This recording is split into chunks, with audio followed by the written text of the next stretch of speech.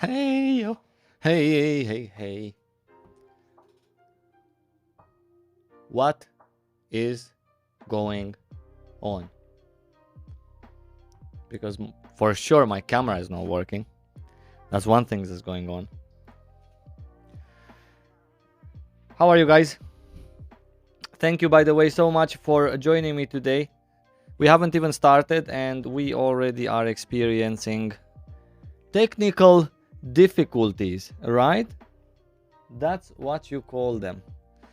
Now, let's see if we can fix this because I actually need a cam. I'm sorry, the technical difficulties are with my camera. Mhm, mhm, mhm, mhm.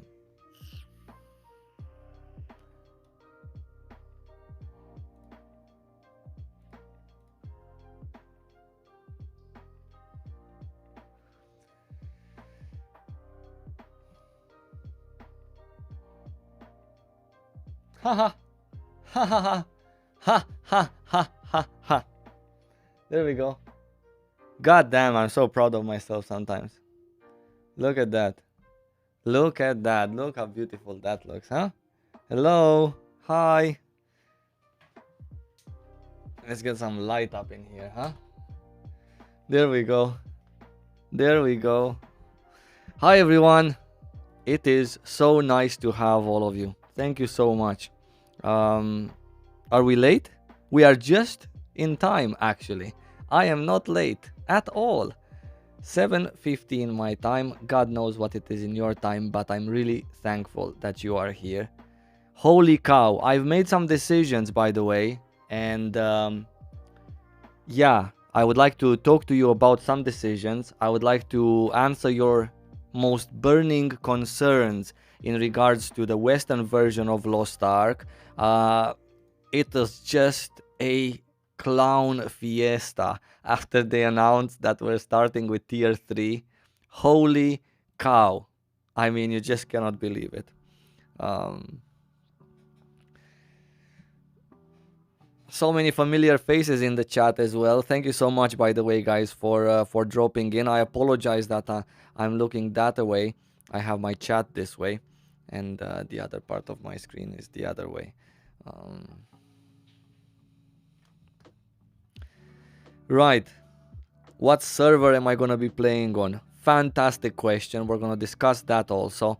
Um, Yeah, I see many new faces also in the chat and some familiar faces as well. By the way, before I even went live, I would just like to say a huge thank you to Charles Gray for becoming a super member of my channel. This is like an enhanced version of the Twitch subscription. So I'm really thankful. Thank you so much. Thank you so much, buddy. Um, where are we? Cool. So, do we already talk about the servers, right? Because I just want to get into things. Um, I just want to get into things. Tere Uchtus, I see Estonians in the chat. I see Romanians in the chat. God bless you guys. Do we talk about the servers, by the way? Um, did I see the server tier list meme? No, I did not see the server tier list meme, and I would really like to see the server tier list meme. So, I don't think you can post stuff in YouTube chat like links. I know, right? Don't ask. Why not? I've allowed everything in the settings, but you still cannot post links in YouTube chat. So what I would recommend that you do is come join my Discord. The link to my Discord is right here in the description of this one, of the stream that you're watching, and then post me any memes you have, anything you want me to watch, because I have some stuff that I want to watch myself, right? A few videos that I actually haven't seen, like those guys that got paid by Amazon to create a sword for the Berserker. There we go. Here's the server. Someone posted it. Someone posted it in Discord. So all right. Okay, let's do it. Let's do it. Let's do it. Wait a second. Just a second. We're gonna do it, guys. I love this stuff. Um, please talk about region lock. We're gonna talk about region lock as well. Look, Einar member for 16 months. Floridians in the chat. Thank you so much, guys. Jesus Christ, 16 months. That is a lot. I appreciate it. Lemurs XL became a member. Thank you so much, buddy, for becoming a member. I'm actually unsure if my alerts are working. I know for sure that my chat on the screen is working, which is something that I wanted to do, but I'm not sure about the alerts. The server tier list. Let's just modify the camera a little bit so that all of you would be actually able to see. Oh, I cannot say it. Okay, let's do it like this, right? This is not even good. Okay, this is better. Cool, so let's see the server tier list. I am always into tier lists, so this is going to be absolutely fantastic. Let's take a look. So server names, Neira, mascot, the Neira, the first Neira actually. Languages other than English, no other languages yet. Comment will probably on listed on the top, so joining this server won't be wrong. Tier A.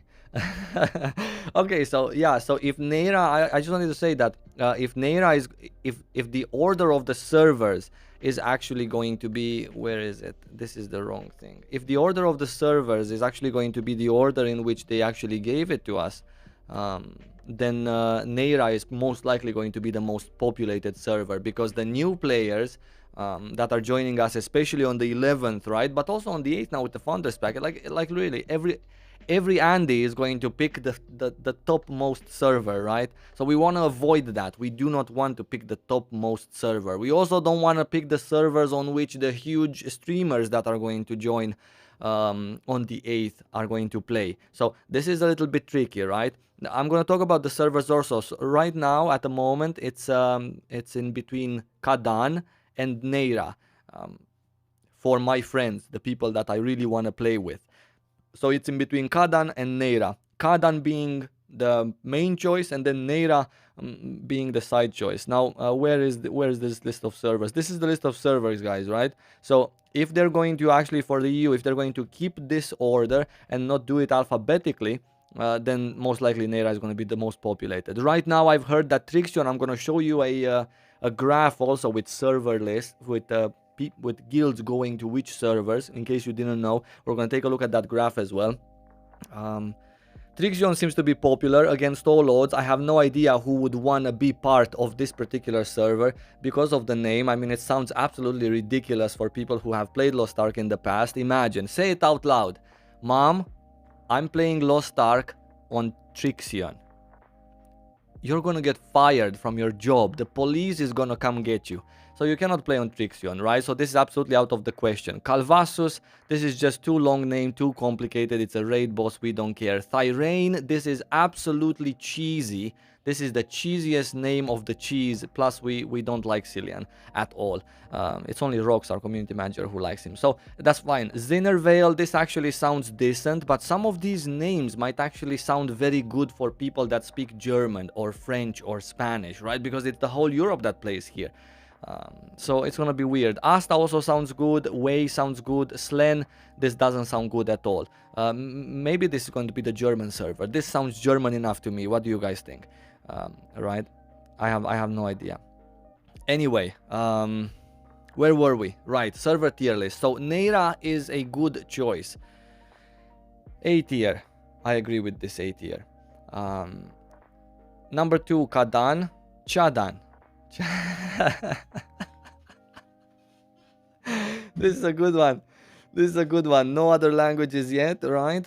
EU PvP hub decided by the community PvP dedicated players and also Kanima. Right, so Kanima is switching to PvP, right, from PvE. This is actually Lino's fault, right? It's Lino and his friends. They are to blame for this madness with Chadan being the PvP server. I mean, what do you mean the PvP server? What does a PvP server even mean in Lost Ark? It's like 10 people who do PvP here. So yeah, anyway, so Chadan is actually a good choice, right? Something happened with my chat. I have no idea what. Okay, cool. What tier is Chadan? S tier. Yes, Chadan is S tier, absolutely. Trixion, Bubaxion. Okay, this is going to be a role-playing server. I mean, for fuck's sake. Why did I have to use this name? Because, okay, listen. For those of you who don't know the inside joke, Trixion is a EUNA name for Trixion.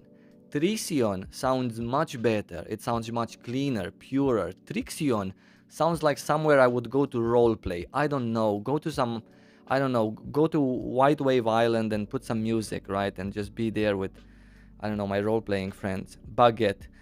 Probably French people are going to play here on Trixion, and that's absolutely perfectly fine, because if you are French, it might actually not sound bad. Regardless if you've played Lost Ark or not, right? We're joking here. If you like a name, just go for it. French people, Baguettesion. Trixion was cool, but as you can see, it's not cool anymore when French people go to it, so it's D tier. Okay, this sounds good. Calvasus, Celsius. Server sounds like temperature. Yeah, right. Tyrane, Tiran. Not viable in EU release, but better than the French server. Zinnervale, I don't know what to say. Only vegan role players, please. Okay, Asta beer. I don't have Asta beer in my country, so I cannot get that joke. Sounds funny. Server named after a beer. Wei, Bay. This is the synonym for the server. Better than the French server, but full of Chinese botters. I never thought about this. Slan, not Baguette server anymore. No language. Server seems to be dead. Right. Okay, so it's C tier and the rest of them are in B. Cool. So this was the tier list. I completely agree. Show my roleplay of Beatrice. I cannot do roleplay of Beatrice. I can only do other kinds of roleplay, which you do not want to see on stream. But maybe it's YouTube, so maybe I can actually roleplay one time. Rautate, thank you so much for becoming a member for, again, 18 months of being a member. I think this is what it means on YouTube. I have no idea what member for 18 months means. But regardless, he's been a member for a long time. I appreciate you guys. So yeah, this was the tier list. Now, US West got so good server names. I mean, this is so clean and so nice. It's Mari, very straightforward, a nice name actually, a child's name. Valtan, which is just absolutely amazing, and then Envishka, which is also pretty nice. They just sound really well. It's the most balanced named region out of all of them. Granted, they just have 3 choices, right? So it's really hard to get 3 names and all of them wrong. Every other region has much more names than that. So, yeah. Anyway, I think thank you so much for the membership. By the way, let me just quickly get your name. Deathlabs. Look, Deathlabs, by the way, is the leader of the Romanian guild in Lost Ark, which I will most likely also be part of. Matze Base. I remember you from my Discord. You're the chatty one that keeps asking questions. Thank you for becoming a member, by the way. I just wanted to kick you from my Discord today, but hey, now I'm not gonna kick you since you're my member. I cannot do that. Karta means map in my language. Right, God knows how many other things mean whatever. Regulus, I mean, who's gonna play on this server? It sounds a little bit too serious. Una, just not there. Azina, okay, this is nice. Azina is nice, but again, a little bit too roleplay, right? These are characters or bosses from in-game. Just saying. No, I'm just joking, Matt Space. Just making fun, just fun. All for the funsies, right? What do we have here? What is this?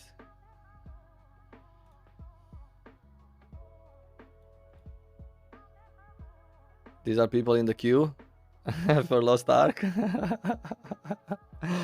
These are gonna be the queues on launch day, right?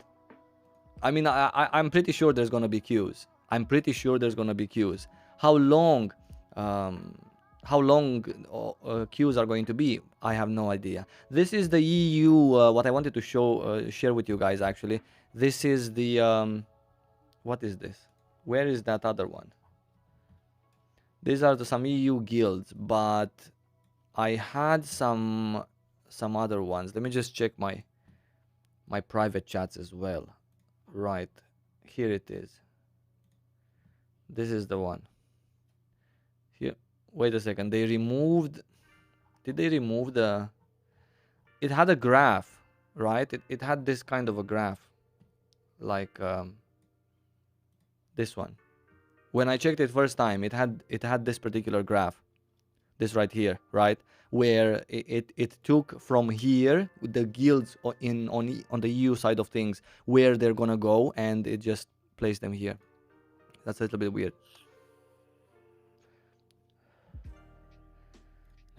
Yeah, that's why I'm asking, right?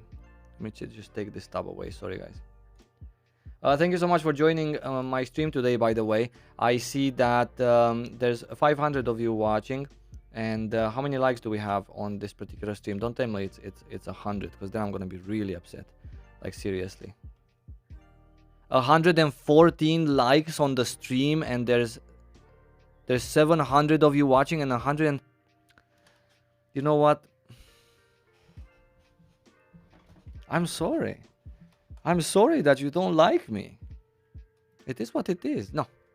Okay, moving on. Let me just try to fix my chat real quick. I'm just gonna pop it out again, hoping I can scroll through it. I had a problem where I could not scroll up. Okay, perfect. Now it's perfectly fine. Jesse Senpai, thank you so much. Member for 6 months. This is an absolute mad lad. Cannot wait for Lost Ark. I appreciate you. Thank you for subscribing again. With the membership. So unfortunately, Kadan will be the PvP server. Kadan will be the PvP server. I mean, listen, what does that mean? PvP server. That means that people are going to be there on Kadan, and there's going to be more people to choose from that you can play custom arenas with. That's it. That's everything. So if you are a PvP player, absolutely join Kadan, because there's going to be PvP guilds and more PvP organized as a...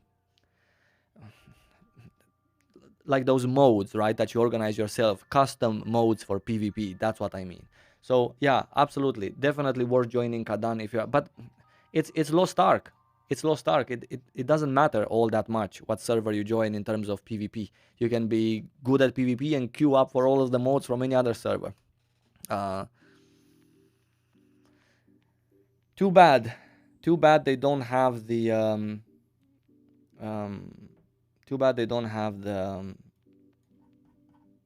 the graph anymore. That would have been actually quite helpful. Or maybe they do. They have the graphs. Okay, I just didn't scroll. Sorry, my bad. Okay, perfect. So Kadan on the European side of things is no longer having half of the population, which is perfectly fine.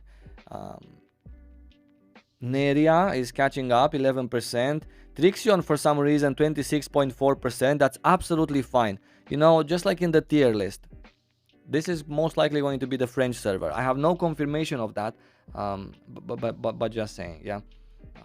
Sounds about right. I don't know. I have to ask. Actually, I have to ask Zemano.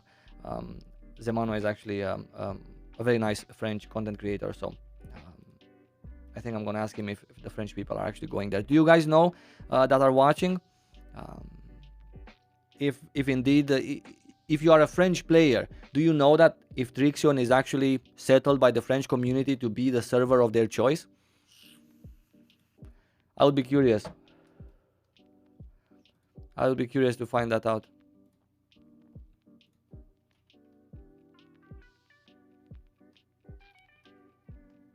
Which server will I join? I think I'm gonna join Kadan, right? Because I really enjoy PvP. But not only that, I have some friends that are going there. Unfortunately, I was also interested in joining another guild, because I also need to join a guild, right? Probably next week on Sunday, right before release, a couple of days, I will join a guild live with you guys here. Really important, by the way, if you're new, to join a guild. You get a lot of perks, and on top of the social aspect, you get a lot of goodies as well. Just be part of a guild. I'm also going to join a guild, and as I was saying, I was planning to join a guild, but unfortunately they decided to go to Asta, even though they are an English-speaking guild. And then the other guild I wanted to join is actually going to go to Kadan, and also all of my friends are going to Kadan. So because of that, now I'm absolutely very torn in between these two things. Why am I planning to join two guilds? Well, simply because I'm actually going to have two main characters, and then when Summoner comes about, I'm going to have three main characters. So yeah, this is the reasoning for it, right? Asta is actually doing good as well. Zinnervale has the lowest, tied with Calvasus. So Zinnervale and Calvasus, the most unpopular servers for the current community. Please keep in mind, this is the current people that are waiting for Lost Ark. New people, we don't know where they're gonna go. Most likely wherever there's gonna be spots to go, yeah. This is also another thing that you might want to keep in mind if you're already waiting for Lost Ark and you're going to start your journey straight with day one.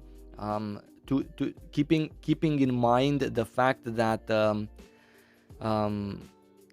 that you would better be in a queue now with these older people that have played Lost Ark for a long time and join their guilds upon release. Play PvP with them or against them so you can learn the right way of doing stuff, than being a free-to-play queue on the 11th, where all of the free-to-play players are going to be, which is going to be a lot of them, right? And it's not about, like, you know, their skill or anything like that. Absolutely not. There's a lot of free-to-play players or players that are new, that have joined us absolutely very recently, days ago, weeks ago. That's perfectly fine. But it's about the amount of them. That's what I'm trying to say. Queues on the 11th are going to be much higher than queues now on the 8th with the head start. This is what I'm trying to say.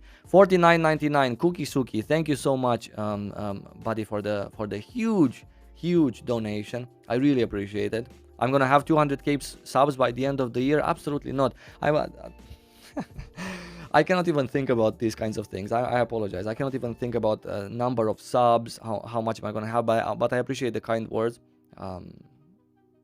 If I reach 100k and I'm going to hang, because you see I don't think you can see, but I have a free spot right there on the wall behind me. I have a free spot for the silver button, which I'm hoping to reach maybe by the end of 2023. So yeah.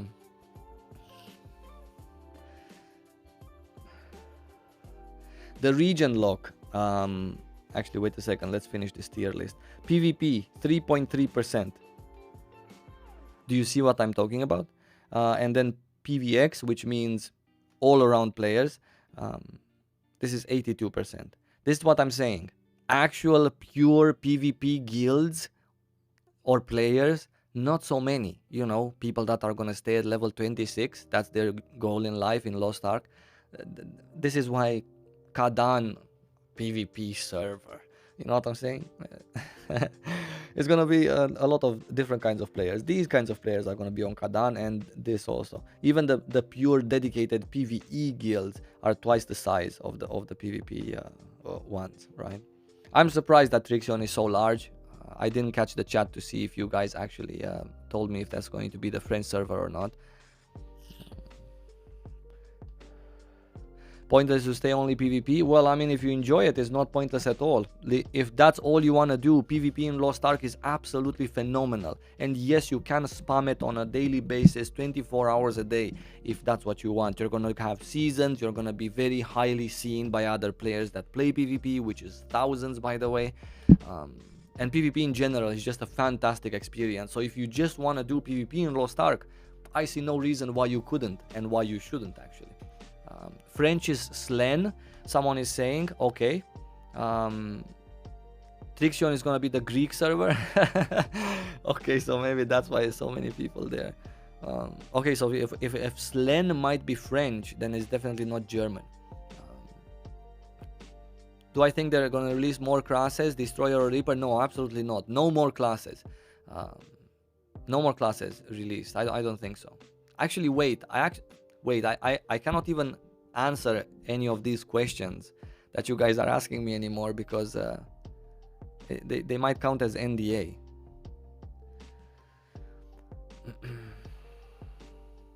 Yeah.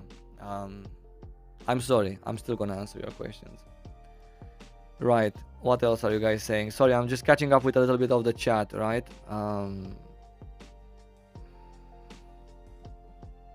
Is Saivo going to have a guild? No, I mean, I'm going to be in a guild. I'm going to actually be in two guilds, I hope. Well, now just one, I guess, because if one of them is going to another server, then I'm kind of screwed. I will also have a guild with some of my close friends that we're going to play together. We're going to do, you know, all the content together, basically, from questing to Legion raids when those are going to come out. But that's going to be more of a chat room, because in that guild with my friends, which is also, by the way, part of my Discord, we are all there, and you're free to join also. In that guild, we're not going to do guild versus guild content, because we're not going to have anywhere close to 30 members, and there's nobody to manage our friend guild. It's just going to be a chat room that we, you know, play together or whatever. Do I know if it's possible to buy Founders Packs on Amazon for EU? Absolutely. You can buy Founders Packs from the Amazon website, or you can buy them from Steam. Let me just quickly talk about the region lock, because I think this is important, guys. The region lock. It's very important for you to understand that the only reason why I don't have a guide yet on how you can play Lost Ark EUNA if you're from a region lock country is because Exit Lag is right now scuffed. You literally cannot create an account with Exit Lag. I am an Exit Lag partner, so I am bound by contract to not talk about other VPNs, right? So I'm unable to actually go and download NordVPN or whatever other VPN and try to create accounts like that. The main point is that in order to play Lost Ark on the Western version, you need an account, a Steam account that is created in an allowed country. Yeah. So far, judging by our tests and friends from Netherlands and Belgium and other people that I've talked to, so far that's all you need. An account from an allowed region. If you have that, you most likely will be able to play Lost Ark in the West. You can ask a friend to create you an account. Listen, it's much easier these days with our Western release to jump on a Discord or join a guild. Look how many guilds are recruiting, right? Join a guild and make a friend there that is allowed to play, and he can create you a Steam account.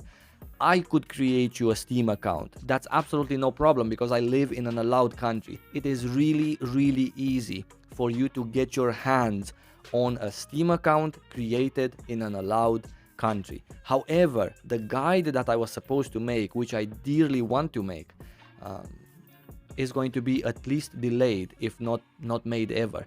I have talked to the guys at Exit Lag, and they said that Steam have ways to detect the fact that you're using Exit Lag with Chrome or with Edge or with Firefox, whatever, when you try to create an account. And this is recent, by the way, because a few months ago, when I was region locked, actually many months ago, I actually tried to use Exit Lag with Microsoft Edge and create myself an account for Steam, and I succeeded in creating it. Actually, quite frankly, I have a guide on it using Exit Lag. It's on my YouTube channel. It's unlisted, but it's in the description of my videos. And during that guide, live with you, I was able to create a Steam account using Exit Lag. Recently, Steam got smarter for some reason. Maybe it's because of Lost Ark, or maybe it's just because that's how it was supposed to be. But just saying, you cannot create a Steam account with Exit Lag at the moment of this stream. So because of that, I cannot have a guide for you. On top of everything, even launching Lost Ark is very problematic when Exit Lag is just running in the background, like launching it through Steam. The game just doesn't launch most of the times, simply because you have a VPN open. So I'm guessing it has something to do with Lost Ark. But listen, as I said, it's very easy to ask a friend, a buddy, someone on Discord to just create you an account. It literally takes 2 minutes, and all they need to do, if you live in a country like Belgium or Netherlands, it takes you 2 minutes to cross the border or to get to the border in a McDonald's, the German border, the French border, whatever border. that's allowed, and just create your account in a McDonald's with your own credentials and then just return to your home. It's not a big deal. I missed a couple of donations, by the way. Thank you so much, Wicked Karma, for the $10. As someone new to Lost Ark, thank you for being such a positive person and working so hard to make sure we all know what the hell we're doing. Thank you, I appreciate it. I'm actually going to have a lot more guides, like literal guides on what exactly do you need to do, what is the most efficient way of doing things when you get to endgame, how to level up, beginner tips, the best settings in game, which is something that I actually wanted to talk to you guys about today. I wanted to read you a video that I have planned, because generally I write my videos down just to read them all over and over again and figure out how they sound. So today I actually want to read you a video about pay to win in Lost Ark. I want to have a specific video about it because I get so many questions always, and since I'm gonna start streaming every week from now on, then I just want to have a bot command, exclamation mark P2W, right, whenever someone asks is it pay to win. And I really want to get the right information out there in its own separate video with a very catchy title, so that whenever someone does search for pay to win Lost Ark in the future on YouTube, they would actually find my video and watch it and get the proper information on what exactly is the pay to win situation in Lost Ark, how do they deal with it, etc. A couple of donations that I still missed. Sinfo Rami donated $5. Thank you so much, buddy. I appreciate it. Thanks for everything to you, bud. The best Lost Ark content creator. Oh, stop it. Actually, don't stop it. Tell me more. Tell me more. Praise me more. I like praises. Mercury ZX said Blood Rage Guild on Kadan is superior. Zyro go Chadan for fast progression. Okay, so I guess this is not a message for me.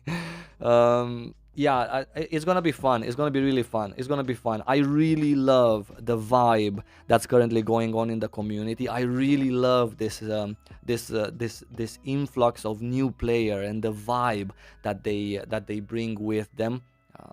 I think it's awesome. It's this competition, which obviously in Lost Ark is absolutely pointless, right? There is no competition in Lost Ark. Nobody cares about what guild is better or what guild is more popular, or literally that's not the point of the game. But all of the new players, and talking about server names and where are you gonna go, it doesn't matter on which server you are either. The auction house is shared across the whole region, so all of the North American servers will have an auction house shared in between them. All of the European servers will have the auction house shared in between them. The same goes for queues, for a lot of stuff. Even looking for raid or looking for group, that's also server wide. So because of that, nobody really ever cared on which server they are, except the guilds, of course. You cannot be on another server and join a guild from a different server. However, that's a good reason, of course, to be on a specific server. So don't go on a server on which your guild is not present. But just saying, I love this vibe. I love this new game vibe when in fact in Lost Ark things don't matter so much. But anyway, oh god, how do I say your name? The one with Thomas the Train that donated 5 monies. Thank you so much, by the way. Slen for French is just a meme. They mostly voted Trixion. I love you, Sam. Okay, so Slen for French is a meme, and someone else was saying that Slen is actually appealing to French people. Trixion sounds more like French, right? It makes sense. Hello everyone who just joined us recently. Thank you so much, Vizar, for becoming a member. I really appreciate you. Did I miss something? No, I didn't. Okay, perfectly fine. All good. I didn't miss anything. I'm such a pro streamer. I don't miss absolutely nothing.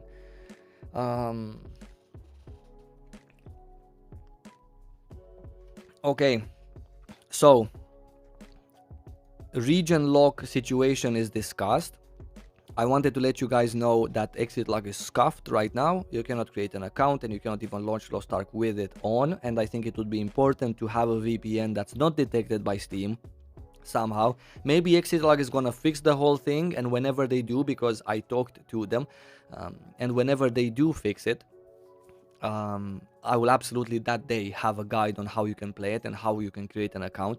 Other than that, as I said, your only option is to go on the border in a McDonald's, create your own account if you live in a country that's small and very close, or next to a town that's very close to a border. I know it's a COVID situation. You don't necessarily have to go, across the border and go crazy. But just saying, if you're traveling somewhere, Belgium is a very small country. I visited Belgium. I have friends there, actually. And when I went to Belgium, it took us 30 minutes to get to France. So by car. You know what I'm saying? That's all you need to do, and you create your own. Other than that, you can ask a friend to create your account. You can ask someone in your guild to create an account, and that's how you get over this. Or there is also another option, right, where you can purchase yourself an account that even has a founders pack already linked to it. People were selling accounts. Obviously, it's not allowed, right, to purchase accounts like that. But yeah. These are the options. Server, as for the server, Jesse Senpai, thank you so much, buddy, for the $5 donation. My members are also donating me money. That's how much they like me. I appreciate you, buddy. Thanks so much. As for the server, Kadan is currently the top choice for me because of my friends, and with Neira being the backup in case there's too long queues for Kadan. Did you hear anything like IP blocks for the servers itself as a partner? What do you mean, as a partner for who? I'm a partner with ExitLag, not with Amazon Games, okay? Let's get that straight. I don't work for Amazon. I don't chat with them on a daily basis. Yeah. Welcome everyone, by the way. Thank you so much for joining me today. I really appreciate you. Okay, so I wanted to talk. I wanted your help. If you have any questions, by the way, now is the time. I know I missed a lot of chat at the beginning when we were talking about the server tier list and stuff. But if you have any questions, I'm really happy to help you. If you have any fears, any worries about tier 3 content, you're a new player and you're screwed, then please voice them out so we can discuss them with specific exact details on how you're not screwed and how this is actually a sweaty but positive kind of change in the long term run. Yeah, now is the time, buddies. Go for it.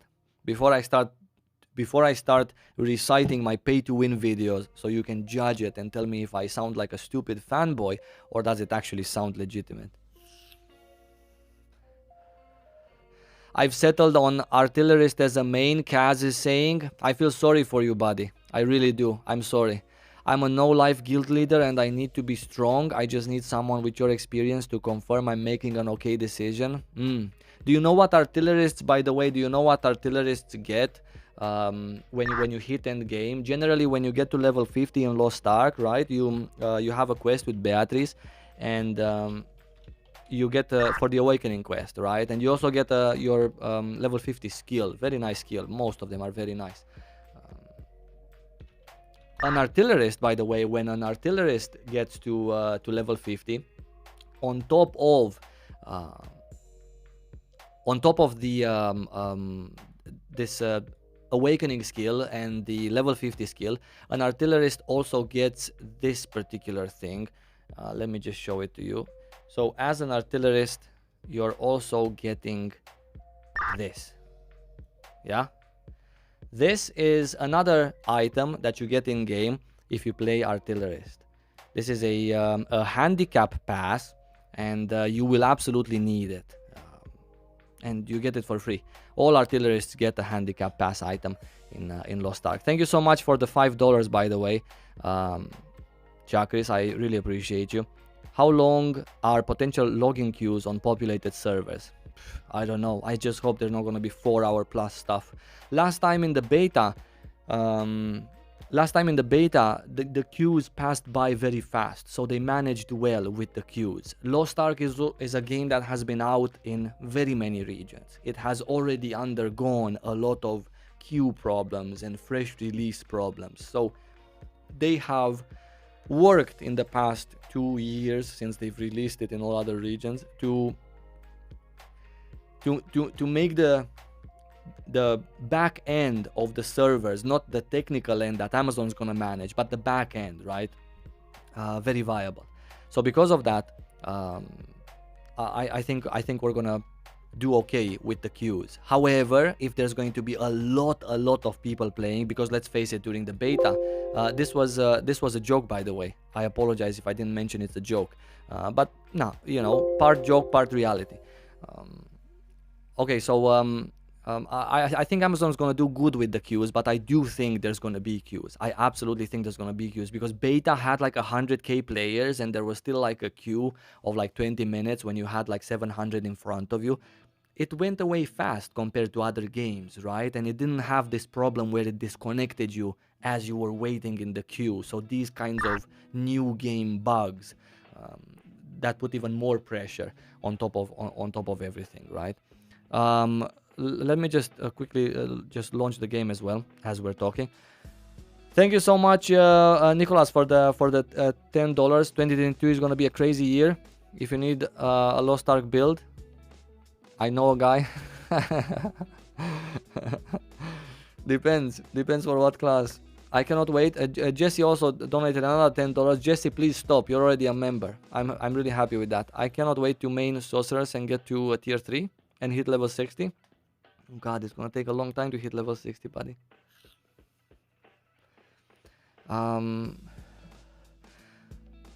Andres is saying to use my influence to get them to add a way to turn the loot notifications off. Oh God.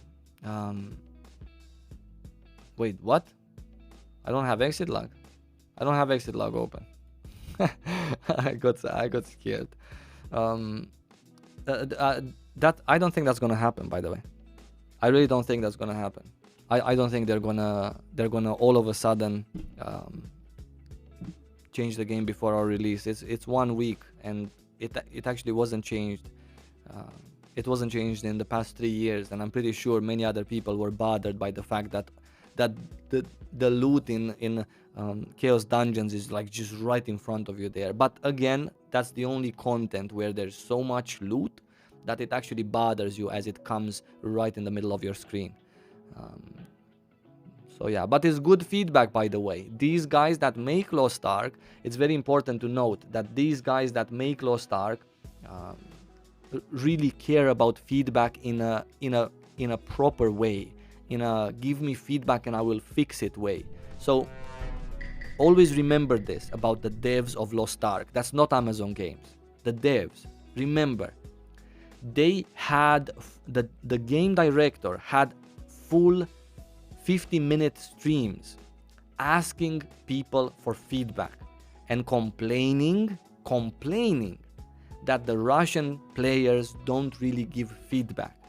And this is a mentality that you need to change for Lost Ark. They really care. They're not just gonna file away your feedback and not care about what you have to say. It might not happen, but they really appreciate and want this. One of the biggest pluses for Lost Ark is that since it was released in Korea, all they did on a 2-by-2 month basis is change the game based on feedback, right? This is not a game that gets a patch once a year and it's huge and you get a new map, you get better gear and an increase in item level in level cap.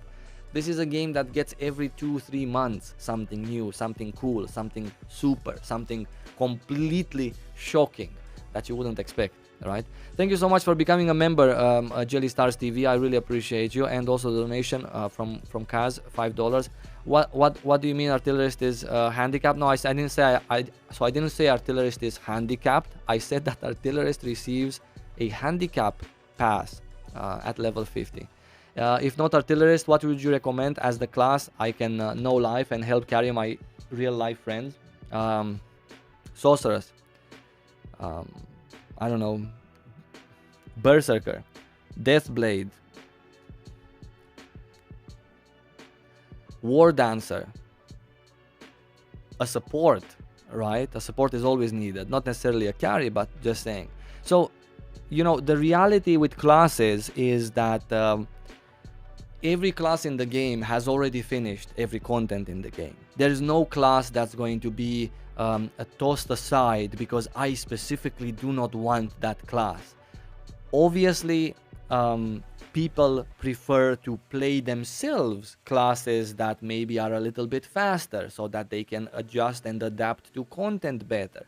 Content in Lost Ark, especially at endgame, is a fast-paced content where, for example, while you're in the learning phase of that content, some classes are more helpful than some others, right? But that's just for the learning phase. If you want to play Artillerist, and with Artillerist you want to learn a very fast-paced fight, then that's going to be a little bit more difficult than learning that fast-paced fight with a gunslinger, with a war dancer, with I don't know, even a sorceress has a lot more mobility and is just quicker than an artillerist is, and much less random in terms of landing your skills, etc.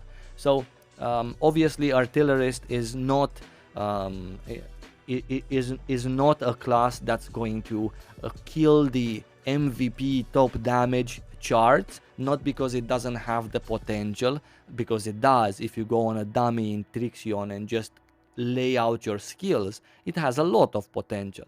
However, when it comes to, you know, reality and playing it, it's a fabulous class to play. I main an artillerist, but at the same time I can tell you that somehow it's a little bit easier, or maybe a little bit easier to learn a fight, which always happens in Lost Ark. You always have something to learn, and also to execute a fight when you have a class that has 3 different or 4 different mobility skills as opposed to just your dash like the artillerist has. This is what I meant, again, with prefacing all of this by saying that every class has already finished all of the content, right? It's just about people. People like to play some classes more than the others. This is what I'm saying. $5 donation again from DW. Thank you so much, buddy. I would like your educated guess on Destroyer release for NA. It hurts that we're not getting it in February. Yeah, Destroyer is actually quite a nice class. Destroyer, again, not being in the best spot for the exact same reasons as Artillerist. In 2018, for example, when the game first started out, these classes, of course minus the bad balance that was back then, but these classes that are now very popular because they are fast, right? Or in the sorcerer's case, because it's just so much damage that you literally don't even care how fast they are.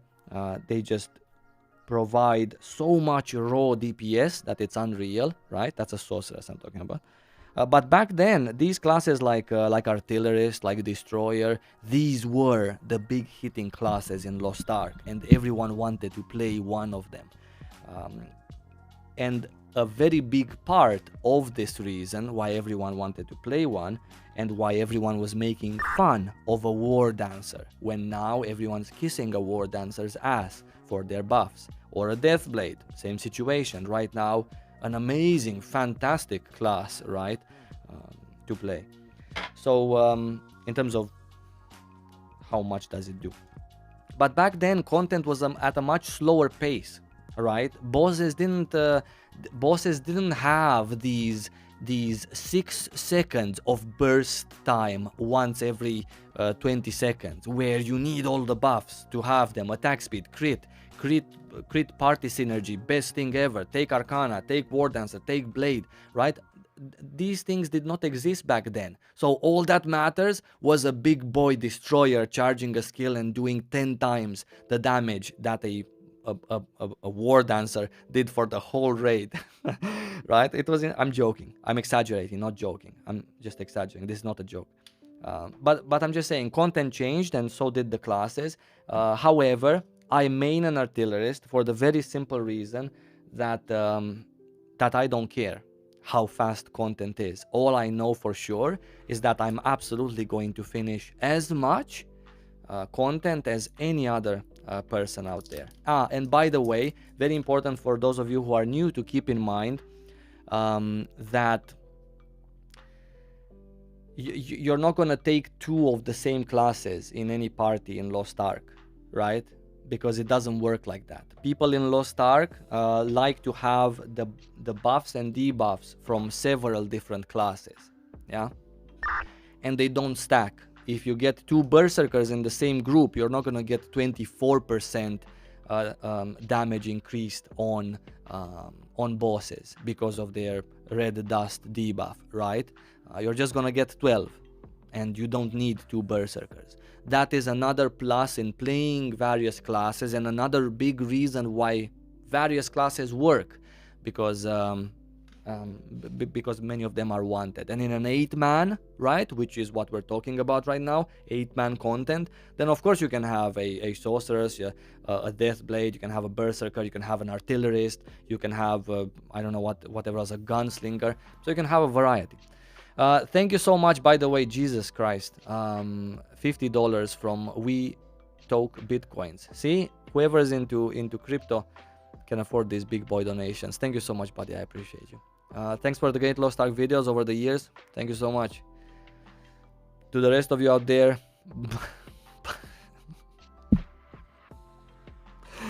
okay.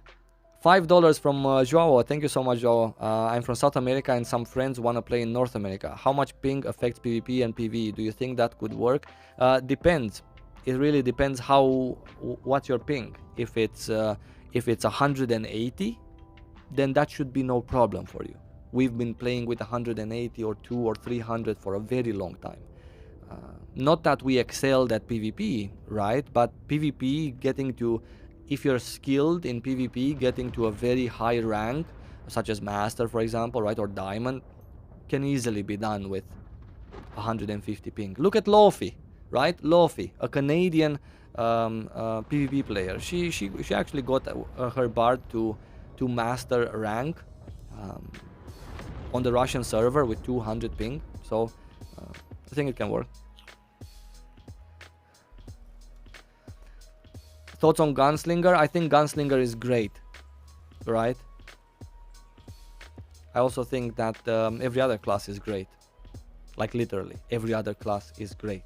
Gunslinger is also nice to, is gonna give you an easier time doing the mechanics right, but not necessarily in the content that we're getting, because the content that we're getting, even though we're getting up to tier 3, is not that content with short burst windows, with very fast paced mechanics. Like literally you need a mobility skill, otherwise you're not going to make it, these kinds of things. That's not the content we're getting, even though we are getting tier 3.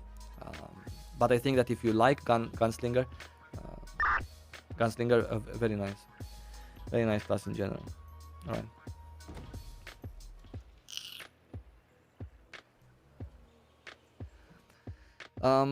When does progress start to stagnate to warrant getting alts? This is a fantastic question, and alts in general in Lost Ark now with this update is actually a great question. Like, what do you do, right? When do you create your alts? Because you would like to get your main to tier 3, or your main, whatever character, a character, to get it to tier 3 as fast as possible. Thank you, Joshua, for the $5, by the way.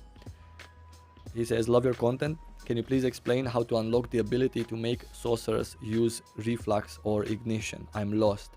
So reflux and ignition are class engravings for a sorceress. I'm gonna show you right now.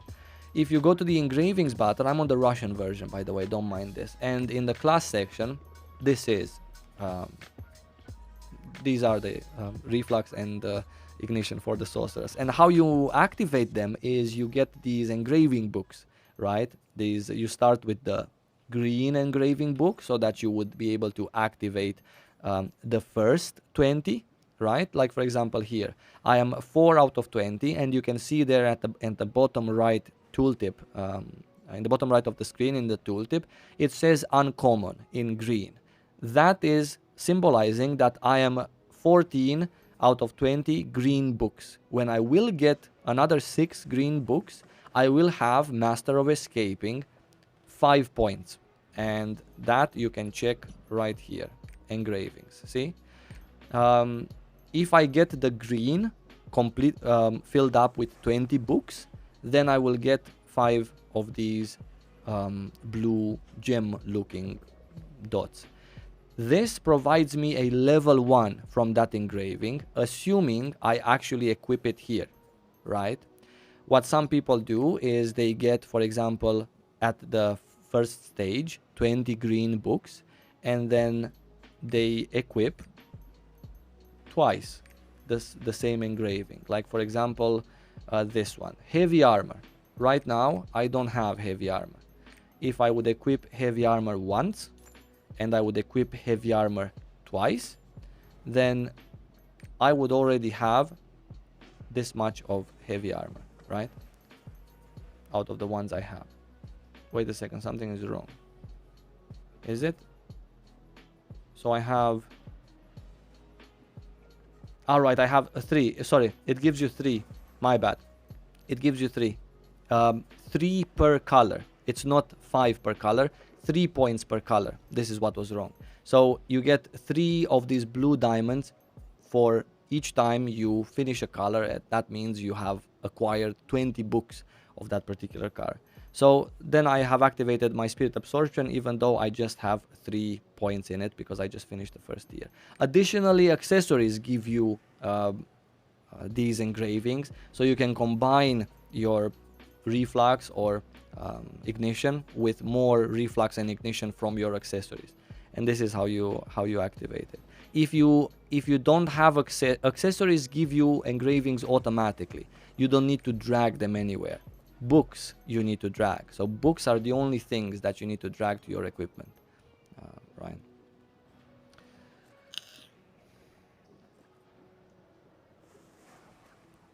Yeah. Where was I? What was I talking about? I was answering a question before I got lost in this. I was answering a question and I lost it. Every class is great other than artillerist. No, there are other classes that same as artillerist are in a spot where they're good but not amazing. And you know, at the end of the day, it's not even necessarily because of the fact that the class is slow. If you like to play this class and if you play it well, it doesn't really matter that it's slow. Who cares? It's just looks, right? Blonde, brunette, same thing. As long as you enjoy it. But it's also about the group chemistry that it brings, which at best it's a 20% increase in neutralization damage for 4 seconds, right? And obviously from either the turrets or the howitzer, it's the armor penetration, right? 6 seconds, 12%. So, you know, this is nice, but when you think about the fact that a class like a death blade increases the attack speed, you know, it's a little bit of a difference there. And I'm not saying artillerists should increase the attack speed. I'm just saying that when you're really slow and when you're really buffed up and when you really have all of the gear pieces that you actually need and do a lot of damage to increase your attack speed even further, that's a mega valuable asset compared to increase in neutralization damage that an artillerist gives. Alternatively, artillerists also give a shield to the group members, right, which is a valuable asset, but nobody really depends on your artillerist shield. That's why you have a paladin or a bard, right? Yeah, so this is the thing with the class. But again, you know, it's not like you're gonna be bothered. $2 from Ahmed. Thank you so much, man. I appreciate you. How important are stats on gear before upgrading? Stats on gear before upgrading. So I don't see what's the connection in between stats and upgrading. You just have stats. If you mean the quality of your gear, and if by gear you mean armor, then it does make a difference, of course, but you shouldn't be focused in tier 1 and 2 content to get to keep farming or not upgrade something until it's a good quality. You're going to replace these sets, for example, this is what, a tier 2 blue set, right? You're going to replace it eventually with a tier 2 purple set, and all of the enchants that you have on it, like this one's level 4, I can just go ahead and craft myself a purple tier 2 piece and just transfer over these enchantments, right? And the stats on them are based on the quality, right? The additional stats, I mean, physical defense, magical defense, vitality. They're important, but not as important as the quality on your weapon, for example. This is really, really important to have a high quality, because as you can see there, additional damage plus 4.5%. This varies a lot in between weapons. If I would have a weapon that has only 50 quality, then that additional damage would be increased by just 2.2%. And that is a big difference in additional damage, right? And accessory is also very important, starting with necklace. Necklace gives you the largest amount of stats, additional stats there in the tooltip. Agility and proficiency. If I would have a necklace that is 100 quality here, then I would have more agility, more proficiency. If you look at one earring, then it gives me just 100 agility, right? A necklace gives me 240 agility. This necklace is 48 quality, and this earring is 63 quality. So necklace gives you 2 stats, of course, that's perfectly fine, and also gives you much more of them. So having a low quality ring is much better than having a low quality necklace or weapon, for example, in that sense. Thank you, Juan, for the $10. I appreciate you. What is the top 3 classes that play well on Xbox controller? I have no idea. I've never played. I've never played Lost Ark on a controller, so I'm actually the wrong person to answer this question. I have no idea. Do we expect high queues on 8 and 11? I expect a lot more high queues on the 11th than on the 8th. A lot higher queues on the 11th than on the 8th. With tier 3 coming earlier than we thought. I was talking about alts. I remember now. I was talking about alts. When will we start with alts? Okay, I got another question about alts. Okay, so I was just saying this is a fantastic question. Yeah, please continue your thoughts on alts. Thank you, Joel. Okay, this is a great question because now you have to think about getting one character or a character, as many characters as possible to the tier 3 content. The reason why is because tier 3 content, I'm going to actually go and show you. Tier 3 content actually gives a lot more gold. Gold is the most important thing in Lost Ark period. With gold you can do anything that you can possibly wish for. Anything. You can enchant your gear, you can buy yourself the nice engravings that we were just discussing, right? Because they're tradable. The mats to enchant your gear are tradable. Gems are tradable. So a lot of cool stuff costs gold. So making gold is utmost top #1 priority, assuming of course you don't want to deposit real money and make some gold like that, which is also an option, and that's perfectly fine. But the reason why people are obsessed with tier 3 is because they want to get to a place where they make a lot of gold. For example, tier 1 content has what? These void dungeons, right? Abyss dungeons. Tier 1 content also has guardian raids. Tier 1 content has chaos dungeons as well, and you got the tower, and you got the boss rush. You got a lot of stuff. These abyssal dungeons in tier 1, these two for tier 1 flat, and these two for tier 1.5, they give you 80 gold per run. 80. Not here in Russia. Russia doesn't have this change, and many other nice changes that we get, by the way. They're a pretty greedy publisher in that sense. Tier 2 void dungeons give you 100 gold for each completed run, and you have one run of this per character per week. Then you have one run of this per character per week, and then you have tier 2.5. 1, 2, 3. These are not only they are 8-man, thus they are much harder to do than any of the previous ones that you did, and also reward you with 100 gold per run, and you have one per week, 1 per week, 1 per week, per character. Tier 3, where is Oreja? This one gives you, this one in hard mode gives you 3,500 gold. Do you see the difference? This one in normal mode gives you 1.2 thousand. 12 times more gold than one of these. Yeah, and that's the reason why people want to rush to tier 3. On top of that, gold from here, we're not talking about any other content, because no other content gives you liquid gold like this or this, right? You do have a chance in Chaos Dungeons to get a gate to give you gold, but that's not the point. Another thing that's very, very important is the Una's quest, right? This one right here. The Una's quest also gives you, let me just quickly make my camera a little bit smaller. The Una's quest gives you these tokens, right? These tokens, as you finish your dailies and weeklies, a weekly gives you 12 points, for example. So you do 3 weeklies, they are per character on your account. You do 3 weeklies, you get 36 points, right? So you're already here. You do another 3 weeklies with an alt, you're 72 points. You're done. So that's the point. These Epona badges, you can go ahead and exchange them to a gold exchanger merchant, right?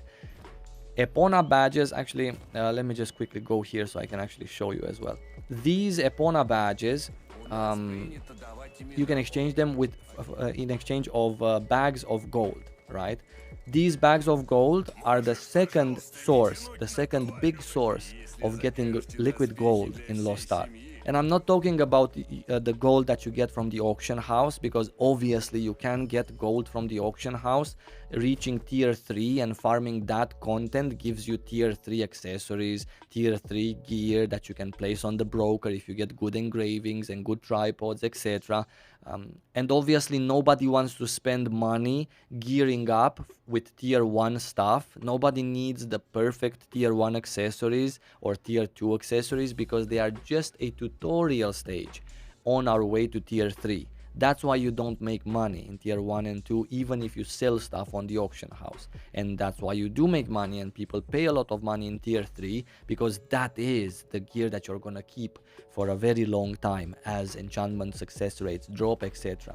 So a gold exchanger, where is my gold exchanger merchant? Sorry. With these Epona badges, you will be able to come here to this gold exchanger and buy these particular pouches, right? These pouches give you liquid gold. This one, for example, gives you costs 500 of these Epona badges and gives you this chest. This chest has that gold bar as a possible drop with a very low chance in it. That gold bar gives you 10,000 gold. That's a lot of gold to get with a very, very low chance. On top of that, it gives you gold regardless, right? And it's quite a nice amount of gold that this gives you.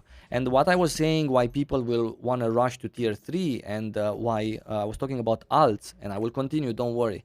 It's these badges right here. See, you get 105 and then another 105, 2 times 140 and 1 time 215. So I'm currently my character is in tier 2.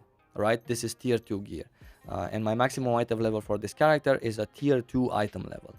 That's why I get this many, right? 100, 100, 140, 140.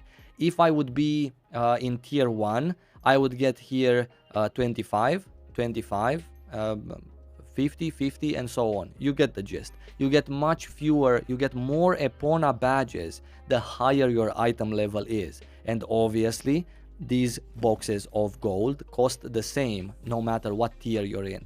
It's just the difference that doing the same amount of dailies and weeklies will nest you fewer badges if you are in a lower item level tier. And thus you're gonna wait more weeks to get these gold caskets, for example. These are the two big money makers in Lost Ark in terms of gold. There is gold from other sources like event islands, for example, that give you a couple hundred gold. That's fine, you can also do those, but they are timed. You might not want to play every day. These weeklies and dailies, you can just do them once a day. These abyssal done once a week, sorry. You find a day on Saturday, right? That's your playing day. You do all of your abyssals for gold. You do all of your dailies and weeklies for gold. That's it, done. These event islands are sometimes on a Tuesday, then Wednesday at 9 p.m. then at 3 p.m. and yeah. So, but these two are the most important sources of gold in Lost Ark, besides selling stuff to someone on the auction house, right? All sorts of stuff, from pots to map achievement items, the mats that you farm to enchant your gear, you can sell them, accessories, whatever you want to sell, you can sell. But that's not gold, that's liquid gold. That's just gold from some other guy that he farmed somehow. Yeah, I hope this gives you an introduction to this gold and why tier 3. As for alt, this is a fantastic question that I still don't have the answer to yet, because I didn't really have the time to think about it very much. Fabian donated $5. Thank you so much, Fabian. I missed it. It was some time ago. I love the hybrid play of Soulfist in beta, but everyone is saying to avoid like plague because of the ultimate. Is that true? Okay, so no, that's really harsh. Okay, when I made the joke of with artillerist and the handicap pass that you get at level 50, which was a joke, that's acceptable. But saying to avoid a class like a plague, that's not acceptable. I cannot agree to that.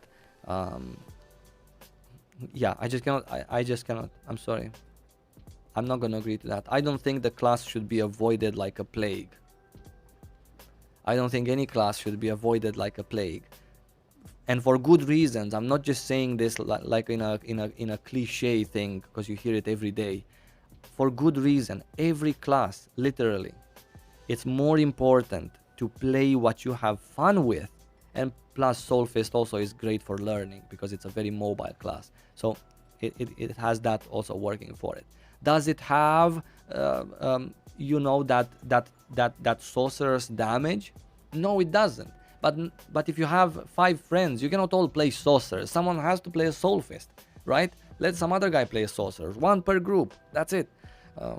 So don't avoid it. It's a nice class. It's a really nice class. Not in the best spot right now. Soso the Samurai also donated €3. Thank you so much, Soso. I appreciate it. Not in the best spot right now, but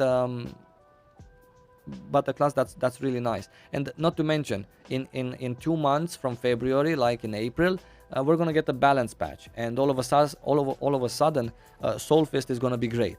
Wouldn't you regret not playing a sorcerer or a Soulfist, not gearing it up for tier 3 so you can have it there, and the class is just gonna be great all of a sudden? Same as every class was decent or good, or not in a good spot, and now it is. The same happened to sharpshooters, for example, the ranger of the game. The class is right now in a pretty good spot, but it's been in a Soulfist right now spot for the past 2 years. 2 years. And now all of a sudden they buffed it. 20% more damage on all of your skills. Easy as that. And it's already a nice class that gives a good party utility also. So, right? Yeah. Same goes for artillerist, by the way. I'm maining an artillerist. That's all I'm going to say. And if summoner would have been available, I would have still mained an artillerist. I'm just gonna have 2 mains. Like right now, I'm actually going to play 2 characters at the same pace, at the same level, to have them maxed out, and have another 1 or 2 as alts. The same I would have done if summoner would have been available.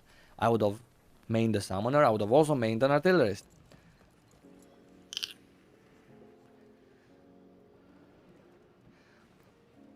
Tenzor is saying that I recently watched some of your videos and thank you for your tips. Thank you very much for watching. I'm gonna have much more informative videos as we get closer to release, much more guide type stuff. I'm not going to have guides on how to finish tier 1 abyssal dungeon. I apologize. I don't want to have that kind of guides. I'm pretty sure there are many other lovely content creators that will have these kinds of guides on dungeons, on mechanics, what's the mechanics in tier 1 or stuff like that. but I will have the most important things like what you should be doing in your first day at end game, right after you hit 50, or what are the most efficient and important things, how to gear up fast in tier 1 and 2. These I'm going to have as guides. How to choose your class, most likely. I wanted to do a fun version of how to choose your class, but I don't think I will, because I think people will take it the wrong way. I just wanted to just get like 9 other friends on Discord and just have like a mess of choosing your class, where we actually make some fun of some scuffed classes for PvP and PvE. But I'm not gonna do that, because I noticed that people don't really get the joke when I post like a funny tweet or something. For some reason I'm expected to be like a serious guy, and always talking about like serious topics, and stand up for us and stuff like that, don't make fun and of classes. But anyway, so I don't think that's going to happen. But a class guide, for example, I have actually very many guides that I have planned, and some of them I actually speaking of guides, this is a great segue, by the way, for me to ask your opinion on, by the way, artillerist masterclass guide. I'm going to have that one also. Where's my plan? I have a plan here, by the way. I have a plan that I'm looking to keep. I hope you actually can see, right? Let's make this a little bit smaller. So this is my plan with videos in terms of guides for you guys that you can follow. This is today. I already have a video today. I hope you watched it with the launch details, in case you missed the server opening times, etc. Server names, I talked about it. 5 things I wish I knew before playing Lost Ark. This is something that I already have recorded, and it should have went live here on Wednesday 26th. But there was some news, some rumors that tier 3 is going to be announced the next day, which it was. Actually, it was here in the night, and that's why I didn't post it. It's already available, and these are 5 things that are real things that I actually wish I knew, and if I would have known them, I would have had a much easier time in Lost Ark and much more fun in my early days. I want to talk about the Founders Packs, because my previous video is from June, and it's a Founder Pack review that doesn't even cover all the Founders Packs, because they added one more. They showed more pictures of the Northern Lawmaker, the skins, the costumes for our version. And also the premium membership has changed dramatically, I would say, with the pet features being all of them included in the premium. So that is again something that wasn't like this back in June. The truth about pay to win in Lost Ark, this is something that I really want to have, and this is the one that we're going to discuss in just a moment from now. I would like to read you that video, and I would really appreciate that you give me not feedback on what I say, because that's not what I'm looking to get out of you guys. I'm looking to get feedback on, do I convey the right message about real money in Lost Ark? This is what I'm looking for. I don't want to sound like a stupid fanboy. That's the last thing I want to sound in a truth about pay to win video. So because of that, I want to read it to you, all of it, the script for it, and then you give me the feedback. I will stop at specific points and ask you, what do you think about this with my concerns. If there's something that I missed, for example, I would also like feedback from those of you guys that have played Lost Ark or have your own thoughts on real money. I would really appreciate that, so I'm going to do that during this stream. Then I have my plans for launch and my server choice, which it's important for me to get out, because very many people want to know what server I'm going on.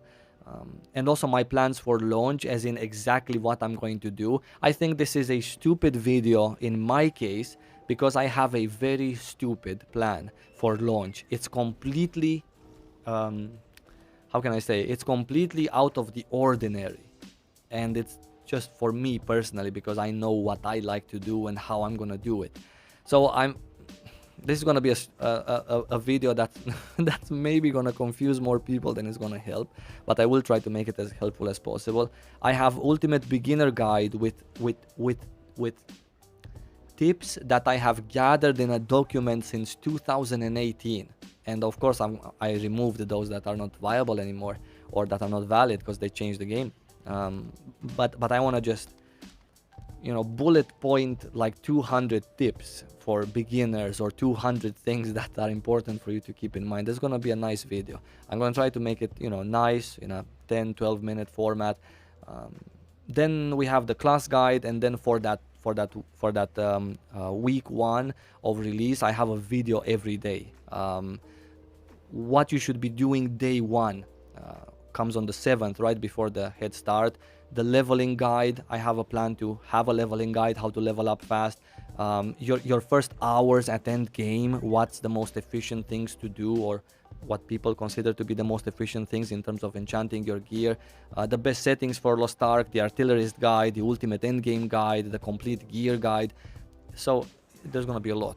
Right, cool. Let me just where is the truth about pay to win in Lost Ark, right?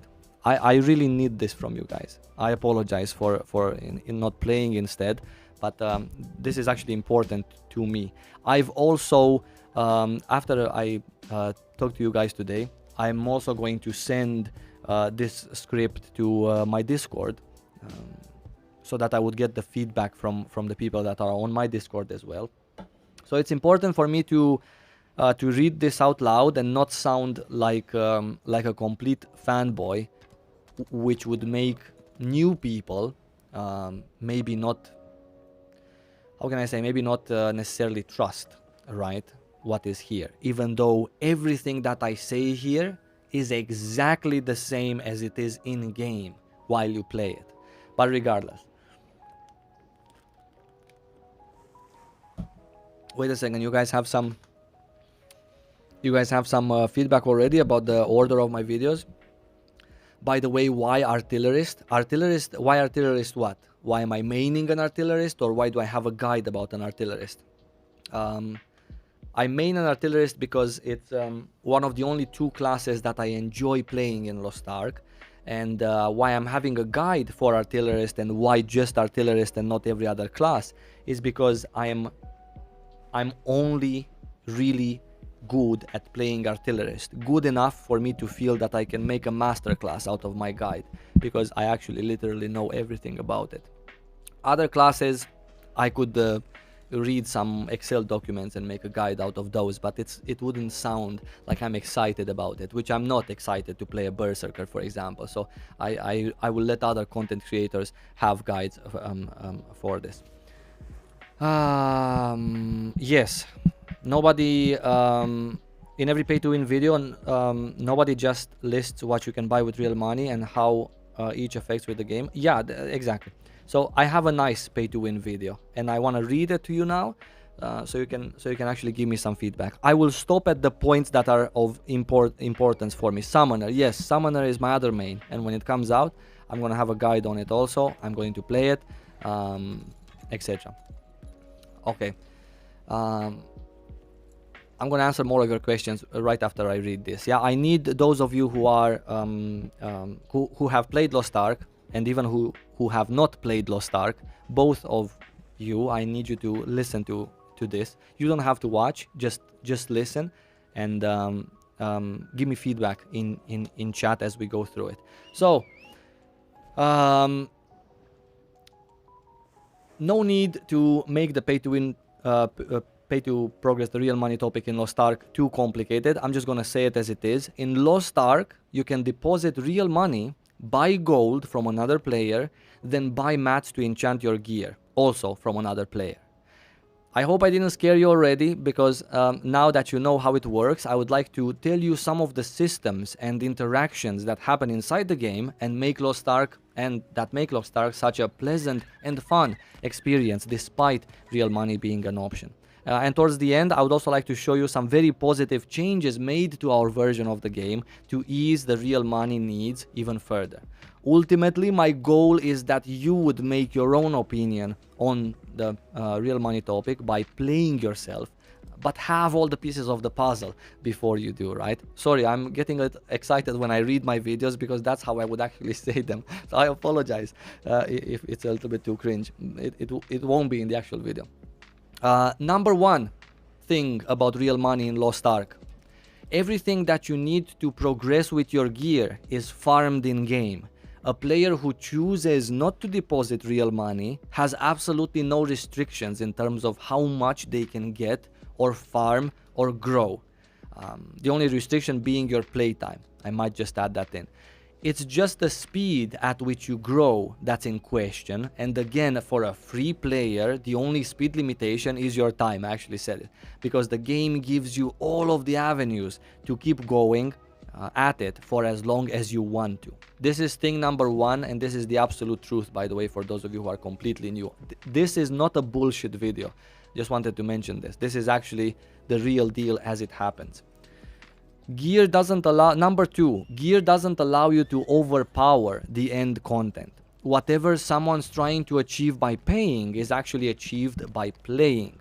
So if you buy your gear, you'll still need to do all of the mechanics everyone else does, including the one-shot mechanics, which you cannot skip even with an increased DPS from the max gear you're wearing. Oh, and by the way, everyone else in your group also has to be decent mechanically speaking, otherwise you still won't make it. And this is another little detail that lessens the gain from real money in Lost Ark. So far so good? Yeah, point number 1 and 2, straight to the business, no bullshit, just how things are. Everything's available in game if you play 16 hours a day, like people used to play, I don't know, 20 years ago. Now we don't have time anymore because we're not 15, I get it. But if you play, everything is at your disposal. To be noted that everything that you get as a whale, everything that you can possibly buy is from another player. So, quite frankly, other players that buy, that farm and sell empower this pay to progress faster in Lost Ark, right? Everything is okay so far? Yeah? Yeah? Paying for gear sucks, you still need experience? Yeah, absolutely. Very important that you focus on telling people that it does not make you better than players, and that is time-based. Yeah, exactly.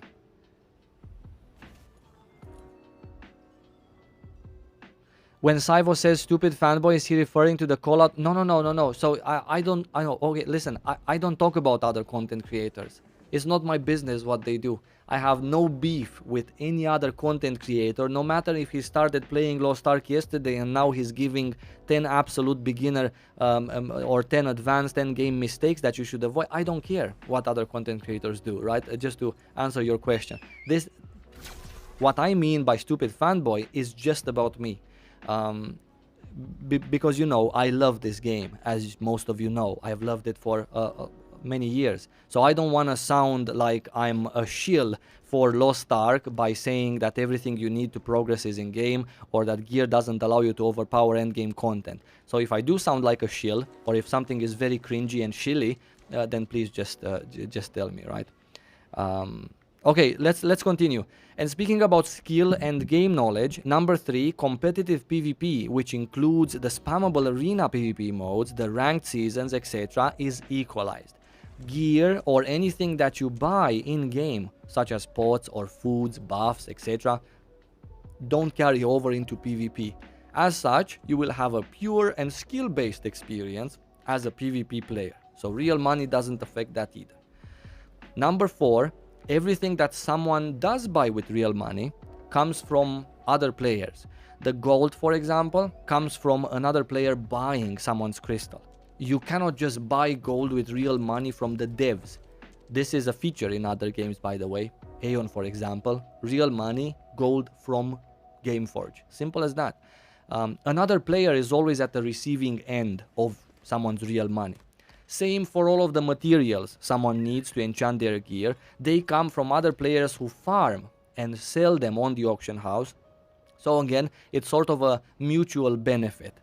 Ultimately, another player makes it possible for someone to get gold fast and get materials fast, but don't get me wrong, I'm not saying it's the player's fault that whales exist or pay to progress faster exists. Absolutely not. But it's just a way of making everyone get something out of an otherwise controversial system. So let's move on. What do you think about this? Number 4. Number 4. Any feedback here? So far so good? So far you would understand, or you wouldn't think that this is just bullshit coming from a super fanboy. Would you press the like button on YouTube so far? Just a couple of questions that I have towards you. That's why I'm reading you this.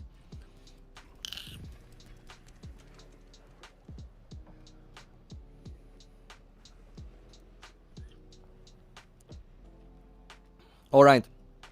Number 5. Number 5. Thank you for the feedback. Number 5. All right. Gear score requirements to enter new content are always achievable by the active majority without the need of real money.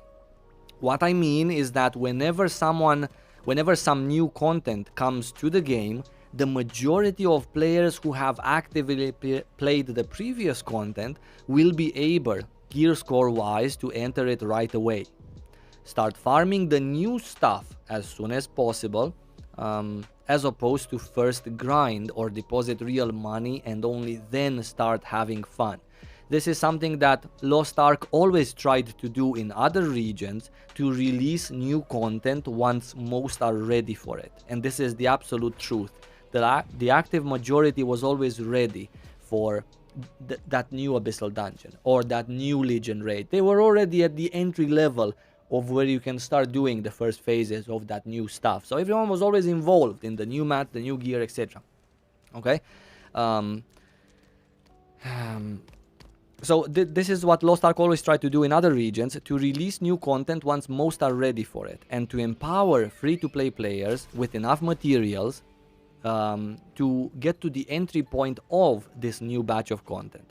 I think this is a good way of making, again, something decent out of an otherwise sensitive topic, which is falling behind a whale or a wallet warrior. I'm gonna add that in. And I really hope that our release will follow the same all-inclusive pacing. Our release is a bit different because we get straight to tier 3 with Abyssal Dungeons as our last content, and it's important for them to leave us enough time to get to Argos level 1370, like most of us get there, most of the active majority of players, before they push out new content. Number 5, some feedback on number 5, all good.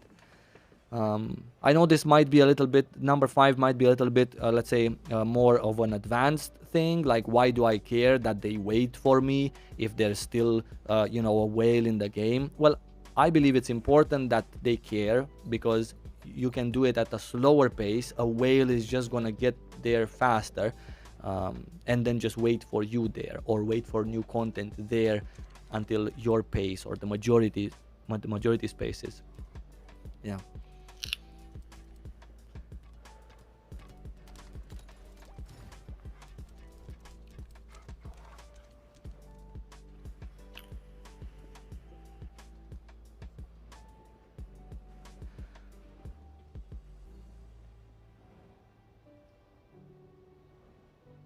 Yeah, this is what I'm saying. So yeah, like Tyrion said. So point number 5 is that Lost Ark so far in other regions always waited for people to get there before increasing the gear score level.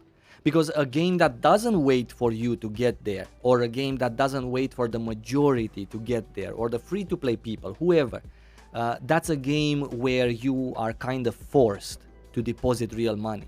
Because if you don't deposit real money, then you're always gonna feel like there's always something new that takes you by surprise, and your friends are there because they've deposited $300 this year and you're not. So I think this point number 5 is important to say out loud, because the game waits for you. That's what I'm trying to say. Am I saying this? Ayarte is asking if I'm going to rush for T3 or going slowly. I'm going to talk about my plans for release right after we review this video. Number 5 is solid, is true. Yep, we understand. Okay, thank you. Okay, perfect. Point number 6, yeah? 2 more and we're done, guys. Thank you so much, by the way. This is really important to me that that you understand what I'm trying to say, because otherwise I'm not going to make this video. I don't care. Point number 6, gear, or in general things that you can pay real money for, is not everything you need to do good in content. Your character's progression also depends on untradeable things, such as runes, skill points, roster level stats. So with this, I'm trying to say that real money won't buy you everything you need to max out your character. There's a lot of stuff that you need to play for to max out. Okay, this is a grammar mistake. There's a lot of stuff that you need to play for in order to max out.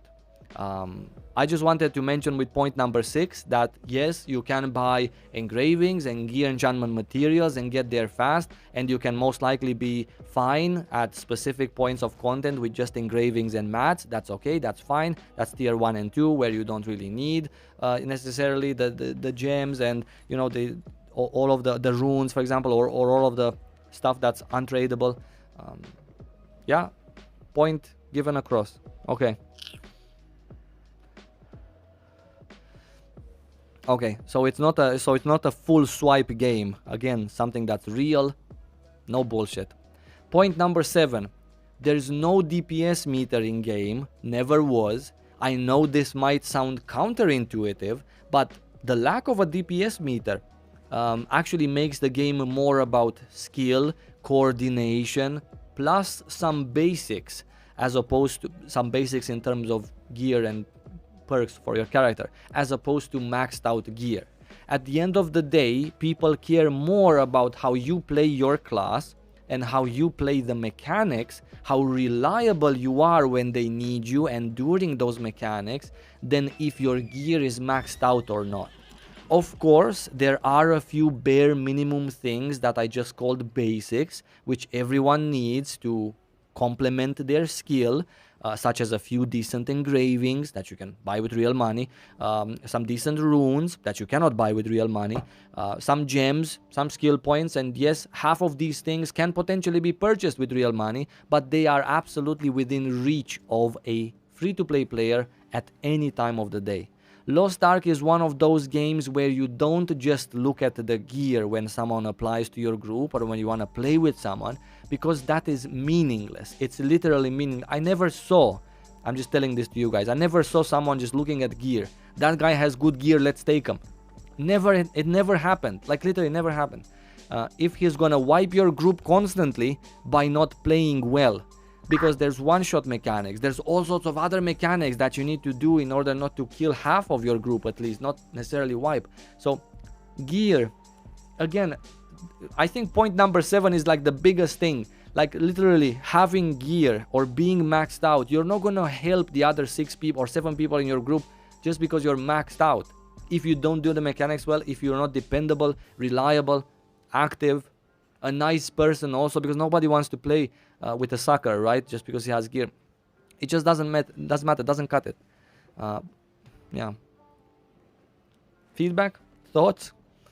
Thank you so much, by the way, for the €5 donation, Julian. Thank you for the amazing content and love your personality. I appreciate it. Vahan is asking, since there's no DPS meter, how do you tell who in the raid is a freeloader? This is exactly what I wanted to say with this point number 7. How do you tell if someone in the raid is worthy of being in that raid? How do you tell if someone in the raid is a freeloader or a bad player or a good player, or does he do damage even? Exactly. I believe you want me to answer that question also, right? The way you tell is because that person is reliable, does the mechanics, doesn't wipe your group, doesn't die himself or herself. That's how you tell. And that is why every class is viable in Lost Ark, because you don't know how much more did the sorcerers do compared to the artillerist, and you're never gonna know. And because of that, you can tell, because the sorcerers, they do DPS tests, right? And where there is a DPS meter on the dummy. But in actual content, you don't care how much damage an artillerist did, as long as he participated to CC phases, did all the mechanics, and is still alive and didn't wipe the group. That's why I'm saying, isn't the MVP for that? Well, I mean, yeah, sure. I mean, the MVP is just like, one person in the damage category, so you cannot really tell.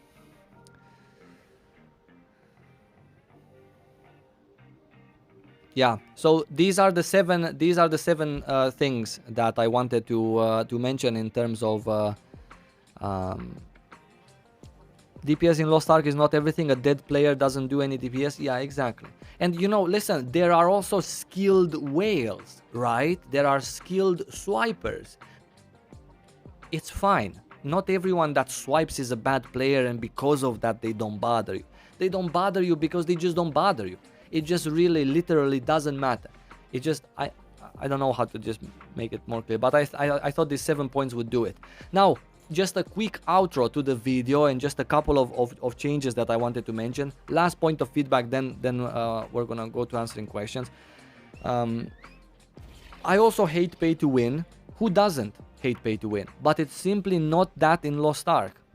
Real money is the last thing I think about on a daily basis, because it's not something that cuts any fun from my daily routine.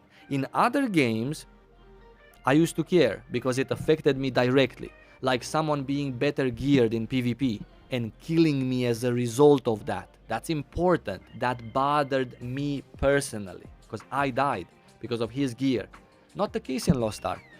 Or feeling compelled, forced myself to deposit, otherwise I won't make the next patch. I won't be ready for the next content. So I'm about to hit the next content. It's coming tomorrow. I'm still some item level behind.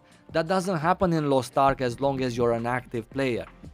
Another reason why it doesn't bother me. And lastly, if someone could overpower end game content while still being bad at the game. This I really hated in other MMOs that were literally pay to win. When a bad player would finish the content because of his gear, but he's actually bad.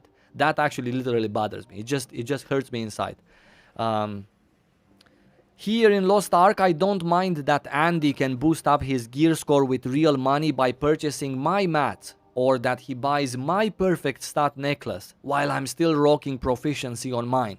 It doesn't bother me because I am taking the conscious decision to sell it to him because I need something else for my character.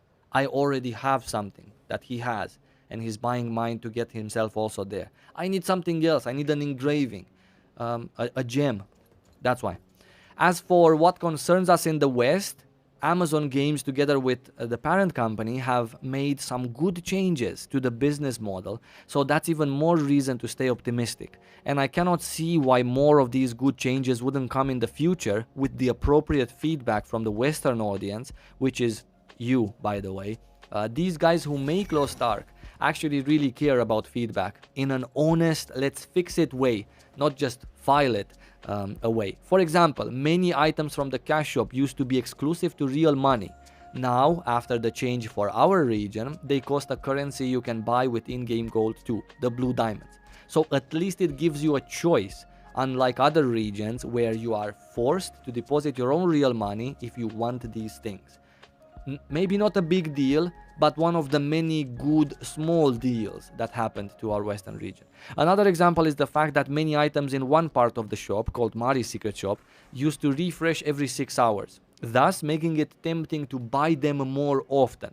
For our region, they restock every 72 hours, thus giving you less incentive to buy them or buy them spread on 3 days as opposed to other region every 6 hours, right? Another example is the change to the pet system. Before the change, you could rent convenience feature from your pet, such as remote broker, remote mail, remote gear repair, etc. This used to cost 120 diamonds per month, and is the same in all regions, by the way, regardless of the diamond price. You could get these diamonds in exchange of gold or in exchange of real money, so pets had a gold/real money cost to them. After the change made to our version, this pet feature cost has been removed, and instead the perks are now available through the premium membership. Other regions also have premium membership, and this might seem like a pointless change, like now you're gated into buying that premium membership, right? If you just wanted the pet perks, for example. To put it simply, pet convenience doesn't cost in our Western version. It's just how it is when you draw the line. People who used to buy or rent the pet convenience with 120 gems a month, those people, all of them had the premium membership as well. Because you're not just going to rent the pet features for no reason. You're also going to have the premium membership. For our region, the premium membership is most likely going to cost somewhere around 400 to 600 blue crystals, and have this, or 420 blue crystals as it was in the beta, and have these 120 blue crystals from the pet cost included already in it. So in reality, our premium membership just got cheaper than it used to be because of these pet cost going inside it, but at the same time it got much more attractive to actually buy it, for those of you who didn't want to buy the 30-day thing.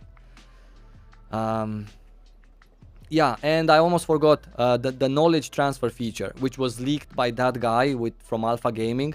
Long story short, this allows you to skip the leveling up process in exchange of a small gold fee. Sort of like an in-game boost that you can access from your housing plot on as many characters as you want. This feature doesn't even exist on the Russian version of Lost Ark, because they wanted people to buy boosts from the cash shop as opposed to have them available in-game. In our region, this feature is apparently there for gold. So you can just get to 50 on one character and then all of the other put them overnight to get passively to 50. Right? So, let's see. Any feedback?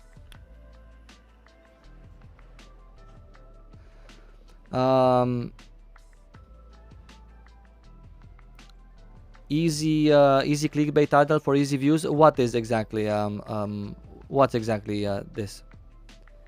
Which title is it?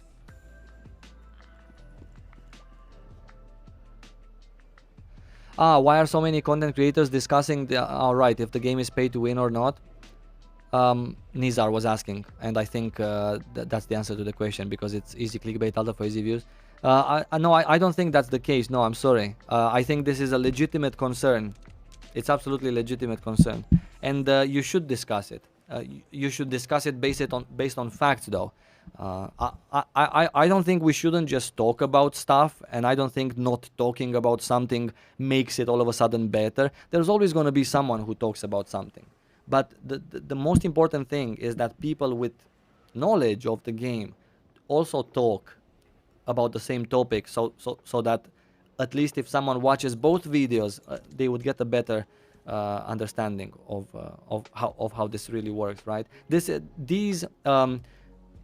These pay to win topics are actually real concerns. They're real concerns. People don't know. Really, people don't know. That's my opinion. I didn't know either.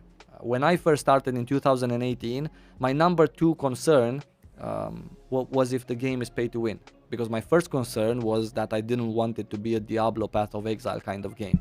So I wanted to see that first, or to figure that out first in November 2018, and then after that I wanted to figure out if it's pay to win, because after playing Aeon before Lost Ark, I didn't want another pay to win game.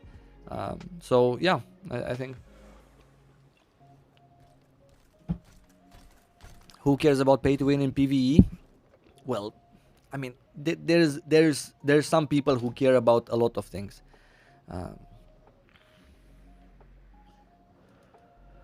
This scares me. Amazon is showing their bad side again. What exactly? I'm genuinely losing my hope for a good Western version. What are you talking about? What exactly scares you? You should be happy. You should actually be thrilled about this.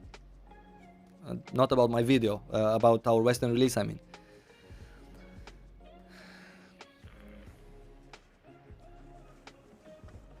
Can anyone link this document? No, nobody can link this document, because this document is private to me. This was one of my videos that I wanted feedback from you guys, and I really appreciate that you did give me feedback as I was talking about it. This is a video that I want to have ready for Monday, in just 2-3 days from now, about pay to win, because I get a lot of questions. Is this game pay to win?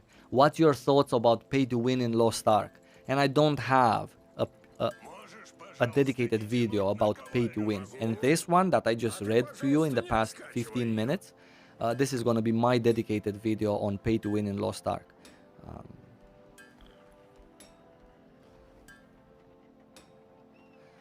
Yeah, I would really appreciate if you guys would tell me if you didn't understand something, or if some points were confusing. It's important for me. I know it's stupid, right? I cannot make everyone happy. I get that, but my goal here is I don't know how to say this in a nice way. I really don't care what someone else's opinion is about a thing that I like or a thing that I dislike. I like it regardless. I like to make my own opinions, but it's important though for me to get the right message across, and to get real facts from in-game as opposed to just BS. Very well put together. Great job. Thank you. Okay, cool. Back to the questions, guys. Thank you so much, by the way, for bearing through that. You're gonna see this video probably on Monday, if nothing else more important in terms of news comes along. So, some questions, right? They said they will make a post on monetization before release. Maybe wait for this video until those details are in. Okay. The reason why I don't want to, or the reason why I don't think it's important that I would wait until more monetization details are in, is because the cash shop itself, the actual items in it, that's not our problem. If the cash shop would be a problem, as in the shop, we wouldn't have a problem. So whatever else they announce, I already know is going to be positive. So, or at least neutral, right? Maybe actually it's a good idea to wait. Maybe it's some information that I should include in my video, to have all of the pluses and minuses covered. Did I cover enough minuses in this video? Is it clear enough that you can deposit real money and buy stuff from the broker from other players with real money, assuming someone buys your real money with their gold? Was that point clear enough? I don't want to say only good stuff, because it's not only good stuff. It's actually real money in a game. It's actually speeding up your gear progression. Not at the beginning, so don't be afraid of that, because at the beginning, who's gonna sell mats on the broker for a whale to be a whale, or for a whale to get ahead? Nobody's gonna sell mats on the broker. Or, I mean, I'm exaggerating. People are gonna sell some mats on the broker, but everyone's gonna be focused on themselves. This real money in Lost Ark is for later, when you yourself want to make some gold, some extra gold. Hey, here's my mats. Do you want to give me your gold? Okay, thank you. Here you go. So that's the thing. So you don't have to be afraid about it at the beginning, at our release. By the time you start selling your mats, that means you don't need them anymore. Or that means you need something else more at that point. That means you're already geared up and you need an engraving that you want to purchase from the broker or do a trade with someone. So, right? Again, are you thinking about moving to Twitch, or is YouTube going to be the place you stream? YouTube is going to be the place I stream. By the way, I wanted to show you. I wanted to talk about this YouTube versus Twitch thing, and I wanted to show you a video from Saint Own. I'm pretty sure that many of you guys know Saint Own already. He's a streamer, content creator. Also, he creates videos as well on Twitch. And I talk to Saint Own as often as he has time. He's very busy. So this is something that that actually he said, and I wanted to talk a little bit about it. Let me just make sure. This is Saint Own, by the way. Very lovely guy, a very smart guy. He knows a lot of stuff about Lost Ark because he's been hardcoring the Korean region. Very much so. Let me just take my headphones. And I want to answer this question also, is it going to be Twitch or YouTube? Because I think it's important. Because I did make up my mind. Let's see if the levels are good also. So, Silo, he wants to stream. Wait, I'm not hearing anything.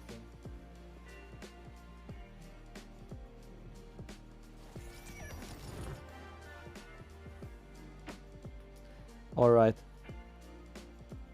Where are we? Here we are.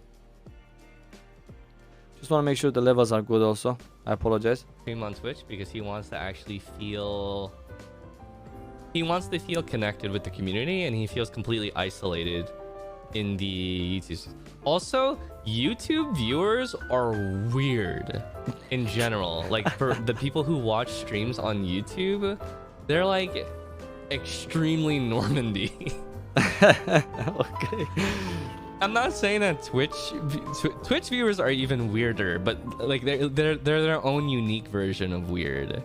YouTube viewers are so much more normie than Twitch viewers in general. You hear that, guys? Actually, you're normie. Anyway, so about this video from Saint Tone, he mentioned at the beginning that I would like to go stream on Twitch because I want to also be part of the community, more of the community with more of the people's community that actually stream on Twitch. There's literally nobody that streams Lost Ark on YouTube. So I just wanted to clear out a couple of things. I decided to stream on YouTube against all advice that I got. I actually talked to Saint Owen extensively about streaming on Twitch and to get his opinion because he's been streaming on Twitch for very many years. I talked to Stoops also and various other Twitch streamers to get their opinion on Twitch versus YouTube, and literally every single person I talked with about the differences in between Twitch and YouTube, they recommended me to stream on Twitch. Right? Streaming on Twitch is the smarter, better idea for money. Yeah? That's reason number one. And on top of everything, everyone else that I am, maybe not friends, but everyone else that I know, because I know everyone that has played Lost Ark and is a content creator and is doing well on Twitch now, etc. Everyone said they would really love to help me to raid my channel like you do on Twitch. I'm a noob in Twitch terms, so I apologize. I do have Twitch emotes, by the way. Did I just say just a little bit of self-promotion? May I just do that? Look at these lovely Twitch emotes that I have for my members, the members of my channel. There you go, the self-promotion right there. Anyway, more to come in the future. So I should have went to stream on Twitch, and I decided to stream on YouTube simply because I actually for several reasons. After talking to Stoops, I was 100% sure that I'm gonna stream on Twitch, right? Because first I talked to Saint Tone, then to Stoops, and then to many other creators. And it's like the differences are wild and they're huge. But the one reason that made me decide to stick to YouTube is the following. Here on YouTube is just more content for my channel, and I can very easily tell you guys, beg you to subscribe to my YouTube channel, like I'm gonna tell you now. Could you guys do me a favor and subscribe to my YouTube channel if you're not already subscribed? I post many videos every week. I stream here every week on my YouTube channel. I have my podcast live here with other content creators on my YouTube channel. See, I can do this on my YouTube channel, and it also helps my growth. I could also do this on Twitch, but whoever is on Twitch watching me because I'm on Twitch and he is a streamer or a stream watcher, then that guy might not be, or girl might not be necessarily interested in coming to YouTube and subscribing to my YouTube channel because I am on Twitch. It actually goes the other way around, where from YouTube I could ask you guys, I'm on Twitch right now, or tell it in all of my videos, can you please follow me on Twitch? That's how it goes. It doesn't go the other way around. Take a Twitch viewer and bring them to YouTube. Because my main goal as a content creator, whatever the fuck I am, my main goal is to grow my YouTube channel. I decided that more content for my YouTube channel, and by that I mean these 2 minimum days of streaming live week on YouTube. That's my main goal, and I decided these 2 days of streaming brings me more brings me closer to my goal, which is growing my YouTube channel. I never ask people to subscribe to my YouTube channel. That's not part of my videos. Just in my recent 3, but before this 6 years, I barely asked 10 times, and I have hundreds of videos already. It wasn't my goal necessarily, but now I think I would like that, right? I'm not having any grandiose dreams of getting hundreds of Ks of subscribers or making any sort of like actual money from this. But it would be nice, right? I mean, I wouldn't mind quitting my 2 jobs just so I can be live with you guys on a daily basis or whatever, 5 days a week. But for now, I think the smartest choice is for me to stay on YouTube. This means more content for my YouTube channel, more videos posted by Saivo-san in the YouTube algorithm with Lost Ark, longer videos, which are these streams that you're watching right now. So because of that, I just think it's more content on top of the 10-minute videos that I already have. And my podcast also, if I move it to Twitch, then that's not going to be a podcast that's going to be viewed in post by very many people, as my podcasts are, because they're really interesting. It's not just me there. It's actually smart people, nice content creators that talk about the game in their own unique ways. So I think my podcast is very watchable in post. But if it's on Twitch, who's gonna go there on Twitch to watch 2-3 hour podcast video? It's a video podcast. To watch it again, right? People on Twitch don't watch post things. They just come there for the live. That's it. And my goal is to actually get people to watch my videos also, because they're really nice videos. They give a good mood, a positive atmosphere, good advice also. So that's my goal. Bagroid, thank you for the 100 check money. I really appreciate it, for the good luck wish also. Talmo is saying knowledge transfer requires some of your characters to be already cleared those story quests with the 5,000. I would like to say won, but I'm not sure what that currency is. So I appreciate you very much. Yes, knowledge transfer, in order to take advantage of this knowledge transfer system, you already have to have finished the story of Vern, right, with your main class. But that's perfectly fine, because you would do it anyway. That's a first day at end game thing. It's really not a problem. An hour and a half in Vern and then an hour in Shoeshire, you're done. Knowledge transfer, here I come. Also, Mythical Teddy joined the member squad. Thank you so much. I appreciate you guys. I appreciate my members. Zeka also became a member. Thank you so much, guys. I appreciate you. Okay, let's read some more comments. I'm not gonna get the chance to play today, but that's not a problem. We have so much time to play. We have so much time. It's so close, and we have so much time to play. That right now playing in Russia, I don't even care that much about it. Twitch sucks? No, Twitch doesn't suck. And the Saint Tone was right in the video. Not about the viewers, but about me. I do want to be more part of the community. I do want to take more part in Twitch, because that's where Lost Ark is. It's on Twitch. But I also told them the same thing. Money is good on Twitch. That's perfectly fine. People there are very, very fast, or very, not fast, but very inclined to donate, because that's what a stream viewer is used to. It's donation based. You help the streamer is happy, goes to sleep, feeds his kids, starts going full time at one point. That's nice, and that's the mentality there. That's a good mentality for me as a streamer, right? Here on YouTube, it's not the same thing. Subscriptions also the same way, a different mentality. The members here that I was talking about, people who join my channel as a member, that's the subscription on Twitch. There's a Prime there for American, for US residents, and also for German residents and UK residents. They have this Amazon Prime that also gives you a free subscription. That's free money, just because you want free shipping from Amazon.com or .de. That's another huge plus there. Lost Ark is an Amazon Games game. Amazon owns Twitch. So you can imagine the benefits of being a Twitch streamer while you play an Amazon game. It's a huge benefit. It's just a huge benefit. Do you think there's a reason why they don't multi-stream on Twitch and on YouTube? The community streams, we did them on Twitch. Why weren't they on YouTube also? They can easily multi-stream. It's just how the world works. So there are benefits. Of course there are benefits. And not to mention drops, right? When Lost Ark is going to come out, like, you know, the Twitch streamers are going to have a huge advantage in terms of drops.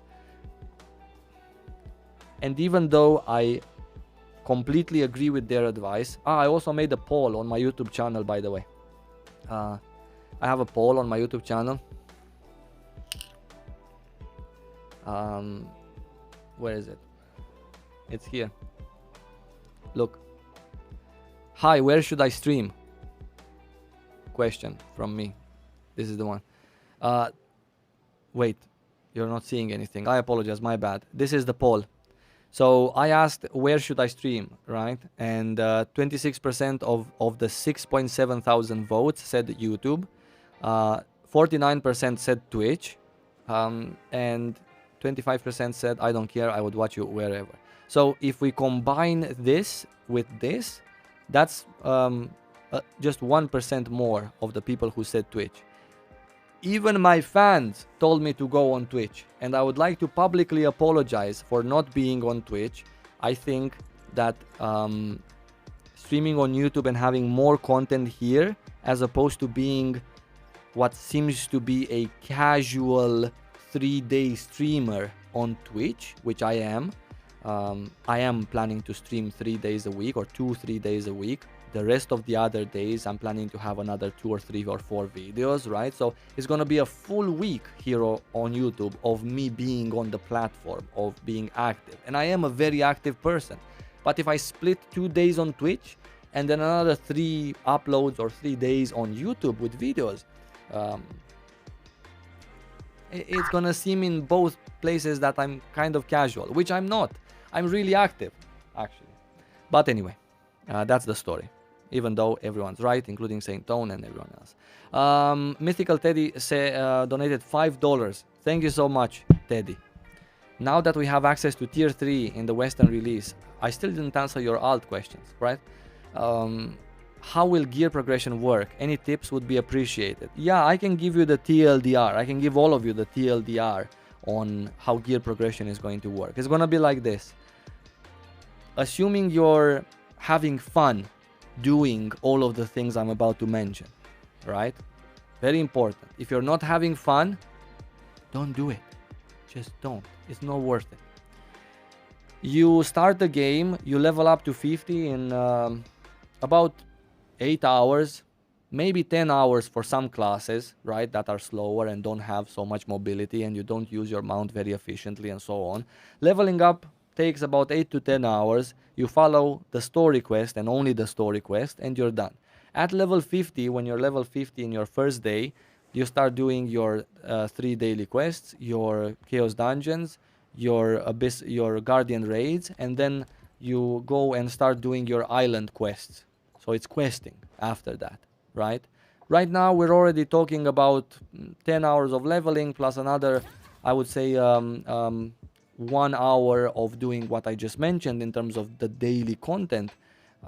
That's already about 11 hours of gameplay, right? Very easy to do. It's Lost Ark, it's a new release, it's 2022. Let's take a vacation for it, right? If we really want to catch up. Everything is acquired in game. So you start questing after 11 hours. You start questing and you do your islands. You finish a couple of island quests, they reward you with a gigantic amount of enchantment materials for tier 1 and also tier 2 content, quite frankly. And then you enchant your gear to 340. At that point, you finish both of your weekly cooldowns with of the abyssal dungeons, and you can also start crafting yourself purple gear. This is I'm talking here 13 hours into your Lost Ark head start, right? You're already item level 340. A couple hours later, you're already item level 380 because you finished all of the islands, another 4 hours of questing. Lovely, lovely lovely questing, by the way, at level 50. An amazing experience to get to discover the islands and get to play through the story of Lost Ark and get rewarded with so much. So 15 hours into your into release or head start, whatever you're talking about, you're already item level 380. Next day, you can easily, absolutely easily, with a little bit more islands and the next day's cooldowns of things, you can absolutely easily be 420, right? And then the third day you can be 460, and then you start doing tier 1.5 abyssal dungeons, and it's already been, what, 3 days into release, and you're already past, or already almost in tier 2. 1 week into release, you're gonna be in tier 2, and you start that tier again with more lovely stories, more interesting content, more dungeons, more chaos dungeons, progressing through your gear, etc. Now, if within this time, if after your first 4 days of being with one character at end game, you want to start an alt, that's a great idea, because that alt is going to farm again, not the islands, because those are roster quests, like account, like server-wide quests, but your alt is going to start farming the daily cooldown. The daily quests is going to help you with those, the guardian raids, the abyssal dungeons, the chaos dungeon, and it's going to transfer some of those mats over to you.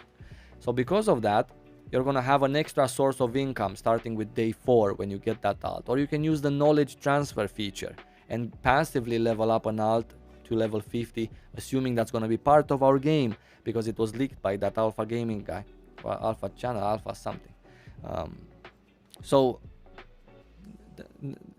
this is the thing. And if you do have an alt, you most likely, with an alt, during the first 7 days, most likely will get to item level 520 in the first week, right?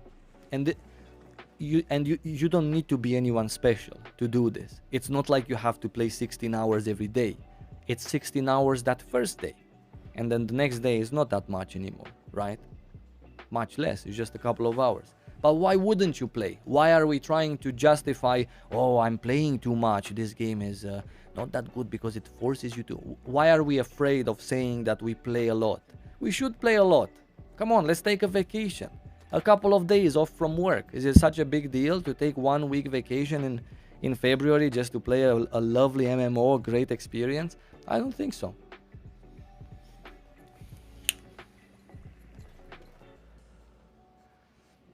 Anyway, so my assessment with all of the rewards that are currently in game and everything that you have access to, similarly to the closed beta version that we had, it's literally 4 days and your item level over 500.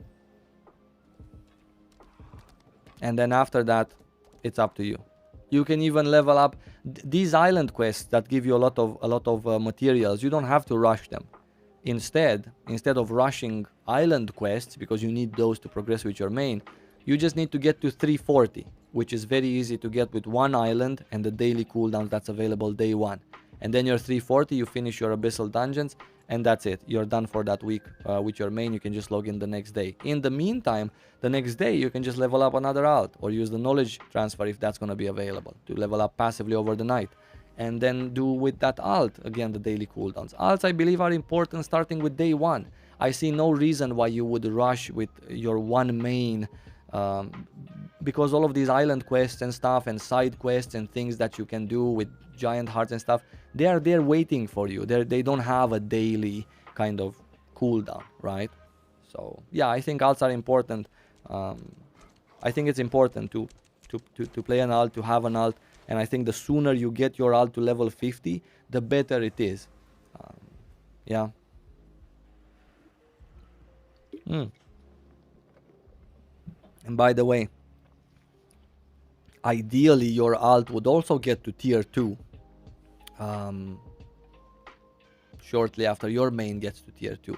What I'm trying to say is that, so this is the logic. The faster you get one character to tier 2, the faster that character can start farming the tier 2 daily and weekly cooldowns. And the faster that character gets more Epona badges from your Eponas that you do. Same 3 daily quests, only 3 times the badges, right? So it's important to be progressing through tier 1 as fast as possible. That's why people say first focus on your main to get that one past tier 1 into tier 2, and then move on from there, as opposed to making alts. However, if you have already exhausted all of the options to speed up your main to tier 2, you've done all your islands, you've done all the quests that are needed, you've done your dailies, your weeklies, your, you know, a lot of stuff that you can do, your guild stuff, maybe also on your main, maybe a little bit of extra chaos dungeons for the extra rewards, or a PvP for some rewards, etc. In tier 2, you're not going to be speeding through tier 2 either. You're not going to be finishing tier 2 like you finished tier 1 in 3 days, right? But it's important. So that's why I thought that leaving an alt for after you've exhausted, or you're leveling up your alt cannot take time from your main reaching tier 2. That's my point. Yeah.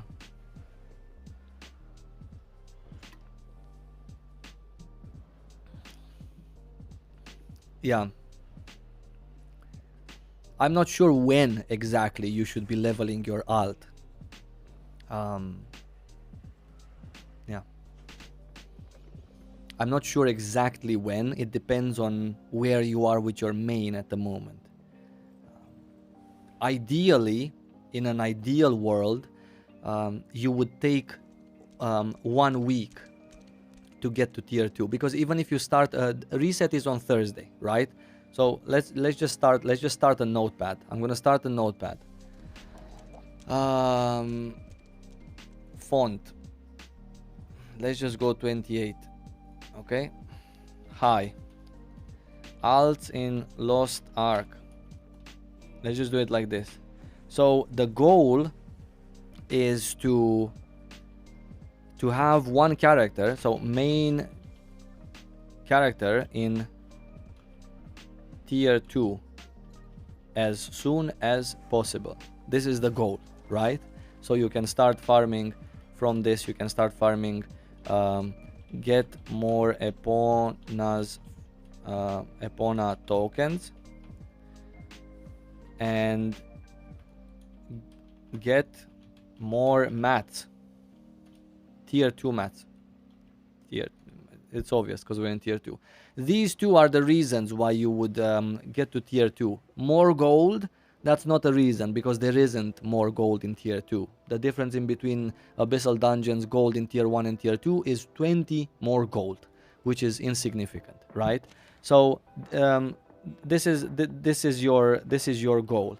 Now, getting head start is Tuesday. Reset, yeah, is Thursday. So you have Tuesday, Wednesday, and a little bit of Thursday as a day, because reset is somewhere at 3 in the night, Thursday. So you have 2 days and a little bit, 2.5 days, yeah, in order to catch the first reset. In these 2.5 days, your main will not be in tier 2. It's impossible to get your main into tier 2 in 2.5 days. So what you're gonna do is you're gonna do all of the weekly things, like weekly quests, daily quests twice before the weekly reset. You're gonna do your weekly abyssal dungeons of item level 340, because those are very easy to reach in your first day at end game. You won't reach, no matter what you do, you won't reach item level 460 in 2 days. Or maybe you do. Maybe there is a chance. I have to put it on paper. I don't yet have it on paper. It's close. It might be 3 days before you can reach 460. But that's gonna be very, very sweaty. You're gonna actually have to play quite a lot, which is fine, by the way. Playing a lot is fine, right? Let's not get that mixed up. Anyway, let's say you're a normal person, a sane person. You're gonna do your dailies. So what you're gonna do? First,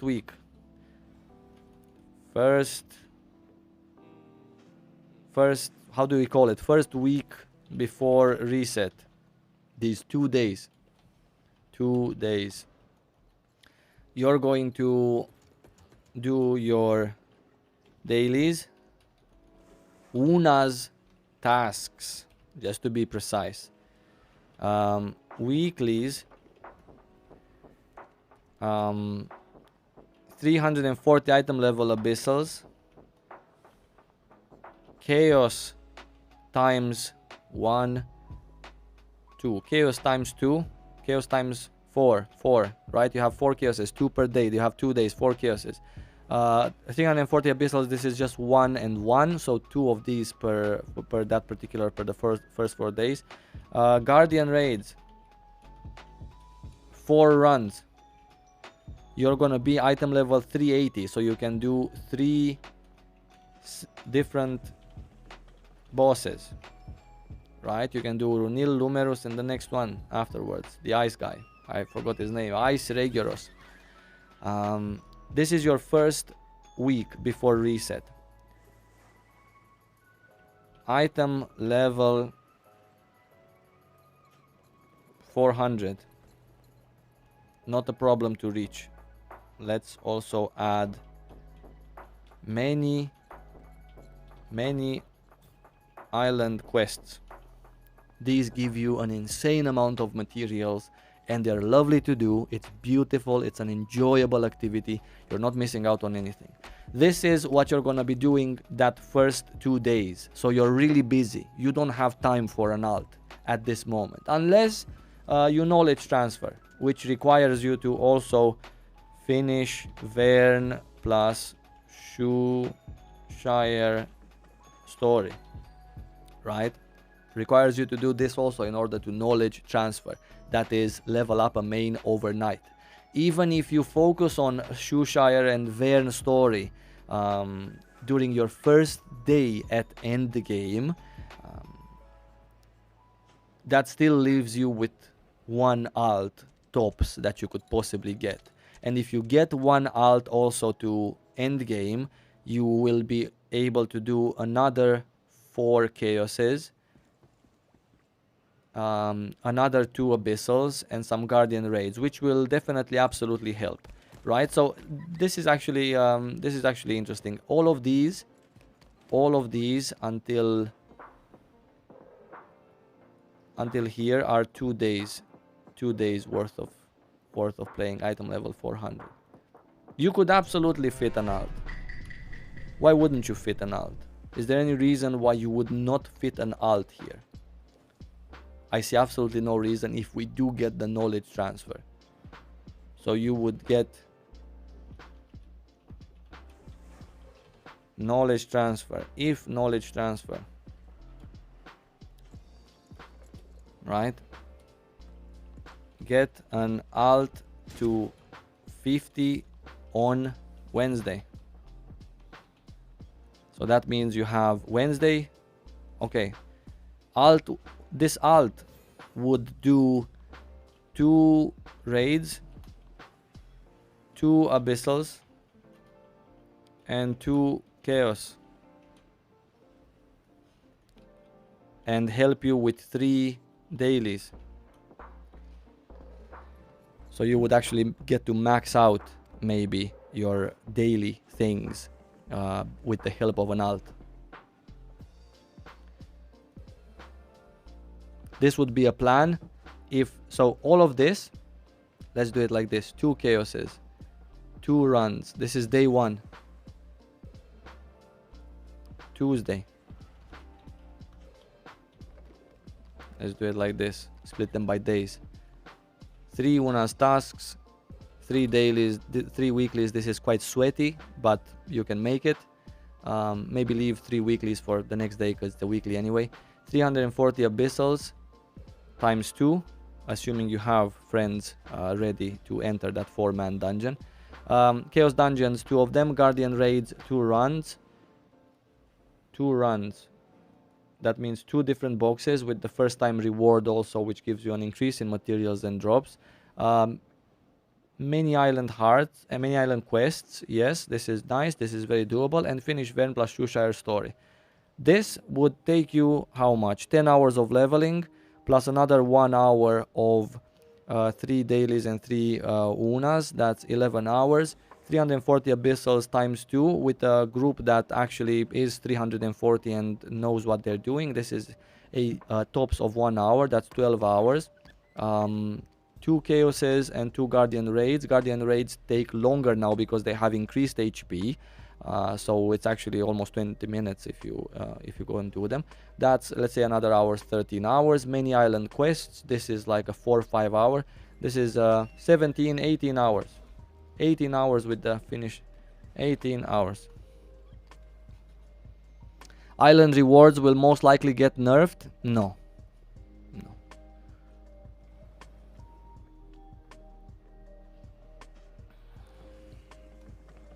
We cannot get to 50 before the first day resets.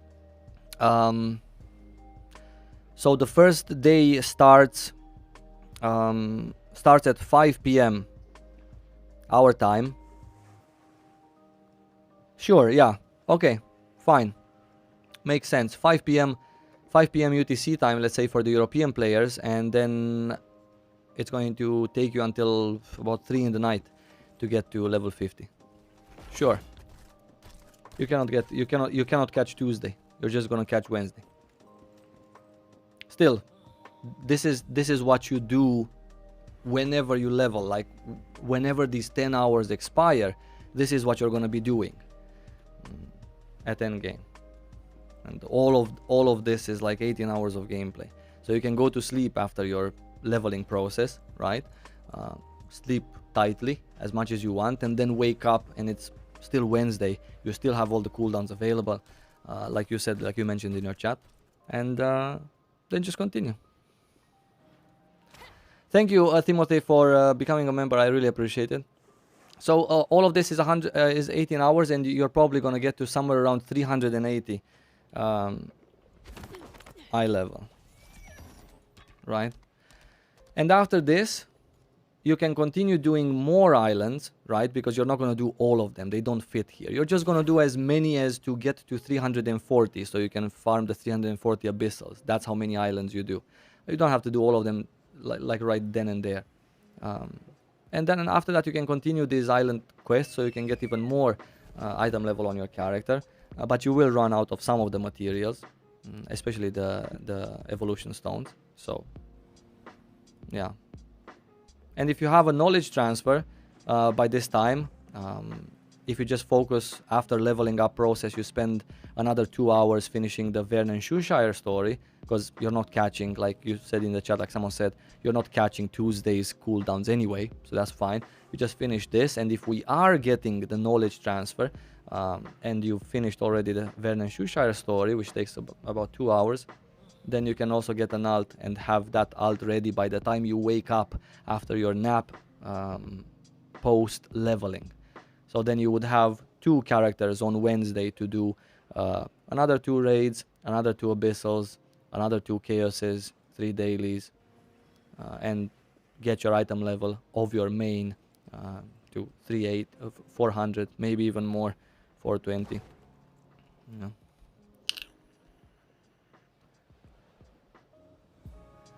Someone said it is important to get to level 60 in 1 day. You cannot get to level 60 in 1 day. It's going to take months to get to level 60. Maybe level 50. Maybe that's what you mean. Yeah? What is a knowledge transfer? A knowledge transfer is a system that is part of your housing plot, where if one of the characters on your account has finished a set amount of story, other characters can finish that story passively. You don't have to go through the story manually. Now, since finishing the story from level 1 to level 50 also means leveling up, because that's the story, then you basically level up for free. This is why I call it a free level up. In fact, it just finishes the story for you Coincidentally, the story from 1 to 50, the story of Lutera, the story of Annika and Argentine, is a story that gives you levels. So thus, you level up passively overnight. That's why.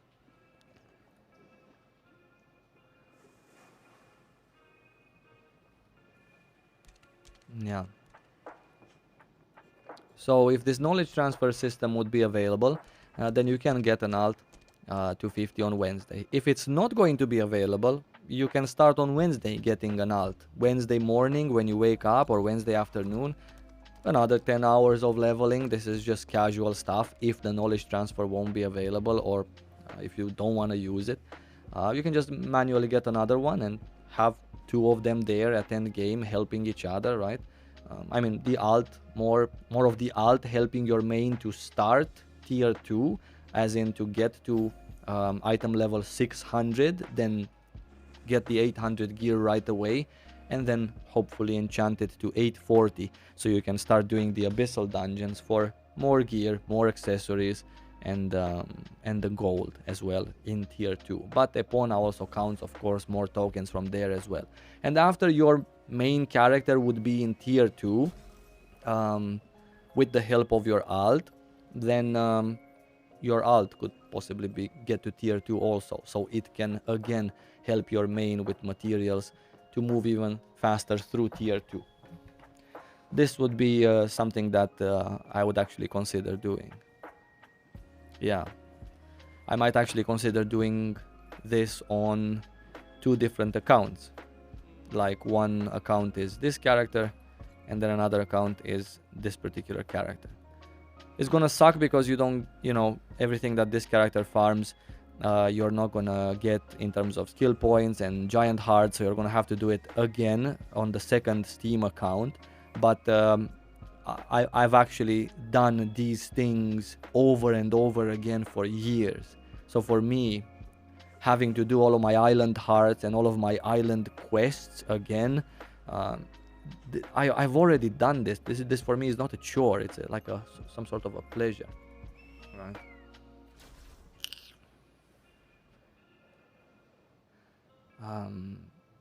Yeah.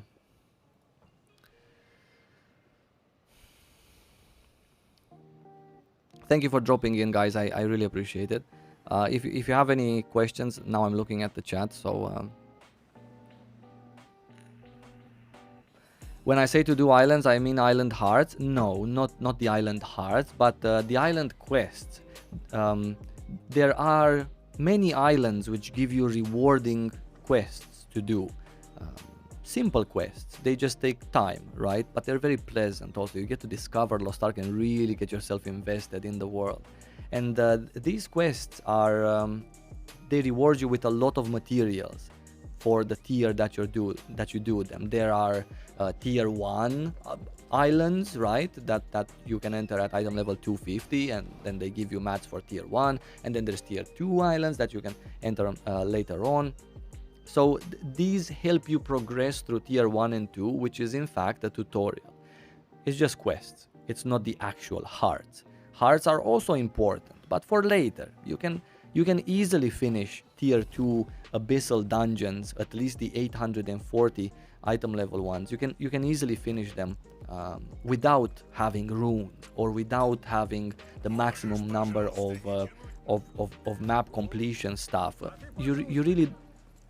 You really don't need that. You simply just don't need all of that. All of that is needed in tier 3 content, right?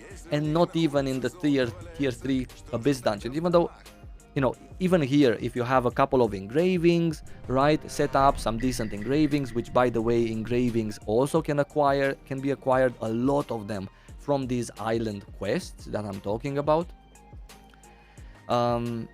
So yeah, you have a lot of them there. But even in tier 3, when you reach tier 3, that's the point where you slowly start back, and you go for some runes, you go for some nice map completion, until tier 3, when you can have the chance to get 10 times the gold on a weekly basis compared to anyone else that's in tier 2 or below.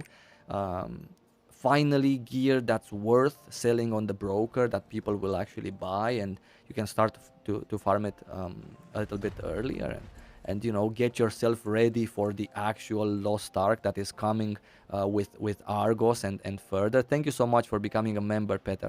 I really appreciate you. So that is the plan, and this is my plan. Sorry, this is not my plan. This is a plan, a plan that actually might work, and a plan that actually I might even stick to it myself. To be fair, all I need is to get another character so it can actually start helping my main, and I'm gonna get that other character leveled up on a different account.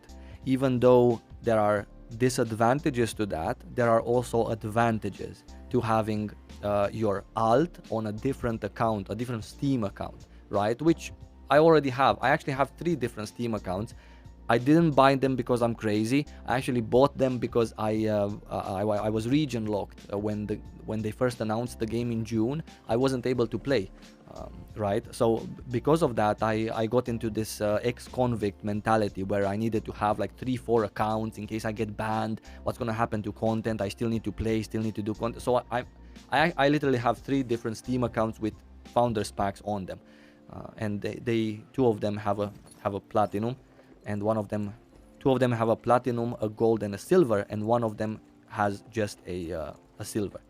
So I'm definitely gonna use all of these accounts since I already purchased them, right? I would be crazy just to leave them aside. The disadvantages of doing 2 different accounts. What do I mean? Reset is Thursday. So reset for the content is on Thursday. Abyssal Dungeons reset on Thursday. Stuff that's weekly, dailies and weeklies, they reset on Thursday. That's the weekly reset. Yeah. And again, you don't have to rush to level 50. You don't have to rush through item levels. But the joy here that I'm trying to get through to you is that it's not a rush. It's just actually you playing the game. Just because just because you see here 18 hours, that doesn't mean you have to do it all in one go. You can just do leveling up and then finishing Vern and Shoeshire. That's 12 hours in one go. Wouldn't you want to play a lovely MMO for 12 hours in a row, right? Yeah. And then you just knowledge transfer another alt during that same day before you go to sleep. Then you go to sleep and you wake up, you have 2 characters, one boosted to 50 with the knowledge transfer if it does come, and the other one you leveled up manually. And then the next day when you wake up on Wednesday, you know, Wednesday afternoon, because you've stayed up late on Tuesday, you wake up and you start doing your daily quest, your weeklies, you know, start working on the weeklies at least. Do your chaoses. Lovely, your first ever interaction at the end game. How amazing is this? I cannot tell you how excited I am for you to finally for you, the new player that has not played Lost Ark, to finally get here. Not here, you're not gonna be here, sorry, you're gonna be here. To finally go here. This is the place, right here. You're here, you're in Lost Ark, and you click that goddamn Chaos Dungeon entry, and you finally do your first Chaos Dungeon. How exciting that is for you, and for me also. Goddamn, for everyone, and that's what I'm saying. It's lovely, and you can do this the next day. 2 chaoses, 2 guardian raid runs. You can solo them if you have the balls, right? Or you can get a friend with you. It's like 1 to 4 man, and then after these 2 runs, you would already get yourself to 320, 330 item level. Then you already have this done. Then you go out on the sea, and you maybe can finish a couple of daily quests on some islands that you visit. You finish some nice quests, you collect stars, you talk to a panda, then you talk to a lonely lady on an iceberg, and they give you a lot of gear enchantment materials. And after you finish 1 or 2 of these islands,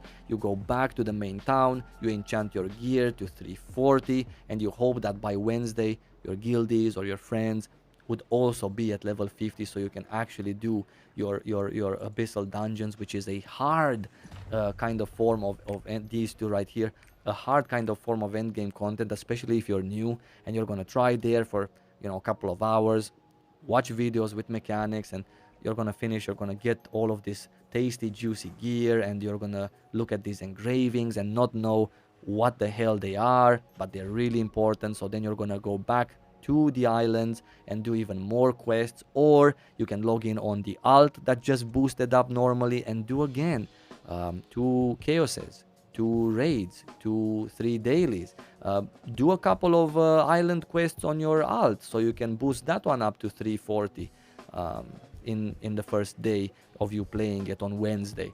So you can boost that one to 340 and do on that one the same abyssals as well for a bit more gold, a bit more mats, something to send on to your main as well. Very interesting, right? And it's really easy. It's just playing. It's really easy. That's it. That's all you need to do.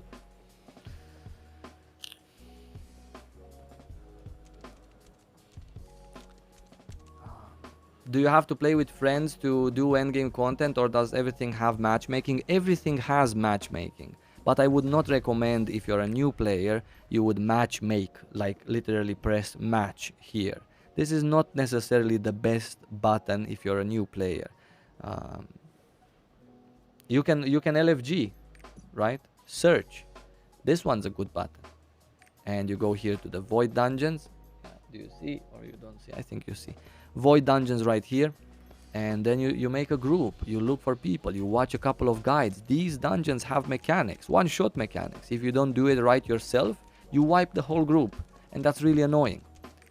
Yeah. Anyway, so I was talking about something important before I lost track with this. Someone asked me an important question. I don't remember what question that might be. Shit. I was talking about something important. I'm sorry, I forgot. I'm a French player, and quite lots of us will go to Trixion server. Okay, confirmed by Loic. Will I make a guild? No, I will not make a guild. I have a friend who makes a guild. What's going to be my main, Timothy is asking? Artillerist. I'm going to main artillerist. And then when someone... I was talking about accounts. 2 different accounts, right? So let's just continue using this notepad for the 2 different accounts. Why 2 different accounts? Who's talking to me on Discord? Nobody. So 2 different accounts, pluses and minuses. Let's... are you guys interested? Okay, if you're not interested, not gonna bother. This is just for me. I wouldn't necessarily recommend anyone else to do this, but yeah, just tell me if you're interested. If some of you are interested, I can talk about it. If not, then no. Which server I will be playing? Kadan, I believe. Okay, some people are interested. Okay. Just a couple of questions I'm gonna answer, then we're gonna get into this. 2 accounts. Are raids restricted to 4-player max, or they are bigger ones? Raids at the moment are 4 players only. The first interaction that you're gonna have with 8-man instanced group content is an abyss dungeon in tier 2 here. The underwater dungeons, which are all 3 of them 8-man. God bless. I need a good plan to skip this part, because this is just tragic. Okay, leaving that aside, maybe for later. What are the important islands to finish for tier 1 and tier 2 mats? That's a great question, right? I'm still going to talk about the accounts. So the materials that you need, the islands that are important to finish for tier 1 materials. I will add them here. So we have Dreamgull Island.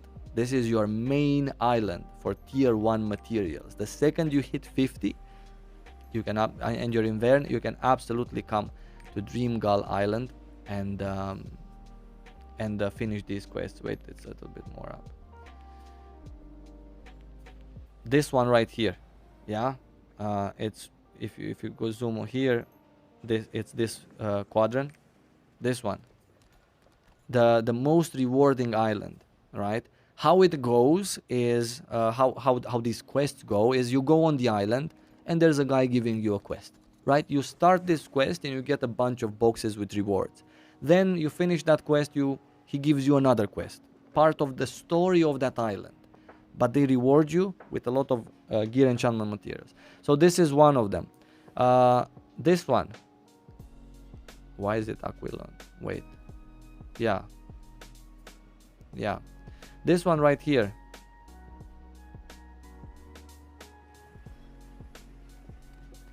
Why am I...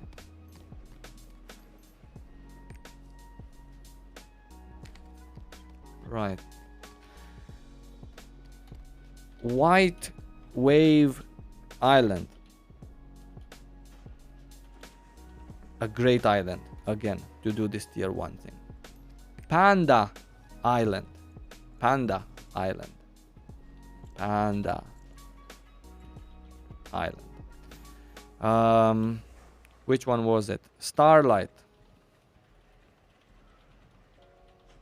Starlight Island.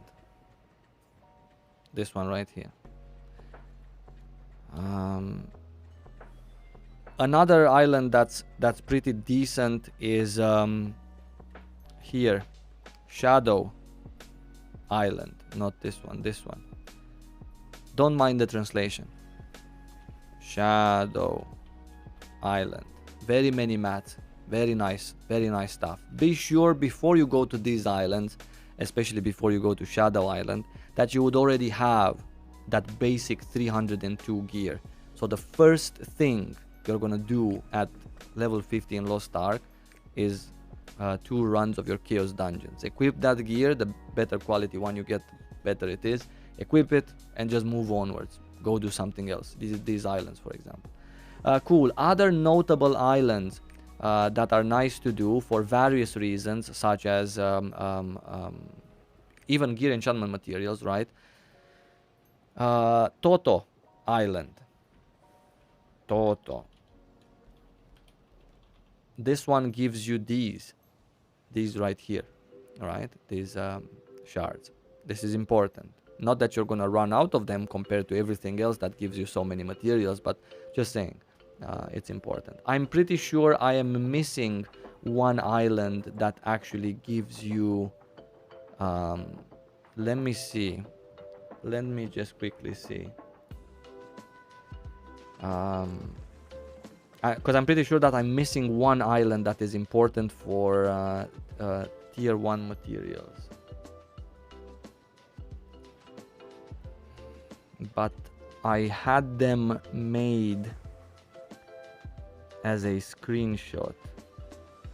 So I'm gonna look for that screenshot and tell you. Because I had a screenshot with these islands so I can remember them myself, so I wouldn't forget any for my actual guide. I'm gonna find it in a moment, guys. I apologize. Let's take a look.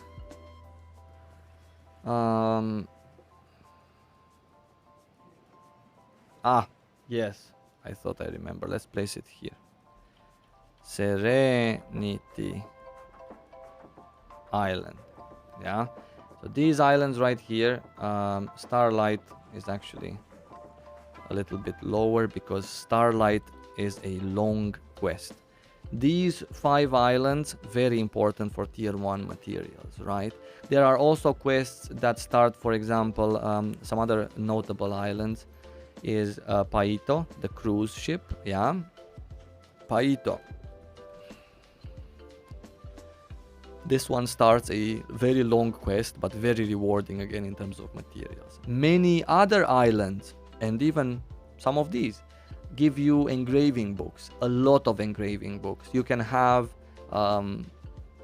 2 or 3 engravings straight from day 1 in terms of all of the green ones that you need, including you can have a full 3 points in your class engraving, the green stuff, also straight from day 1 after you finish these quests. Yeah, couple them up with 1 accessory, you can already have from day 1 the first point of your class engraving already unlocked. So it's not that hard. Okay, different accounts. Thank you so much, Douglas, for the $20, by the way. Happy Friday. Happy Friday to you as well. I appreciate it. I'm gonna have a video not only with these that I talked about here, and these also, but better made, right, for YouTube. This is for like streaming, when I can correct and we can talk together. 2 accounts, pluses and minuses. This is also very important because it's one of my plans to do. Again, only if it's fun, okay? Please, only if it's fun. For me, this is fun for the very simple reason that I want to make more gold, and because of that, for me, that I want to make more gold, which doesn't necessarily include waiting for 7 other people to do content with, right? So, not important, really not important. I'm just having fun doing this. That's why I'm doing it. So if you don't have fun, don't do it. 2 accounts, cons. Start with cons or we start with pros? Let's start with pros, okay? Pros. Twice the Epona badges. How it works is these daily quests, daily and weekly quests that you have here, all of your characters on a specific server contribute to you getting these badges. So if I would finish 3 dailies on my artillerist here, and then I would log my bard, and I would finish 3 dailies on my bard, it would still contribute to the same thing, right? The same goes with weekly quests. That's why 2 characters finishing 2 weeklies and 1 character finishing a batch of dailies is already enough to max you out for the week. The faster you complete this particular bar, can I just show you, for example, just how it looks? This one. There you go. I got 2 points, right?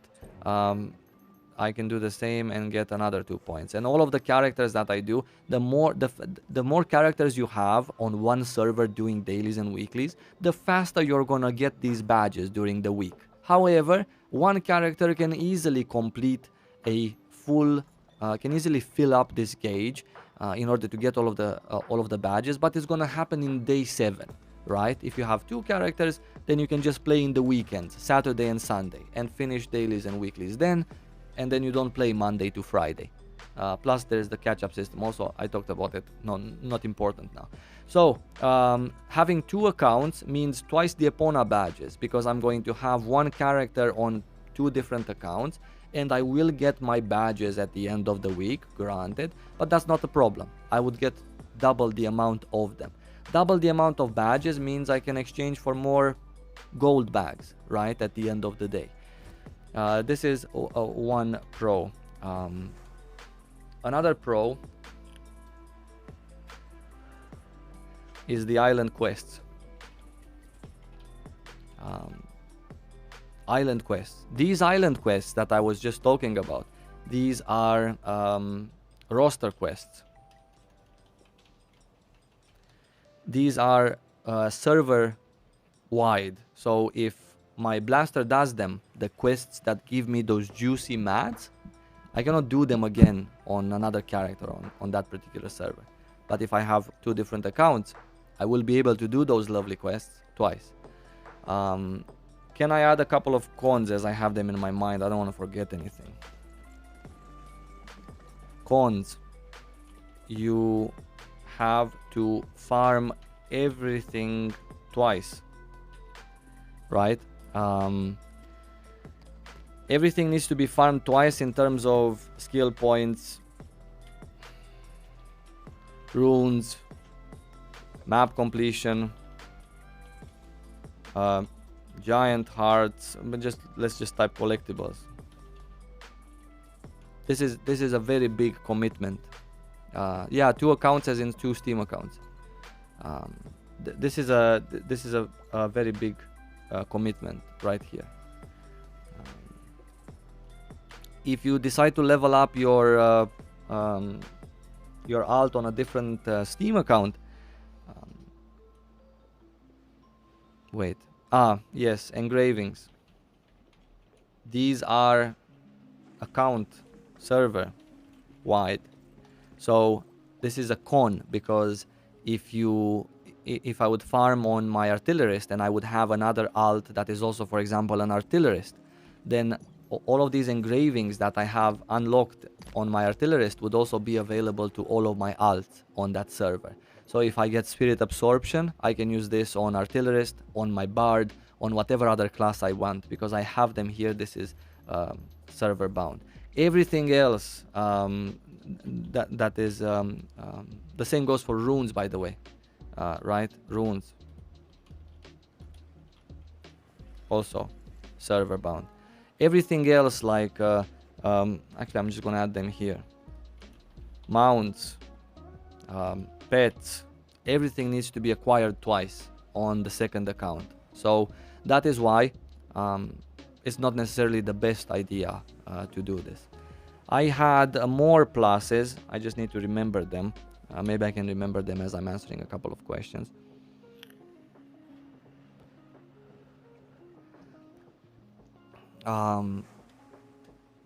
I just came from work. Have I missed all the good stuff? Well, luckily on YouTube you can just rewind. We talked about a lot of stuff, yeah. Those accounts have to be on the same region, right? Like US East, US. Well, the point, another good point in having two accounts is that you can easily trade in between characters, right? You don't need two accounts. You can also have your alt on a different server, and that's just like another account. And because the economy is shared in between servers, right? All of NA gets the same economy, East and West, all together. They farm, they sell on the same broker. I could easily go to the auction house and place, let's say I want to give my main some materials, right? I can easily place, I don't know, a ridiculous offer. I sell some materials, I give some gold. I can place a ridiculous item for a ridiculous amount of gold, and I can find that item because the auction house here works without names. You don't know who's selling. But if you place a stupid item, like, I don't know, one of these, a book or a map completion item, one of these, right, that you can specifically find for like 10k gold, then you know that's you who's selling that crazy price, so you're just gonna buy from one server to the other. But you know, that's a little bit too sweaty. Another pro that you have, I apologize, is you can farm all the one-time things twice. This is important. There are a lot of one-time things that are even good to sell, right? For example, engravings. Maybe your second account is a PvP account. If you want a PvP on a class, right, you don't need anything when you're at end game. You don't need skill points, you don't need runes, you don't need gear, you don't need nothing. It's just a book of coordination, and that's all there is. A book of coordination here, this one. That's all. So a second account being a PvP character to which you log in daily after you finish your PvE content just to do some PvP allows you to go ahead and do the dailies, for example, right? And just PvP. And that's all. And doing the dailies means eventually you're gonna get boxes, eventually you're gonna get some gold. That second account doesn't need anything. Doing the engraving quests, for example, all over the world, gives you some very nice engravings. And if you hold on to them until the time is right, until people get enough money, then that's a huge win, because you've done these island quests or some quests that give you engravings on a different character. Or you can even send more engravings to your main character, right? But again, it would have been the same thing if you would buy them. But now you can just farm them to give them to your main character. There are many of these island quests, for example, that give you engravings, right? Roster quests. So if you do them on one account and you do them on another, you can send over the engravings to your main character. Or you can pick different engravings and send them over, assuming your second account does not need an engraving. or you pick a class that's not necessarily dependent on expensive engravings, and then those expensive ones you pick, you sell, or you pick, you send to your main, or so there are some benefits. Yeah. Also, wait, no, sorry, that's that you can do even if you have. I'm gonna remember more. We're gonna add more to that list. Can someone help me with experience farm? Like, what do you mean? What's an experience farm?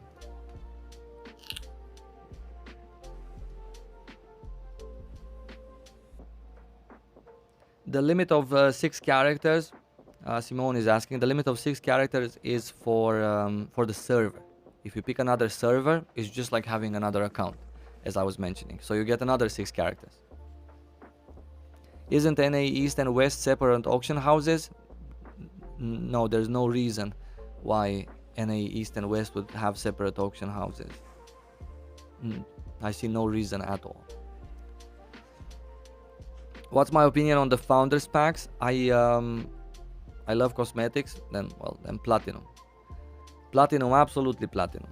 Platinum, no question about it. If you can afford it, it's expensive, but it's worth it. It's Lost Ark, a lovely game, absolutely worth supporting, and also you get a lot of collectibles, a lot of cosmetics. When should you start doing life skills? Well, everything is important right away, right? Because you would want those pots. Battle items are not that important, but potions are. However, if you do have a founder's pack, then you get plenty of potions from that particular founder's pack. So you wouldn't necessarily need another. So you wouldn't necessarily need to rush with your life skills. But they are important. They are definitely important. Not necessarily at the beginning, as I said. So don't rush them. Don't rush to create potions and waste your time and then sell them for 10% of the gold that you could possibly sell them like 2 months later. As long as you're set yourself with potions, maybe you have a founders, a platinum gives a lot of potions. You do your calendar events and you do the stuff that gives you a little bit of consumables inside the game. As long as you're set, don't bother. You can level them up if you have the time or if you want to, if that's what makes it fun for you. But in terms of leveling them up for a profit, I would definitely say that you would wait, because it's your time that you're selling, basically, your time gathering, right? And your housing energy to craft them, of course. So 2 things you're selling, but selling them very cheap is worse than selling them more expensive. Unless, and this is really important, unless you're wasting you're spending your time, you're crafting your potions, you're selling them at whatever the market value is for whatever gold people have at release, right, in the first few weeks. And then you're investing that gold back into the game, buying stuff that's going to be valuable for later. I don't know, engravings, right? This is a very good investment. Gear enchantment materials, not necessarily a very good investment, especially not for tier 1. Maybe for late tier 2, that would be nice if you would want to spend some gold or farm some gold until then and use it to give yourself a kick in the ass towards the end of tier 2, where you could potentially skip the part that you need 8 man for content and to keep doing things. You can just get yourself to 1100 item level by spending some gold that you farm, or all of the gold that you have, if assuming the math cost is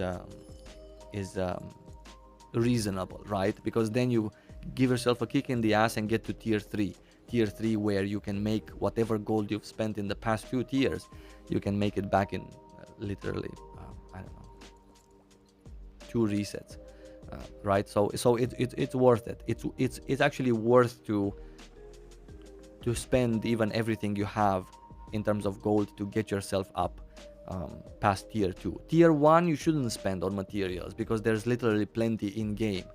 Tier 2, a little bit less of them, and you need more types of materials also. That's why it's a bit lengthier process. That's the process that you would want to maybe spend your gold on.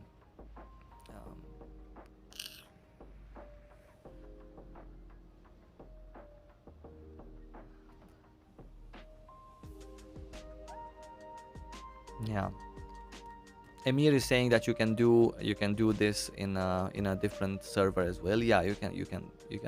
Different server counts as different account, but it's just hard to trade in between yourself and send yourself stuff like that. Yeah. Cool. Maybe I actually can get to do some content on this character. What if we I'm gonna actually try to queue up for some abyssals, right? This is tier 2. Let's do it.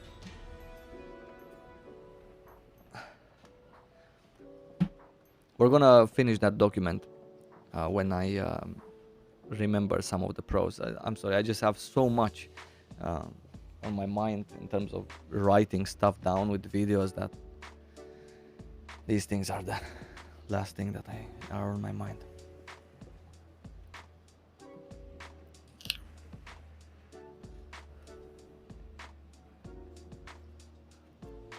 Yeah. If the server is in the same region, and if the West follows the pattern of every other region before this, then definitely we're gonna get a shared auction house.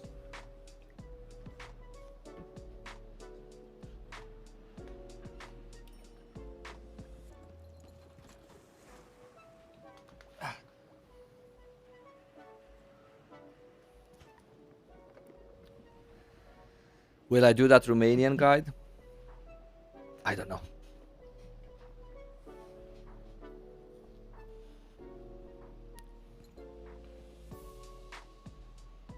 Would I choose 20 ping for a low populated region or 80 ping to a high populated region?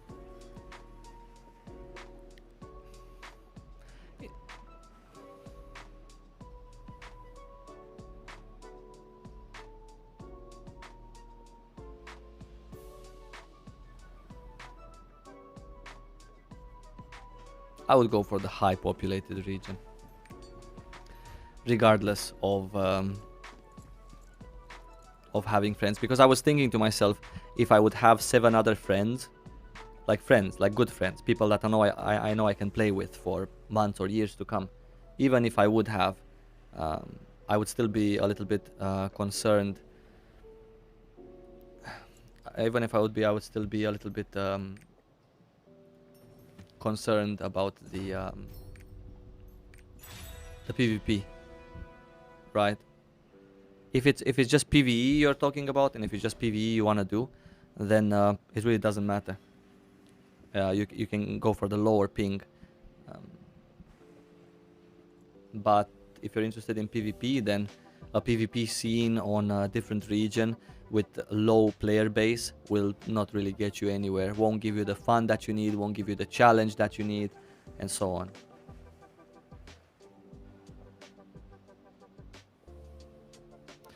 Where do I check the knowledge? Yeah, so the knowledge transfer is in your estate. Yeah, there's a robot NPC there on the beach. Yeah, it's not available in Russia though, so I cannot show. I'm on the Russian servers. It's not available in Russia. I cannot show it to you because the Russian publisher decided not to get it.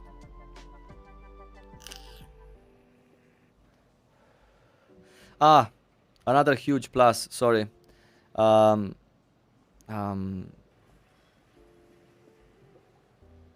No, wait. This is from another video. Sorry, forget about it. I thought it's a plus here, but it's just from another video that I had written down.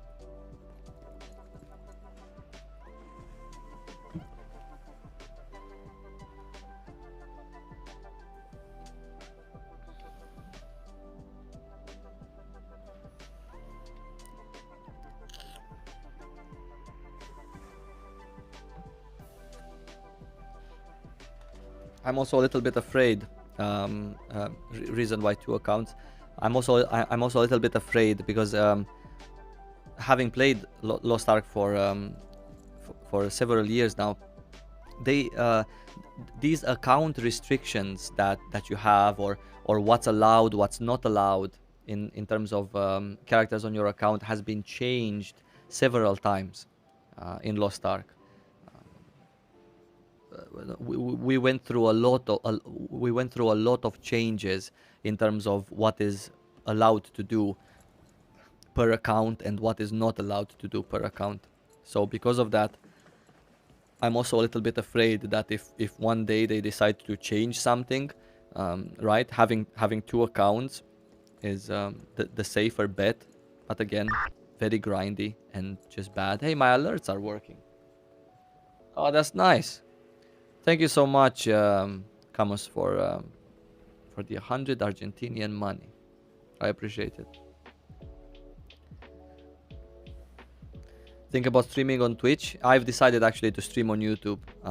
I thought that TLDR, I thought that more content for my YouTube channel is better than splitting my content 2 days on Twitch, 3 days on YouTube. Even though I completely agree with you that streaming on Twitch would be better for my finances. But that's not necessarily the whole point. Plus it's already too close to release, right? It's just too close to release. Too close to start swapping to Twitch, and I post videos here, I post community posts here, I have stuff here. So thank you, Adrian. Some Romanians in the chat. Have I already decided on a server? Yeah, I think it's Kadan, right? Many of the people that I want to play with are playing on Kadan, so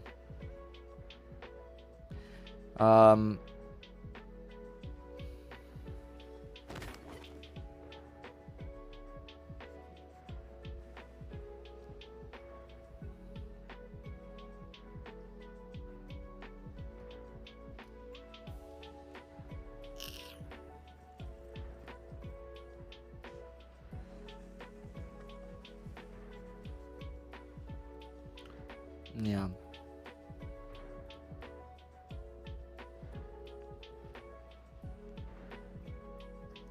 What made me say no? I'm gonna play on Trixion. Yeah, it's just a name. It's just a name. It's so Trixion is not gonna be the most popular server. I can tell you that for sure. These that you see on the spreadsheets, I've also talked about the spreadsheet. These are just some of the guilds, obviously. Apparently, Trixion is also hosting the French community for Lost Ark. So that's another reason why it makes it big. Maybe for them it's a good sounding name, but for the people that I hang out with, we actually make fun of Trixion as in the name because it has an X, and so far in Lost Ark we were used to Trixion, right, with an S, no X, and because of that the name sounds a little bit funny. Trix, like trick me, I don't know.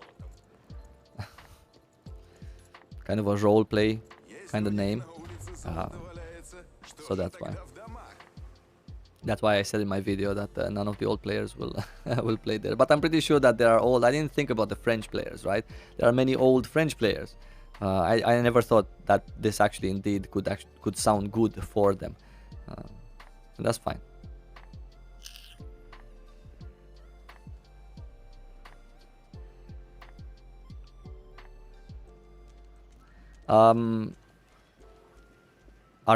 Are there classes that are bad for starters, or beginner unfriendly? Maybe some of them that need specific gear to feel good. Some of them do indeed. I mean, all of the classes feel much better when you actually have the stats that you want to play. All of the classes feel much better once you have a decent amount of agility, right, which increases your movement speed, attack speed. Some classes feel great. Oops, I almost forgot. Some classes feel great when you have some decent engravings. So yeah.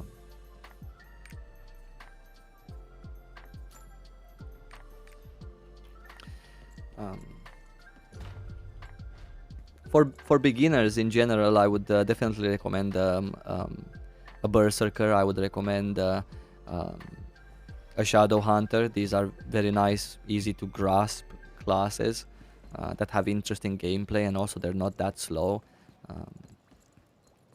Why not a Sorceress, right? You're gonna feel good on it. It's like a feel good class. It's big numbers and kind of a magey class. Deathblade also, another very fast, active class that will help you in terms of avoiding mechanics, because you have a lot of mobility skills. A War Dancer also, classes that are you know, not so punishing and not so demanding of stuff.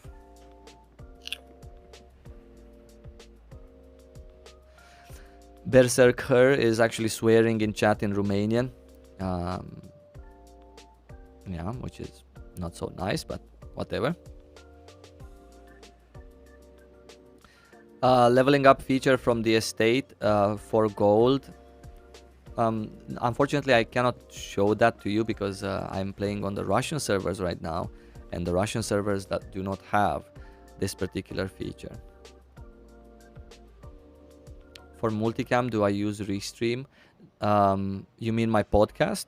Yes, if you're talking about my podcast, then I use the paid Restream feature to get the people together and sort them out. Speaking about my podcast, by the way, I would really appreciate it if you guys would drop by on Sunday, just the day after tomorrow. I will have a very nice podcast with Lino Wilkie and OmniPower. We're going to talk about all of these pieces of news, get to see some other players' opinions about them, some plans for launch. We're going to be talking definitely about alts, what to do day one, what's the most efficient thing. Not everyone shares my plans or my opinions in that sense, so it would be nice for you to see other experienced players' opinions, what they are actually going to do.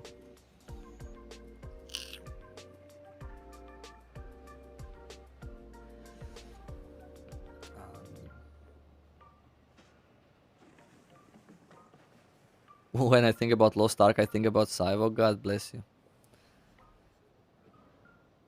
Thank you for being in the Lost Ark community. Come on, guys. Don't make me blush.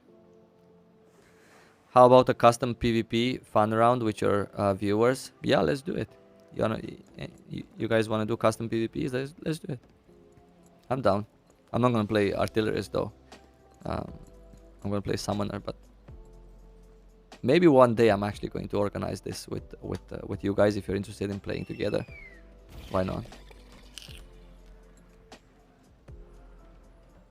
I talked about crafting purple gear. What do I mean about with that? So I'm going to show you.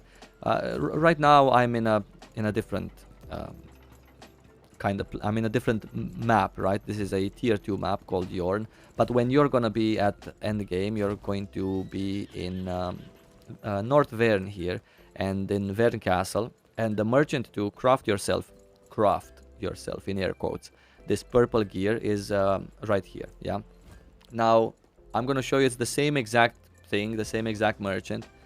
It's this one right here, the Abyss Gear Crafter. So how it works in Lost Ark is once you start finishing abyssal dungeons, which in tier 1 they start at item level 340, and then there's another 2 that you can do at 460. And in tier 2 it's the same exact thing. They start at 840, and then there's another 3 that you can do later on, right? Now, how it works is you get tokens from completing these abyssal or void dungeons, however they're going to be translated. With these tokens, you can go to this NPC and you can craft yourself these things right here. This is the purple gear that you can craft with the tokens. So for example, I have a level 4 blue hat equipped on myself. I have enough tokens from farming tier 2 abyssal dungeons to craft myself 7 purple, also tier 2 hats. I'm gonna craft one. Craft. It's more of requesting. I've requested, I've received it. I'm gonna request another one. I'm gonna receive it. Why did I do 2? In case the quality is poor on the first one, right? This one has 50 quality, this one has 55 quality. So I got debated. I should craft more. Actually, why don't we? Let's craft a little bit more. You don't have to craft many, you don't have to get the best quality, because again, tier 1, tier 2 gear is pass-by gear. This one is 31 quality. We're going lower and lower, so we're gonna stop right here. Then what you do with this particular hat that you crafted, as you can notice, let me just give you a real example actually from a piece that's not enchanted.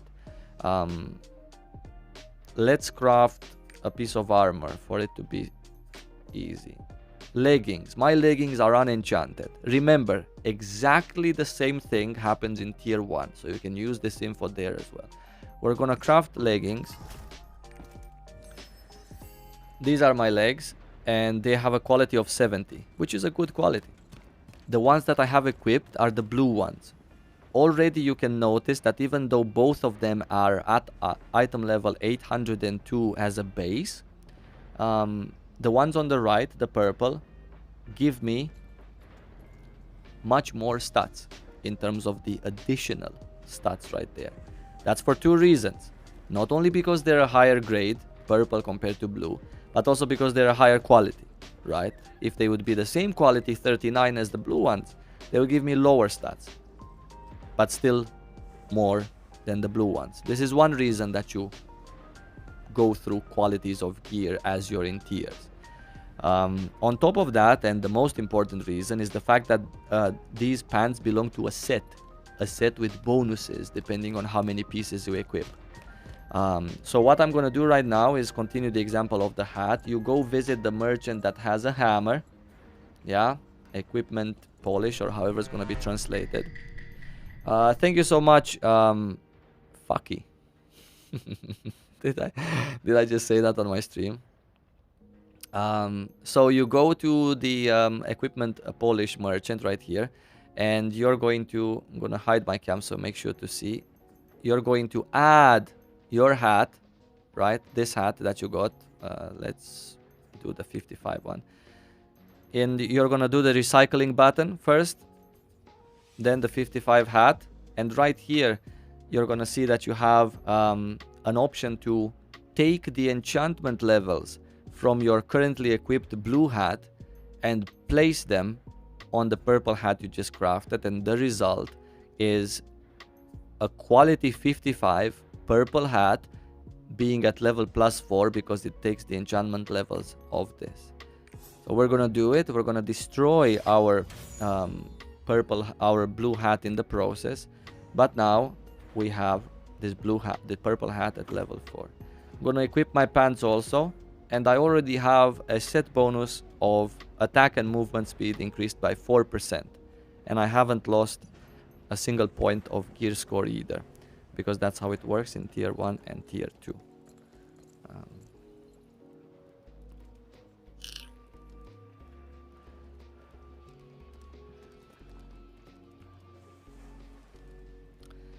Yes.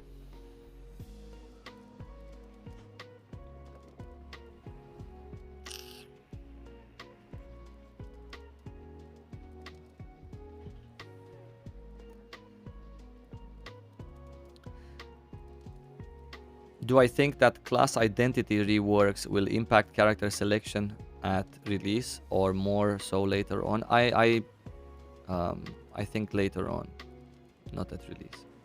What server am I going to? I actually should add a bot command for this, right?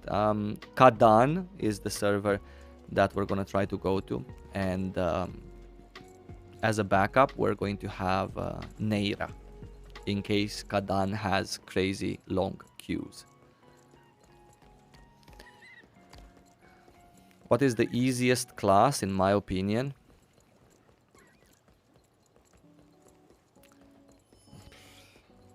The easiest class to play, or the easiest mechanically, or this is a tough question.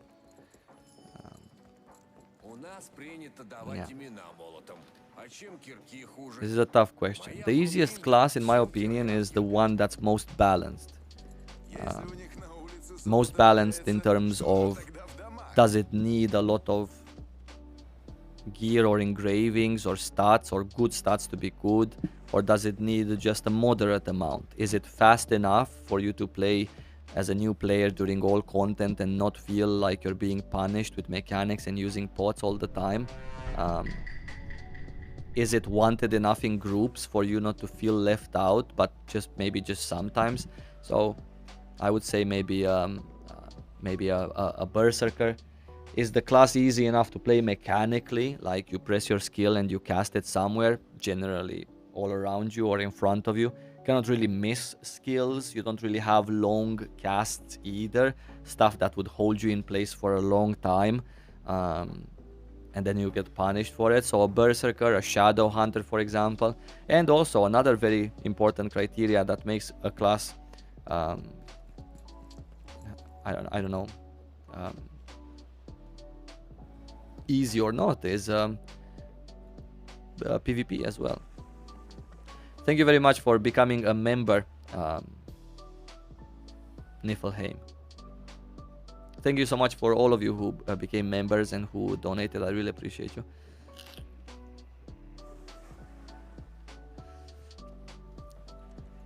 What do I think about Undecember gameplay? I actually watched a video for Undecember. I think it needs more work. Yeah, I think it needs more work. I was never good at judging games based on like somehow early gameplay of sorts. Yeah. I think that unfortunately now that Lost Ark is coming out and it's some sort of a hybrid in between the looks of Path of Exile and Diablo ARPGs, and the gameplay and the gear enchanting and the character progression, the account progression from MMOs. I think it's tough to beat Lost Ark. It's just such a polished experience, of course, as much as it can be, right, with Unreal Engine whatever 3 or they used. But it's such a greatly taken care of game, with so much nice content and so many interesting ideas and mechanics and stuff to do, so many interesting classes, and the combat is just absolutely amazing. Another member, thank you so much. Who are you? Bar Down Beef, appreciate it. So tier 3 here, says Black. Yeah, tier 3. If your normal main isn't in game yet, how should you go about that? Save up gold, or will spending gold on a temporary main hurt you later? The Whittle guy is asking. My main is also not in game yet. Well, luckily for me, I like both of these classes, Summoner and Artillerist, as much. So even if your main is not in game, I would still advise you to go full ham on whatever class you are playing right now. In terms of gathering your engravings, gathering your runes, farming the content, spending gold on making investments, especially in mid to late tier 2, to give yourself that last push in order to not spend too much time from item level, I don't know, 900 to 1.1k. Just so you can get that alt or that secondary class to tier 3. And then by the time your main comes in the game, you would be already in tier 3. Being there fast does give you an advantage, not necessarily compared to other players, again, because Lost Ark is that kind of a game that's inclusive to the majority. So you know, you're not gonna get to destroy anyone or make anyone's life a mess just because you're there. But for yourself, it gives a big advantage. You can use the gold you get in tier 3 to buy cheaper tier 1 and tier 2 materials, so you can actually be ready at that point for your alt, or you can continue farming tier 1 and 2 at a very easy pace on a high item level character, even though you don't get all of the rewards, but you don't need them, right, because you just want to get yourself ready for your actual main. But just being in tier 3 at that 1340 level, which is a great level to be for here, right? Um, this is what you need. 1340, because here you can do normal mode oreja, and also the previous one as well. Hard mode is gonna take some enchanting, right? But still, the gold is good. The gold is more in hard mode. So if you want to go that extra 15 levels from 1340 to 1355, that's also a great idea. But this time slowly, without investing gold into getting to 1355 for this. But having these 4 on farm, even if it's all you do, is going to be great. Yeah. And not to mention, again, the daily quests. Very important.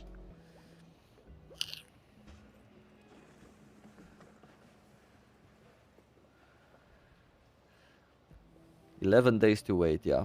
11 days for tier 3. Man, I cannot wait. God damn, I cannot wait. I really cannot wait.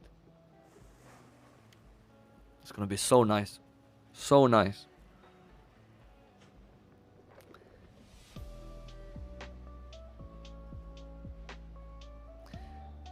Do you do your engravings only once and then upgrade them, or is it like gear that you will change every tier? I'm very confused. Should I save them or go full ham if I know my main? So how engravings work is you get engravings from 3 different places, and they all count towards your character's engravings that you actually get as buffs, right? Accessories, soul stone, and actual books, engraving books that go here. These are the books of engravings, and they come in 4 different qualities. Each of this engraving book quality gives you 3 points. So for example, I use 20 pieces of this engraving supercharge. I get 3 points of supercharge, 3 of these points right here. So if I have 20 green books, I get 3 points. Here, for example, I am on stage 2 for this one. If I use 20 of these rare, I get 6 points, right? Added here. And it goes like this from blue to purple, and then from purple to orange engraving.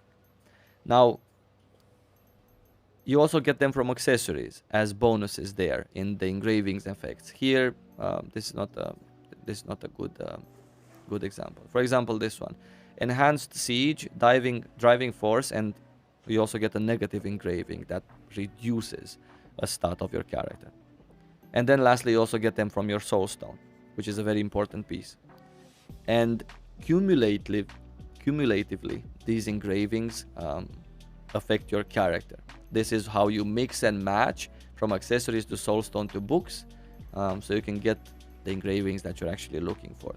The books and this panel right here, this is account server shared. So all of your characters on the same server will be able to benefit from these particular books. So in our release, once you have 20 books of whatever engraving you do have, you use them and they're gonna be added here, right? These book engravings, you need to manually equip them in one of the 2 possible slots. So these, the book ones, are more of a help or a boost to your characters to help with accessory engravings and soulstone engravings that you get. You basically get these bubbles from very many places in the game. 3 places, not very many. And they all help you.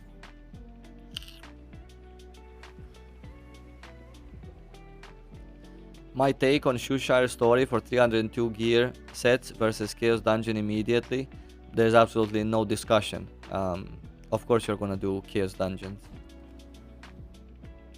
You should do your Shoeshire story quest also, in case the knowledge transfer will be available, so you can actually get to boost your an alt for free overnight. But in terms of speed, I'd rather do the 10-minute chaos dungeons and get a full set, or at least hope to get a full set, rather than focus on my story. Will I go back to Romania to play the game? No, my country, the country that I currently live in, was whitelisted. So I can play now, which was very heartwarming and very nice thing that they did.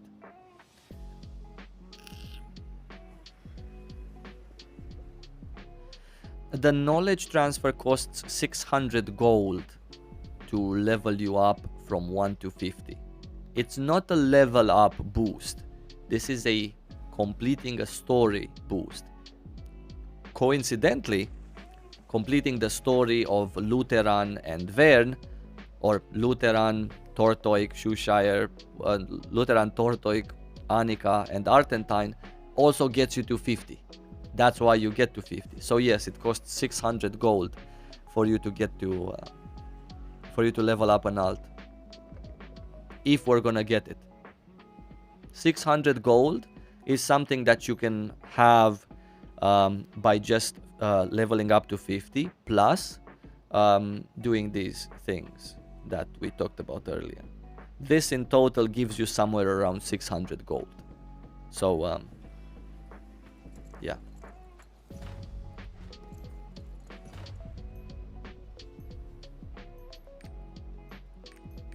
Something happened? Why were we abandoned from the queue? Okay, so that's good. Do you have to get a VPN to play the game, or just a Steam account from an allowed country? Right now, the general consensus amongst people that are locked and have done this is that you just need an account. But we don't know. We cannot test for sure. What we do know for sure is that Steam has figured it out. So you cannot create an account, for example, with exit lag. Yeah. That I have tried, and it's not possible anymore because Steam detects it. So you can ask a friend to create an account if you live close to a border with a country that is allowed, aka like if you live in Belgium, you can go to France. If you live in Netherlands, you can maybe go to Germany. At the border in a McDonald's, right? Create your own account, your own credentials, your own phone number. That's one way.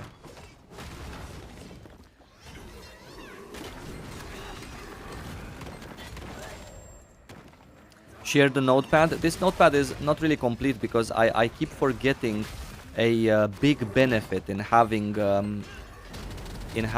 two accounts. There is a big benefit in having two accounts that is not on that notepad, and I just, for the love of God, cannot remember what it is. And I have it.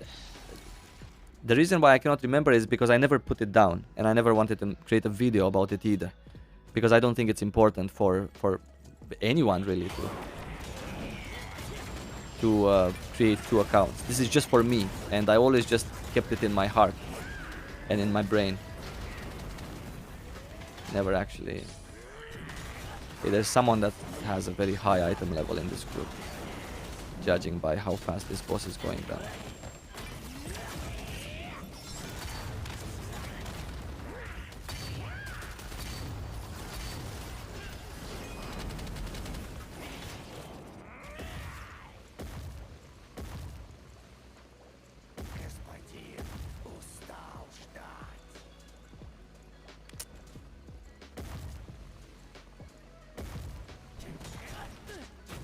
Oh shit, I thought it stopped. Come on. I was ready to DPS with turret and stuff. Fuck.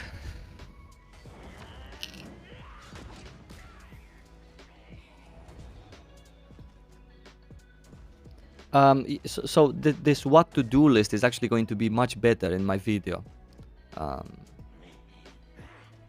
Because I'm going to think about it more in my video.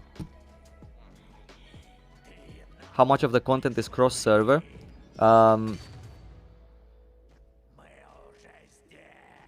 Quite a lot. I think except the guild content that you can do with your guild, Everything else is cross-server, right?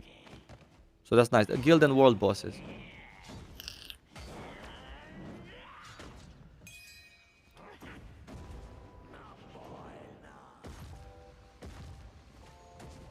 So everything that you can queue up for PvP, dungeons, etc.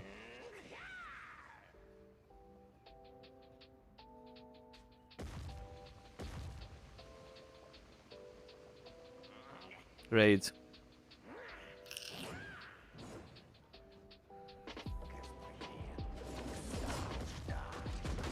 Me and my friend are going to play Bard and Paladin. Don't. I think it's a bad idea. Two supports together while leveling up, absolutely no problem, right? Don't worry about that. However, if you wanna play like you know, like normal people play in Lost Ark, especially the 4-man groups, you won't really fit in the 4-man groups together.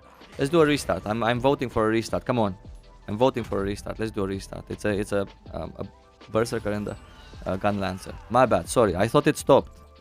That's why. So Paladin and Bard are both supports. They don't fit in the same 4-man group. Not because of any crazy reasons, but just because of their buffs. They just simply don't do good together. For leveling up purposes, you have absolutely no problem. And if you wanna play these two classes because these are the two classes on which you're having the most fun on, then don't let me stop you. However, you have to understand that you're not really gonna be doing the 4-man content together.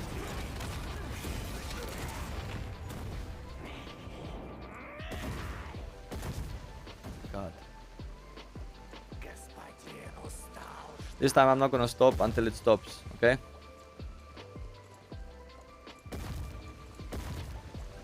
Gonna keep going. Round and round. Perfect. Later on, though, in the content that matters in Lost Ark, which is Legion raids and Abyss raids, later on, you can absolutely play in the same Legion raid or Guardian raid, or sorry, Abyssal raid with your partner that is playing a Bard. And that's gonna be great for you two, because Bard and Paladin are two of the most wanted classes, and they are very needed in content.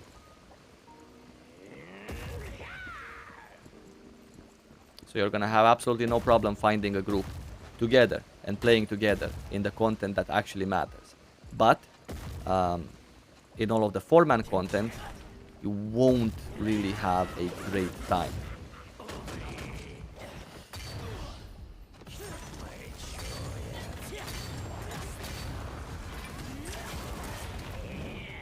So maybe one of you can give up until we do get to experience this particular content. Maybe one of you can actually give up and play something else.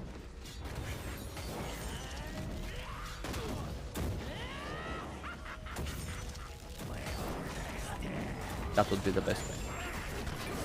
And then level up your preferred character once we do get to the 8-man content. That matters.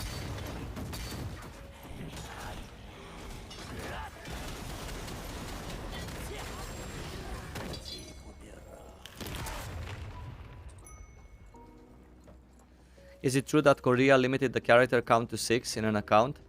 No. No, that is not true. However, for free, you get 6 character slots per server. But you don't. It's not. They haven't limited creating characters. What they did limit, and maybe that's why you're confused, is they did limit farming. No, sorry. Let me not confuse you even further. So what is limited is getting gold from tier 3 Legion raids, Abyssal dungeons, and also Abyssal raids. Getting gold from these things is limited, right? To 6 characters per server per week. because people used to spam them. People used to finish this content on 7, 8, 10, 15 characters, if you can believe it, just so they can get a lot of gold. And because of this gold inflation that is happening in Korea, they've decided to limit this to 6. And it's the same for us in the West, by the way, just in case you're wondering. Same story.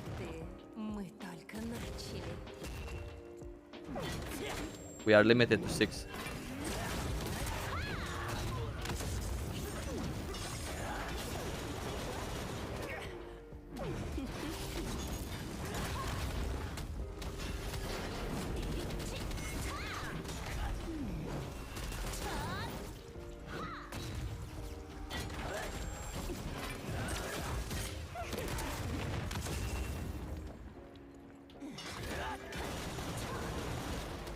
Six times the rewards, I mean. Gold rewards. Not other rewards.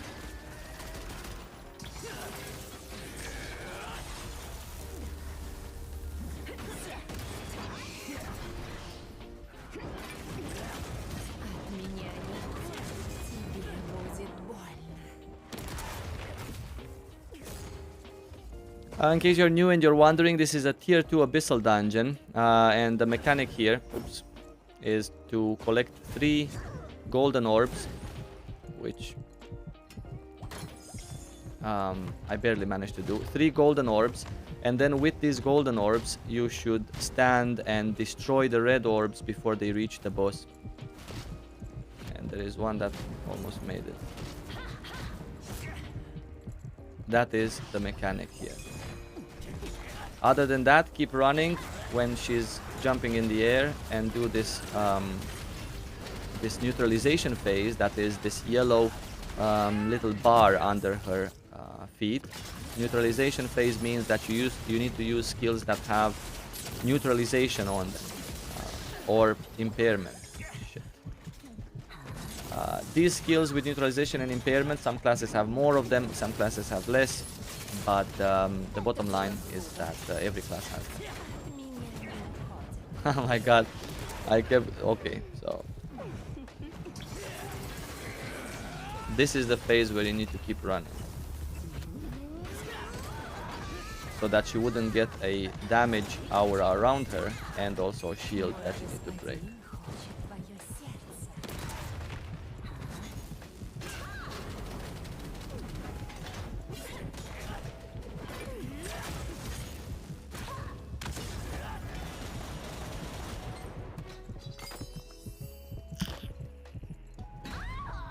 How will names work in Lost Ark? If I have a name, will be is across all servers or only the server I'm on? I never tried to create a Saivo character. I did try. Yes, it's on all servers. On all servers. Also, if you're new, by the way, a change that was made to our region, a positive change, is as you can see at the end of an abyssal dungeon, on top of the basic rewards, you can also choose to press this button called open. This is a currency that you can buy with gold from other players that sell it, and they get it with real money, or you can buy it yourself with real money. For us in the West, this costs gold. This here costs fewer gold than you will actually get as a reward from this abyssal dungeon. Because for us in the West, these abyssal dungeons also reward you with gold. Another great change. So you get gold as a reward from finishing, and then you pay most of that gold away if you want an extra box of loot. This is a fantastic change that's going to help speed up progression for most players even further. Because otherwise, you'd have to deposit real money, or just not get this box at all, right?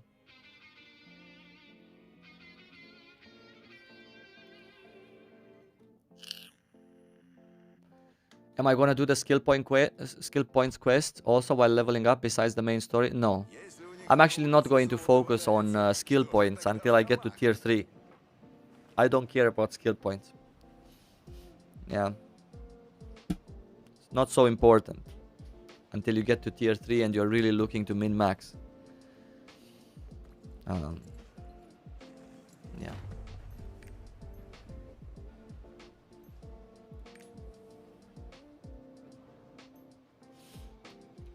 Let me ask my friend for the leader here.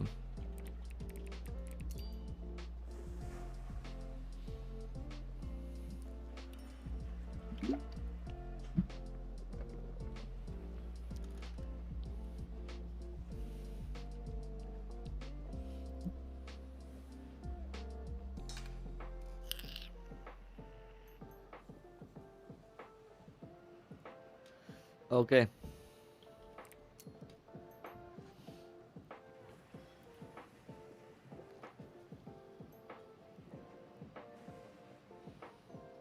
Thank you guys, by the way, for joining the stream. I really appreciate it. How long from 50 to 60? Months. Depends how long you play every day. But months. Did I get it right? You just have to enchant your gear once and then you can transfer it to another better gear. Yeah. That's kind of how it works. I will show you also. I was just a little bit stuttering because, you know, it's not necessarily, let's say, a better gear, but in a way it is, right? So let's see if I have the corresponding pieces. Where am I? Here in the recycling. Where is my... Okay, so as an example, right? I can transfer the +4 from this purple hat to this purple hat, which is exactly the same, right? And the result would be this. A +4 of this purple hat, 31 quality. I'm not going to do it because this is 55 quality and it's the same hat, but just as an example, right? It works the same if you have blue gear. If I would have a blue hat of the same tier, I could just get all of the enchantments over to a purple. Why would you upgrade to a purple? Simple, because of the set bonuses and also because the additional stats that you get, physical defense, magical defense, that's increased compared to the basic blue. And it's at just the cost of silver, right? I can also do it with the previous tier gear, right? And this is important because I have a tier 1 orange hat that is enchanted to level 16. And I could just take this one and transfer some of the enchantments to my purple tier 2.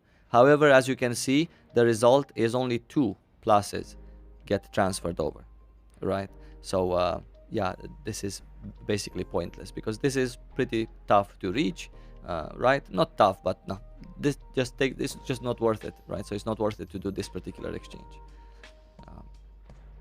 Yeah, because it's easier for me to enchant this hat to +2 with tier 2 mats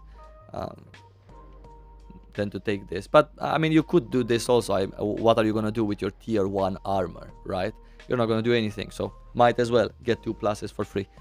Your tier 1 armor is actually not going to be +16, it's going to be +15, because at the point when all of your tier 1 armor and your weapon is +15, then you're going to be able to jump to tier 2. This is just an example. That's why it's +16.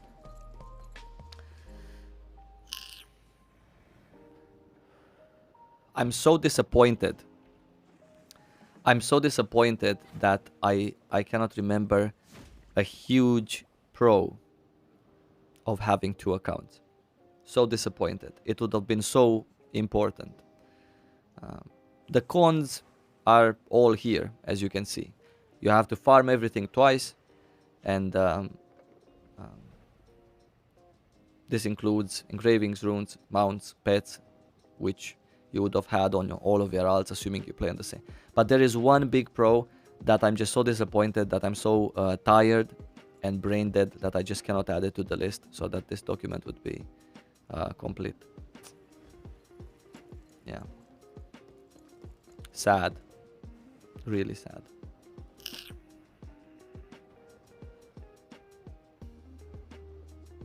Yeah.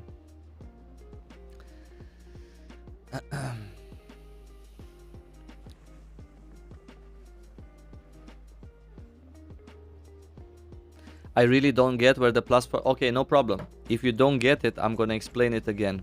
So, okay, so this is how it works from the beginning, right? I get to level 50 in the Western version.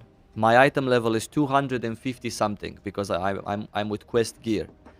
That moment, I go to the Chaos Dungeon and I do my 2 runs that I have for that day. Whatever day it is, you hit 50. In Chaos Dungeons, the tier 1 Chaos Dungeons, I get item level 302 gear, right? Jumping forward to tier 2 is exactly the same idea. You jump into tier 2 Chaos Dungeons at item level 600, right? Which is tier 1 gear. At item level 600, I'm gonna do my first ever tier 2 Chaos Dungeon, and I'm gonna get a full set, if I'm lucky, a full set of tier 2 item level 802 gear, which is this gear that I have on me right now. 802, this one right here, blue gear. Now, after I enchant this blue gear to item level 840, or if you're in tier 1, item level 340, same exact thing, is just a copy pasta of each other, I will be able to enter the Abyss dungeons, or Void dungeons as they are translated here, Abyss for us. So if I enter the Abyss dungeons, I get tokens that I can go to this NPC. In your case, at tier 1, you will go to this NPC in Vern Castle, this one right here, and I will be able to request, in exchange of these tokens, these ones are for tier 1, I will be able to request purple gear. This purple gear, as you can see, is also item level 802, which is exactly the same item level as my starting blue tier 2 gear. In your tier 1 case, the purple gear that you can get from the merchant is going to be item level 302, because that's the entry point of tier 1. 302 blue, 302 purple, and then 302 orange, right? The difference in between my blue gloves and my purple gloves are the additional stats that are increased on purple compared to blue, simply because it's purple, a better grade, and also, more importantly, the set effects. This purple thing, this is a set. It gives me extra bonuses compared to the blue, which is just standard armor.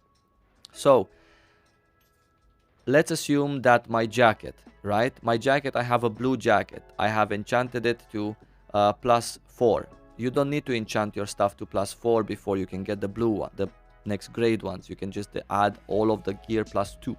You just need to reach that 0.40 level. 340, 840, 103, 1040 if you're in tier 3. It's exactly the same. Let's request a purple jacket. Thank you. I gave you some tokens that I farmed in the abyssal dungeons appropriate to my tier. And then I received a purple jacket. Thank you so much. Quality 43. Now we go to this NPC here, which is the hammer NPC. We talk to him. We go to the recycling button right here. And then my purple jacket that I just purchased from this NPC by using my abyss token, I'm going to use as a main item. And then here I have two options. I can take my tier 1 jacket, which I had while I was in tier 1. It's a +15. And I can make the purple jacket into a +1. Let's do it. Yes, I'm gonna do it. I've destroyed my tier 1 jacket and I've made my purple tier 2 jacket, just gave it 1 enchant, so I wouldn't use mats. Then I can take my level 4 purple jacket that I coincidentally was wearing from tier 2. I can use this one here and I can make this purple jacket +4. Fundamentally, I have just wasted my tier 1 orange jacket, but it's not that I needed it anyway in my bag. So I just wasted it here just to show you guys on stream. You just need to do this because it's not like it adds another 4 to my +1 that I had from destroying my orange. It just adds still a +4. So this is how you get a better set. And as you can see, the result here of this purple jacket is an item level right there at the top. Item level 880 jacket. This is an item level 880 jacket. Essentially the same thing, I'm just doing it for the set bonuses. So I'm going to recycle, destroy my purple jacket, and I've placed my 4 enchants from purple, placed them on my, from blue, I placed them on my purple. So now I'm wearing 3 pieces of this particular set. It's not mandatory that you do this recycling, right? Content is easy enough for you not to have set bonuses in tier 1 and 2.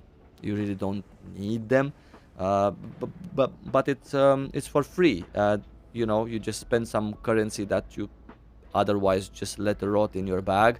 You spend it requesting this purple gear from the merchant, and you just get some stat bonuses. More movement speed is always helpful, right?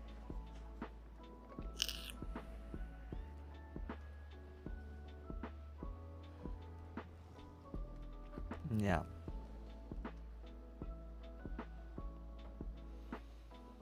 The best rewards for the battle pass? Well, yeah, but we're not getting the battle pass, so this is kind of pointless information. There is such a thing as a battle pass, and for example here at level 26 to 30, these are the rewards. Or we can just go here and see all rewards. This is the best reward you get from the pass, a wallpaper. But yeah, here in the premium section,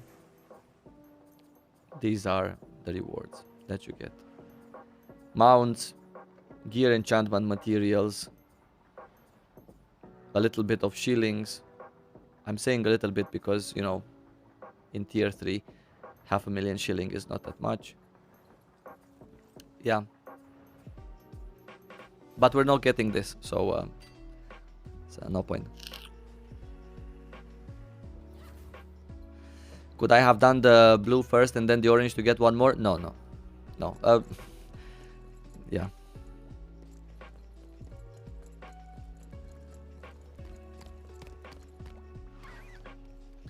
Tier 1 and 2 are nothing but tutorials. Yes, that is how it is. It's a lot of lovely content in tier 1 and 2. So that makes it a very lovely tutorial in the sense of the stuff that you're going to be able to play from the Guardian raids to the Abyssal dungeons and so on. It's a short-lived piece of content, assuming you're an active player. You don't need to spend too much time here. I know that all of this might sound, you know, a little bit complicated with enchanting your gear and taking a blue piece and using it as a mat on top of your purple piece that gives you some set bonuses. It's really at a very basic level. The more you play Lost Ark, the more you're gonna understand it, and your stats don't need to be perfect. Your engravings don't need to be level 3, and you need to have this and that. Of course, the more you have, the better your class is gonna feel in all content. However, it's a very well made tutorial with a lot of different boss fights and dungeon fights and a lot of different group content and content in general, right? For tier 1 and 2, you're gonna have in our Western release a lot of nice raids that you can do. For example, these 4 raid bosses, these are nice. This is good content. This is quality stuff, exciting. Not that hard, but still. And then for tier 2, you're also gonna have these ones, right? And also same. Also in these are not tier 2. These are ranks. This is confusing. This one and this one, all of these are tier 1 content. 8 bosses, 4 here and 4 in rank 2. Tier 2 content brings another 8. Rank 3 and rank 4 guardians. Some of these are very, very nice fights. Some of these are just really exciting boss fights, just to do like a 1v1, such as this boss fight, very nice. This boss fight, very nice. In tier 3 also. I don't like anything in tier 3. They're actually just... they're very punishing. I don't like them. I don't like rank 3 things. Yeah, never did. Holy cow. No. Okay, so these ones here are challenging, but they're just annoying, right? But these ones here, some of them are actually like really interesting fights. So all of the drops from tier 1 and 2 are usable for tier 3 progress? No. No. So none of the gear in tier 1 and 2 is usable for tier 3 progress. Right. However,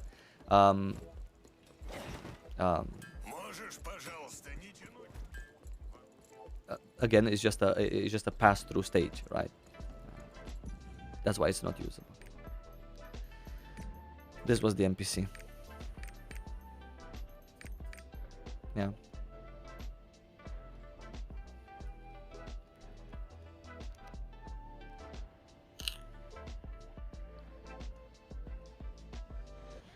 Are there dailies that I think would be possible to finish the day early access comes out before the daily reset? Well, so in order to get access to dailies, you first need to be level 50, right?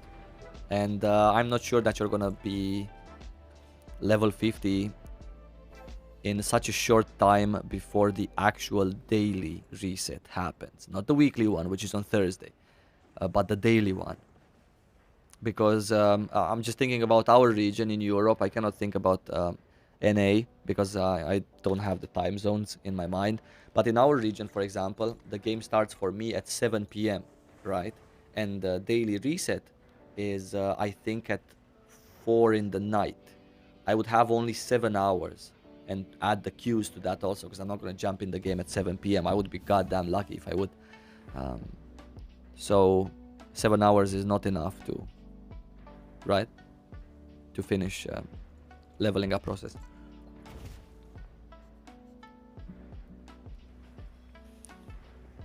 Am I gonna have it? Am I gonna have any videos on the progress from tier 1 to 2 to 3? Absolutely. Absolutely.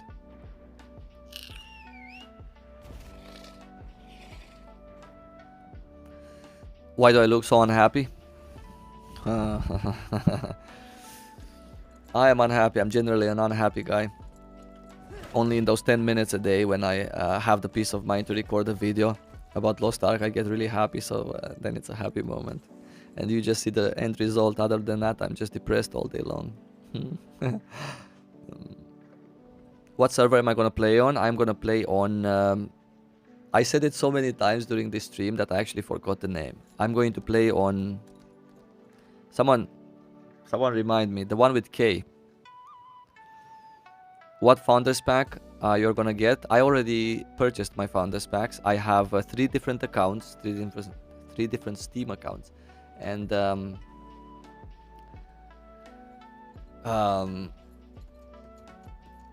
I have Platinum, Gold and Silver on 2 of them, and just the Silver on my 3rd. Kadan, yes, thank you guys. Kadan, yeah, that's the one. This is the one. Kadan, Trixion. So we're gonna try to go on Kadan, and if that one has enormous queues, then we're gonna swap to Neira. That is the plan. Chadan. Yeah, Chadan.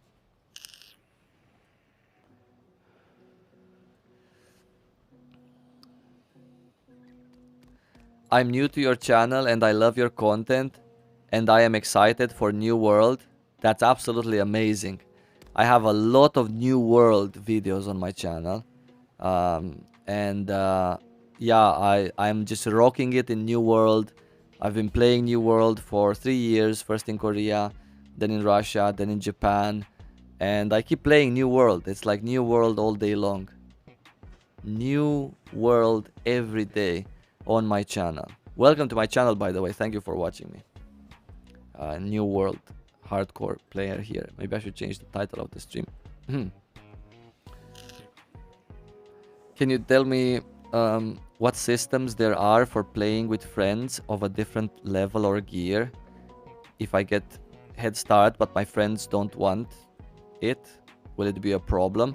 This is a great question. I don't think so. So if you participate in the head start, this is, by the way, very nice, very valuable. You're gonna get the chance to play with people that are already experienced and know what to do. They can teach you mechanics once you do hit end game. So it's nice to have this experience. It's just like joining PvP really early in the ranked season, right? It's only the good people that are there and trying really hard. So you're gonna get good groups, right? It's also gonna be tough, of course, because you're new, they're not. But they can teach you at least. Not in PvP, PvE, I mean. So you can always go back and help your friends, right? You can just stay next to them and one shot all of the mobs that they have to kill. Or you can do dungeons with them and just one shot all of the mobs there. But that kind of ruins their experience if they're into doing stuff themselves. However, if you do get to a higher item level, you get to farm some stuff, you can always just do their things, right? You lose a little bit of materials, for example, if you're going to let me just make my cam bigger because I don't think I'm going to play anything anymore. You do lose some of the materials because the higher grade of something that you do, because tier 1 is just a form of saying things. This is tier 1, all of these 4. This is also tier 1, all of these 4. However, this requires an item level of 580 in order to enter. However, if your friends just started tier 1, they're going to be doing this at item level 250. You can definitely join them. You're gonna get a little bit less of the materials that are here, but they're still tier 1 materials, right? It's more important to play with friends than to max out on getting one more Javanna Emerald, just because you're doing this as opposed to that. And the same goes for every other content. Guardian raids, for example. It's even better to have someone that's at item level 420 and get to do Urnil with them, because Urnil dies faster. For our for our version, I believe they have increased the HP of all of these guardians by 30%, because right now if I would take here in Russia a character that's item level 302, I would be done with Urnil in 5 minutes if I play an artillerist. In our version, a character of item level 302 will be done with it 30% longer, right? Assuming we're getting this patch that I talked about a few weeks ago in Korea. There's no reason not to get it because we're getting most of the PvP stuff in it, as seen in their trailers and the leaks. But yeah, so absolutely, you can play with your friends. It's very nice. Eventually, you're still going to be in the same tier.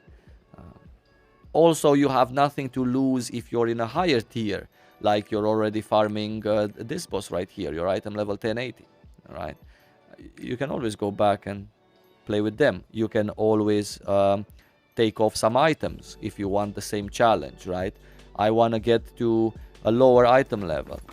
I'm item level 250 right now. Of course, it doesn't work because my attack power from my weapon is absolutely absurd compared to a tier 1 weapon. I will actually show you the difference. I have a tier 1 weapon, yeah, this one right here. So 2.6k on a tier 1 weapon enchanted. Actually, this one is not enchanted. This one is item level 540, right? Tier 1. It is enchanted.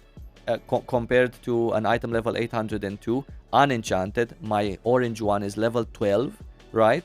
And I'm getting 2.6k, and with this one, I'm getting 3.6k. That's a difference of 40% more damage. That is absolutely huge, right? So you can always just have a tier 1 set in your bag. The reason why I have this tier 1 set, which I completely ruined, by the way, tonight to show you guys things, but the reason why I had it was because I kept it in my bag because I had some real life friends joining me recently in Lost Ark. I wanted to play with them and all of us have the same experience, starting with tier 1 all the way up to tier 3.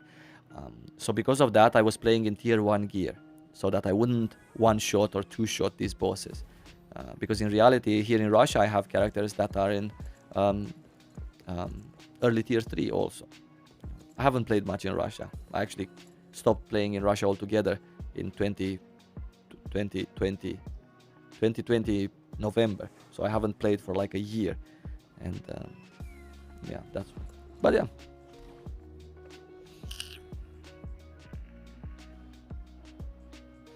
Something really important, what features of the game are cross-server? This is actually, you know what? This is actually a good thought that I'm going to put down for one of my videos. This question is asked very often. Cross-server features. I'm going to include it in my ultimate beginner's guide, which is going to come that weekend before the week with release. I think it's just important. That thing is going to be a tips kind of pointers video. So, but to answer your question, all of the queuing except the guild stuff is done across server, and the economy is also cross server. The auction house, I mean by that. So these two major parts of the game are cross server, and by queuing I mean guardian raids, every other raid, every other dungeon, and also PvP. Yeah.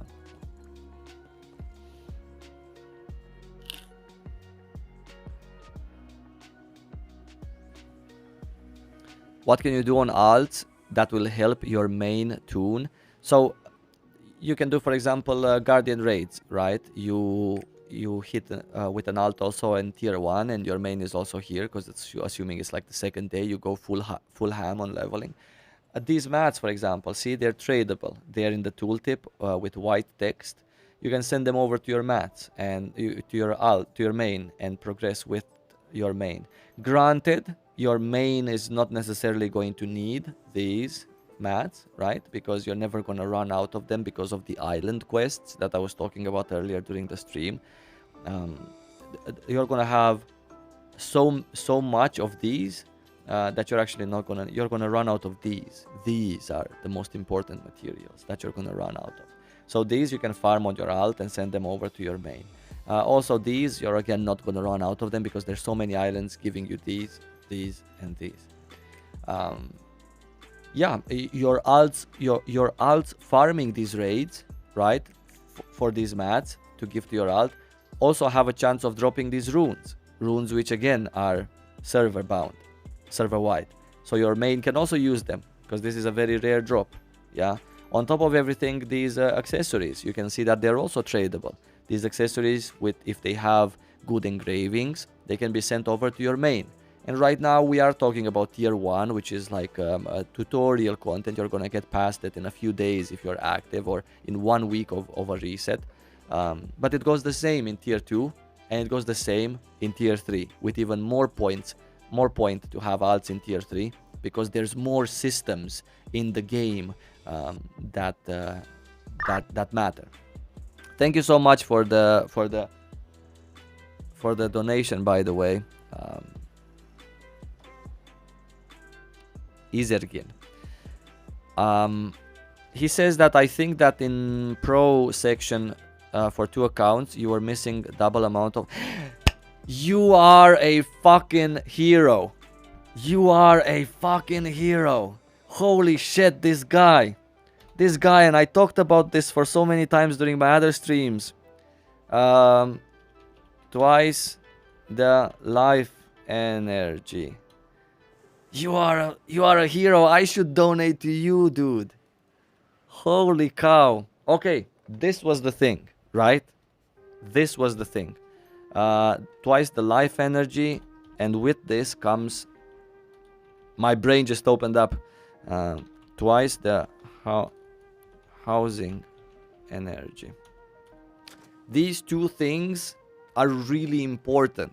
Not for the beginning stages, and not if you hate gathering, but if you love gathering, same as I love gathering, which is one of the main things I'm actually going to do during our release. This is really important because look, see here, you have this button that swaps your UI. This is your life skills, right? Life skills, which are these right here.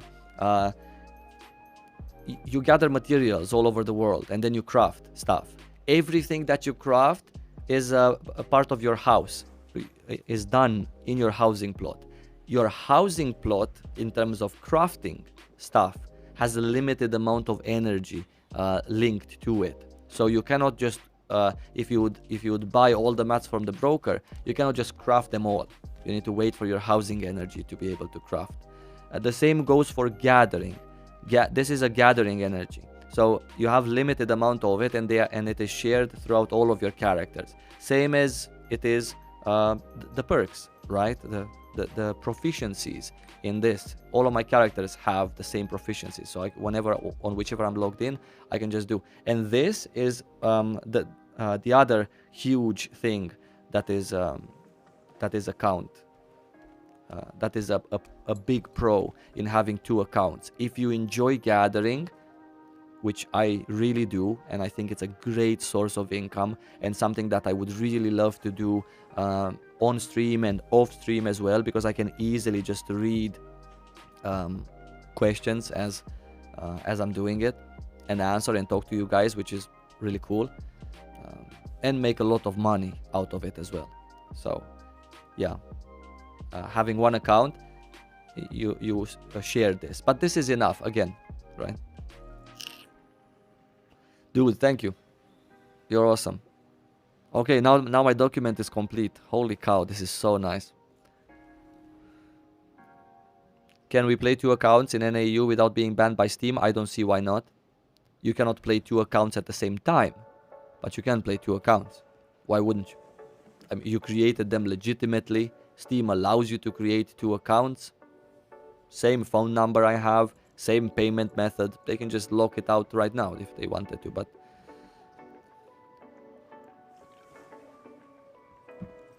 awesome. Man, I'm so happy. Dude, I'm so happy. Couldn't be happier. Holy shit, now this document is complete. I'm gonna save this so I wouldn't ever forget these things. I would include them in the videos. The big pro for getting 2 accounts, was it anything to do with being able to buy multimum platinum gold starter packs? No. That's a limited time thing. All of the skins are untradeable also, by the way. So it's not like you're gonna no. Yeah, and the currency that you get, the cash shop currency that you get from these founders packs, sure, it's nice, right? You get a great value in terms of the money that you pay for them. But again, it's just a one-time thing.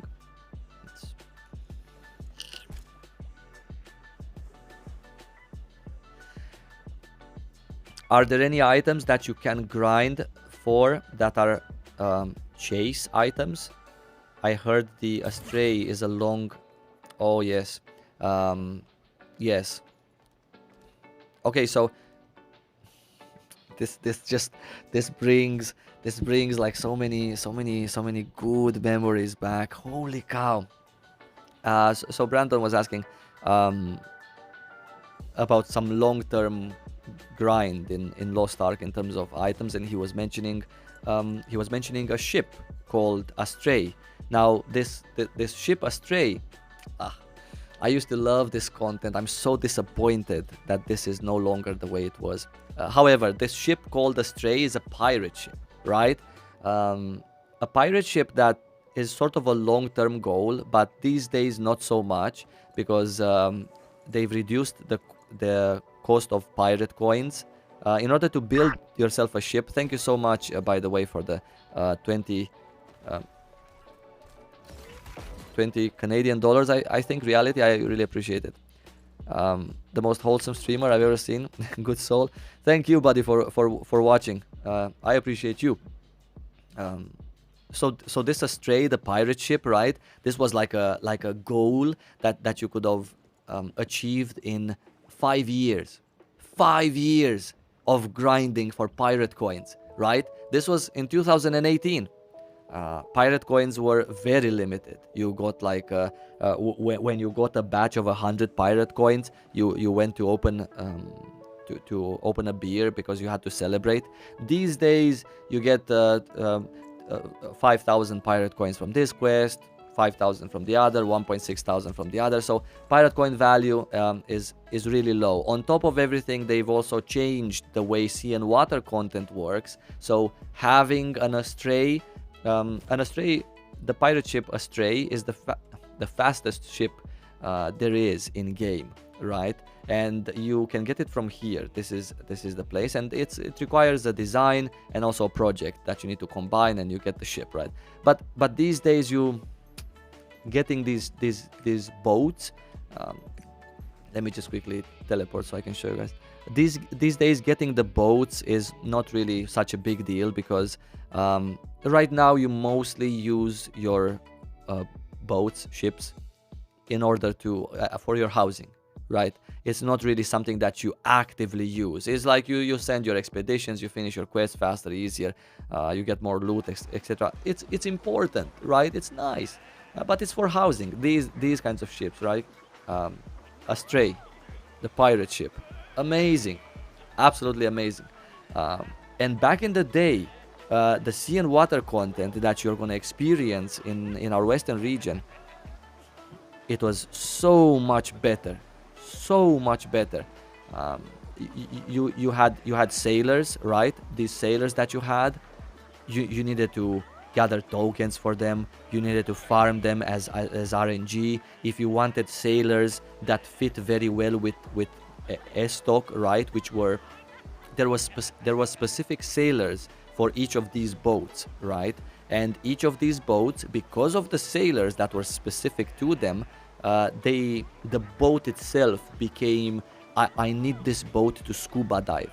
I need the Pneuma, the Mokoko people's boat, which right now you get from gathering Mokoko seeds. I need this boat to do shipwrecks, because the Mokoko sailors were very good, had a very high level of shipwreck exploration. So you got more loot from them.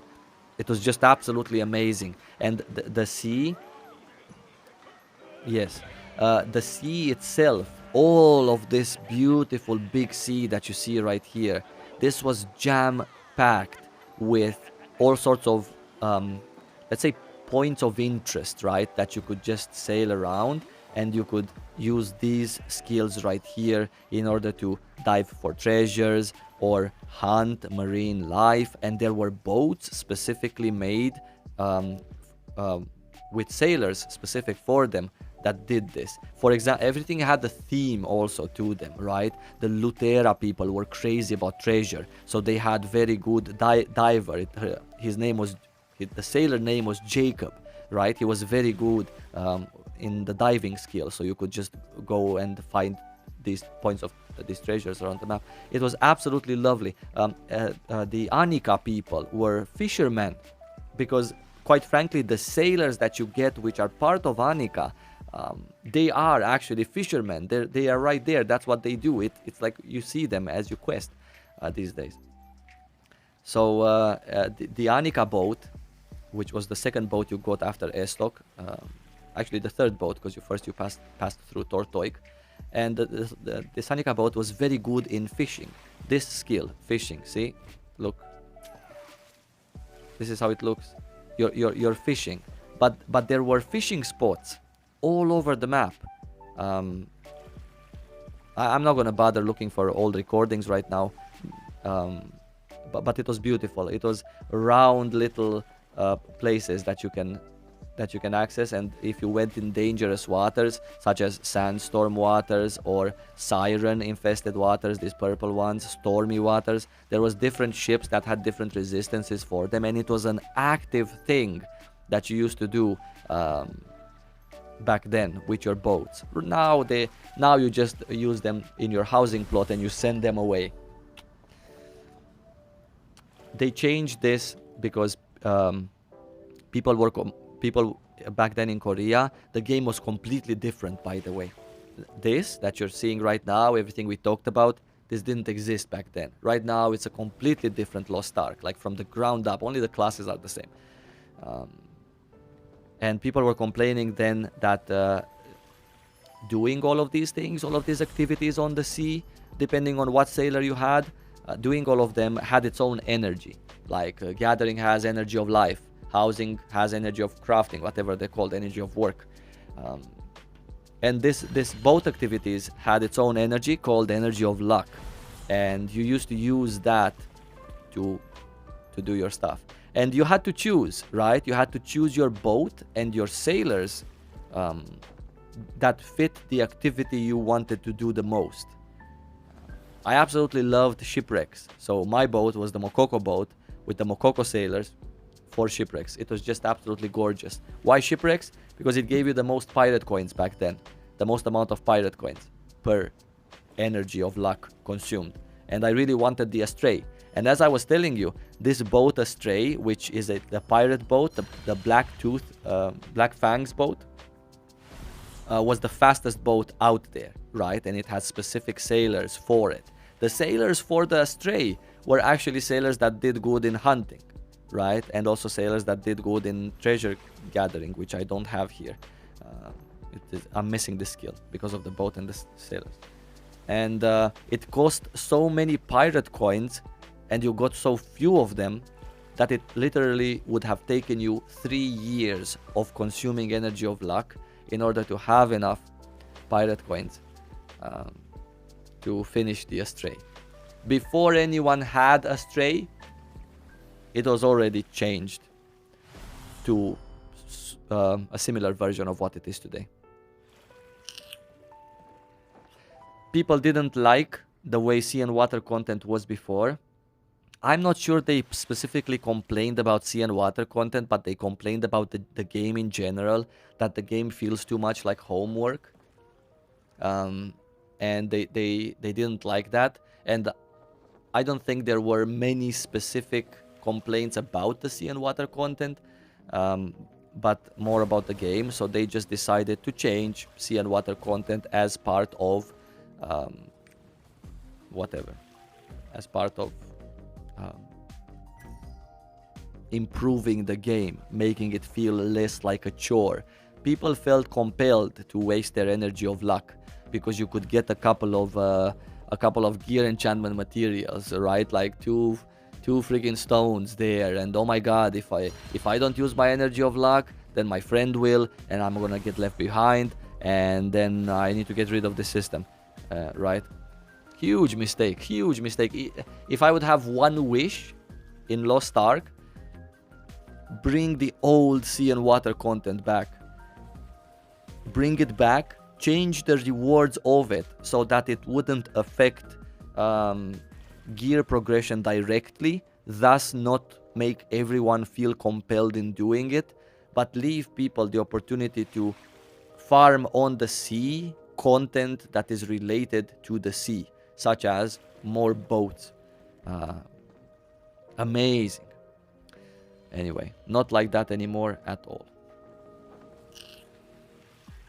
What class am I gonna play? I'm gonna be playing an artillerist. 3 artillerists. Will the same dailies that initially grant tier 1 upgrade mats grant tier 2 upgrade mats once I reach tier 2? Yes.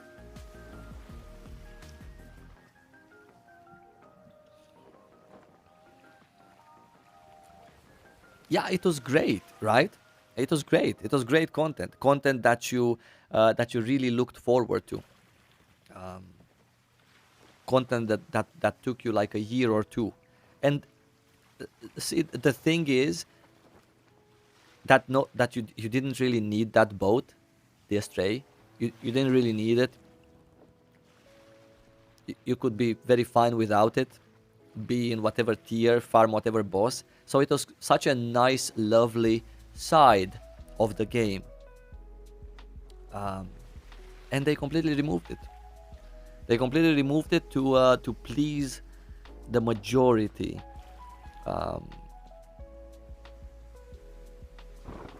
I would dare to call them the superficial majority that was just interested in more and more gear score, right? More and more gear score. Why do you force me to do sea and water content when all I'm interested in is more and more gear score? Just give me, just remove all the stuff that would make me feel sorry for not doing them, and just give me gear score. That's a superficial way of seeing MMOs. I absolutely love the idea of long-term projects in MMOs, projects that do not affect your gear score progression, and they don't affect They basically don't affect anything, right? We need to go to a port so we can repair our ship, because we cannot land on islands assuming we are shipwrecked. So yeah.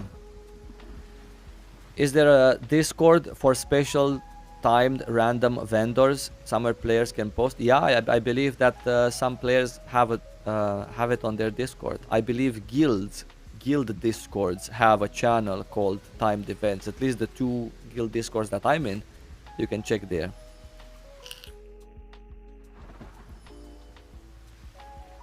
Does having 2 accounts mean you have 2 Abyss raid and Abyss dungeon entries equals more gold farming too?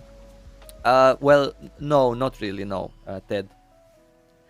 Because you already have 6 entries. You can already get 6 times the gold for each account. So I highly doubt that you're gonna have more than 6 characters to play, and you're gonna wanna do more than 6 Abyss dungeons, tier 3 ones at that eventually. That are not so straightforward, right? It's tier 3 content. It's a little bit harder. Yeah. So you won't want to do them more than 6 times. But if you do want to do them more than 6 times, then yeah, sure. Have 2 accounts and have 12 characters. 6 on each. All 6 in tier 3. This is going to take many months upon months of you trying to progress through gear to even get 5 characters or 6 to fill up 1 account. Yeah.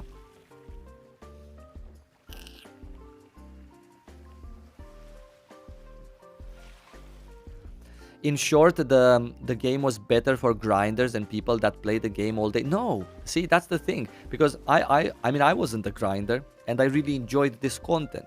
I actually gave up other content just so this content, the sea and water content, would fit in my schedule.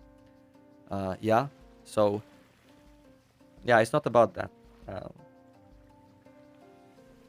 Yeah, and the game is not better now for people who play fewer. Because even now you can do stuff to play more. Actually, having alts now is much more valuable than having alts then.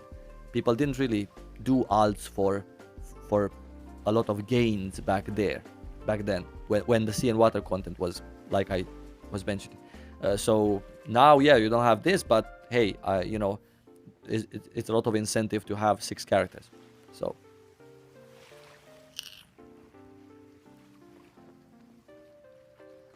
yeah. Any point in gathering mushrooms with herbalism? Don't need them for potions. Yeah, there is a point. Yeah, because you do need them. I just heard we don't have the battle pass. So sad. Actually, this is really happy. It's not sad at all. This particular battle pass being available in the West day 1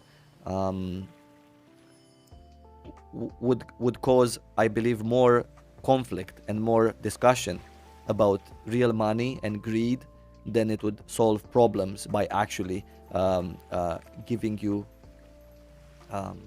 the free track of materials. People at the moment in Lost Ark, they don't even understand how to enchant gear, or what is gear, what's a tier, right? This is where we are, and that's perfectly fine.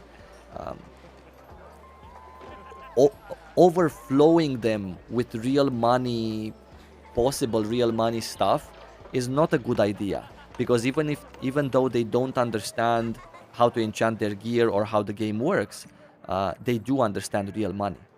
Yeah, everyone understands when they see buy here. Everyone gets what buy means. And throwing this in their face when they just don't yet get it, how the game works. This is great, by the way. This is fantastic. This is awesome. This for a price of 9 euros, or this for a price of 30 euros twice a year, because this is, by the way, seasonal. This comes 3 times a year in Korea at the moment. It's 4 months per season of Battle Pass, and it costs, I don't know, 1.4k of these. This is 25 euros. Russia is cheap, right? Korea is more expensive. But anyway, just saying. So this is like a 25 euro, 30 euro, $30 3 times a year kind of thing. So $100 a year. This is really helpful. The amount of materials that you can get here to get faster past tier 1, past tier 2, etc. Is of great help. But not day one. Let people really understand the value of money and how it works, and what's a valuable thing to pay for, what's done with good intentions and what's not, because the more buy they see, the worse it's gonna be.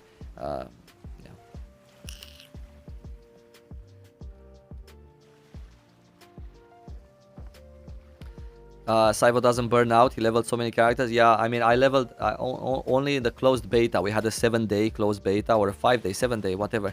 I leveled up 3 characters from 1 to 50 manually, and we had 1 boost, so I ended up with 4 characters on my account after 7 days of beta.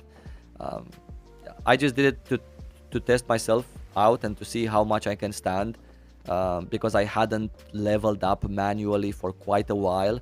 But at the beginning of my journey in Lost Ark, I did level up a lot manually because there were no boosts.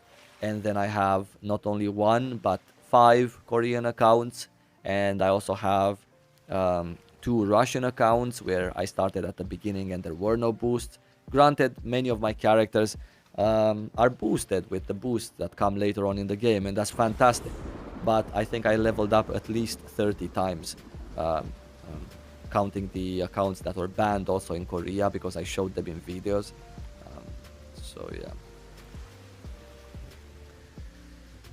What content is there in the game for guilds? There's a lot of content, starting with fun content, like fun games, to also serious content like PvP modes and the boss rush kind of things. Who's faster, which guild is faster with their 30 man to kill a boss, competing with other guilds, the rewards that guilds get. There's also island content, island conquer content, for which you can set taxes, and then people go there, do the events on the islands, and you get...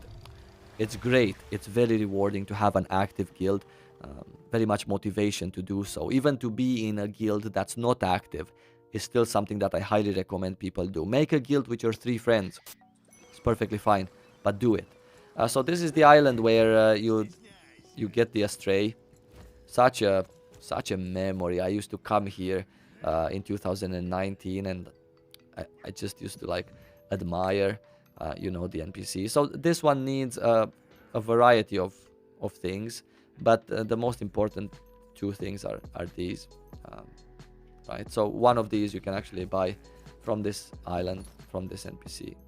Where is this? No, it's not here anymore. Wait, was it from... Guy, did they change it or...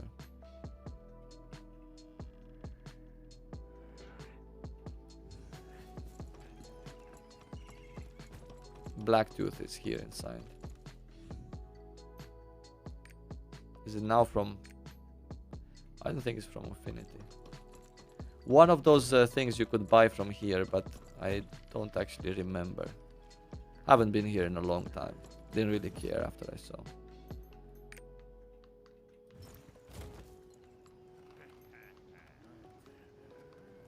Let's go check that island also. Maybe it's there now. Yeah, and also for guilds, really cool stuff is coming in the future. Like Korea is getting a guild castle siege mode for guilds only, which is really, really nice. And again, very rewarding in terms of gold also, to be in a guild, to be part of that 30-man active pre-made for your particular guild. Very important.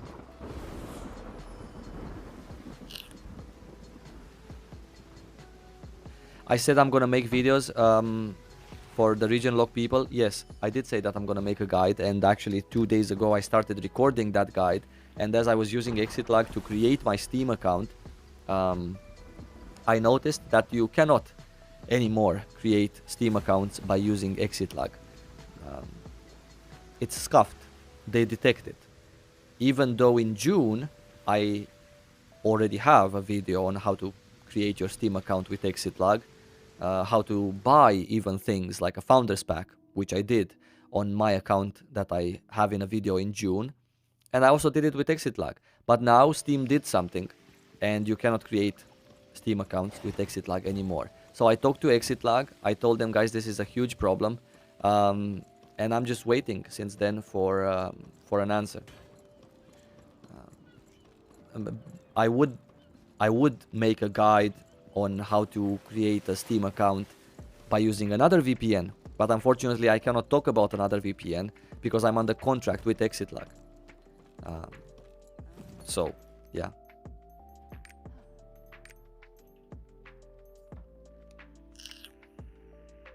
They changed a lot of stuff. Quite frankly, I don't even know anymore where do you get the Astray. All I know is that it's not so hard. I don't know where, but I remember one time that it did still cost pirate coins, but it didn't cost nearly as many pirate coins as you would actually need to. Yeah. I know. I need to dig around. Cannot find where those materials are anymore. It's not important. Anyway.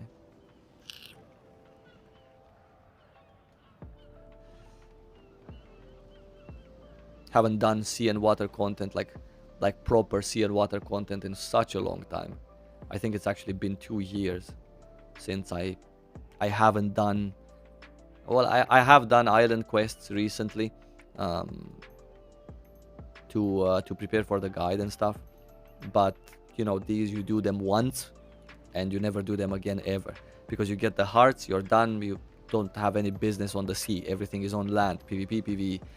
So I haven't been on the sea actually for years. Can't you buy additional slots for characters? Yeah, you can buy additional slots for characters. You can. It's one of the only items that you can only buy with real money. This one has not been changed to be able to be purchased with blue diamonds, the character slot ticket.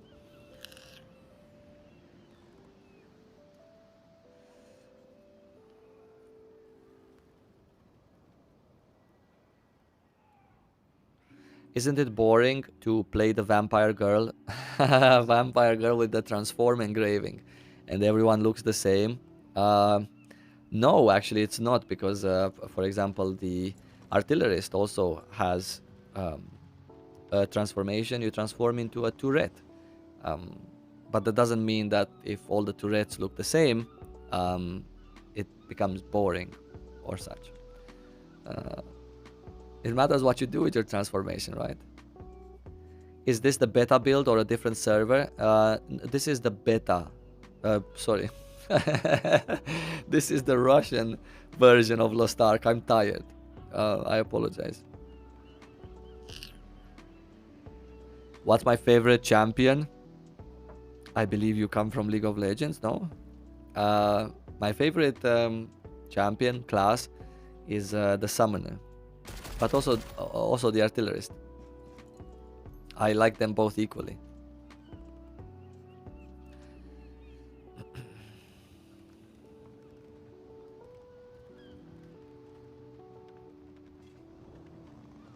Just wanted to ask if we already know the crystal prices. No, we don't know the exact conversion, but what we can assume is that 1,000 orange crystals is the equivalent of 10 euros or $10. Russian is beta confirmed. Yeah, sorry, no, I'm under NDA. I cannot talk about stuff.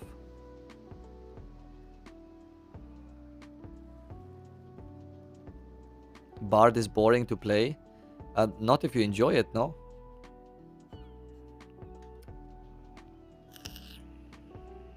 I have a friend in the Netherlands. If I create him an account, will he be able to play? I think he will be able to play. At the moment, we know for sure that if you have an account that's created in an allowed country, you are able to see Lost Ark on the Steam shop, and that's all we know. Using a VPN on top of having a friend create you an account from an allowed country, or having an account created in an allowed country by anyone, I think is the safer bet, because obviously you don't necessarily want to let Steam know or Amazon know that you are actually playing, because it's kind of obvious, right? If you're from Netherlands or Belgium and playing Lost Ark with an account created in Australia, sure, your friend created it for you, but they might eventually change something, and look at your account with a raised eyebrow. This guy is always playing from Belgium. And granted, if it's a friend who created your account, he can always deal with it, right? He can occasionally make some purchases, even if somehow Steam does change your country. I mean, force you to change your country to the country from which you are playing at the request of Amazon. I don't know. This is just from my ass, right? Nothing is confirmed. Thank you guys for being here today, by the way. Thank you for the compliments, for the donations, for the members. Very appreciated. But yeah,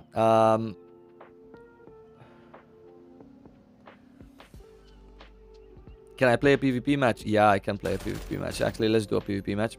And I'm gonna play PvP on my summoner though. I don't want to I don't want to PvP on artillerist. Just Steam is blocking exit lag. Yeah, so Steam is blocking exit lag, and this is a new thing. New, by new I mean in the last 6 months thing.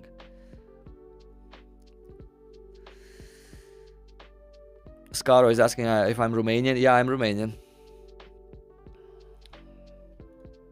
Do I think you should get to 50 first, or maxing the world map collectibles? Absolutely 50 first. Yeah, 50 first. 50 first, no doubt about it.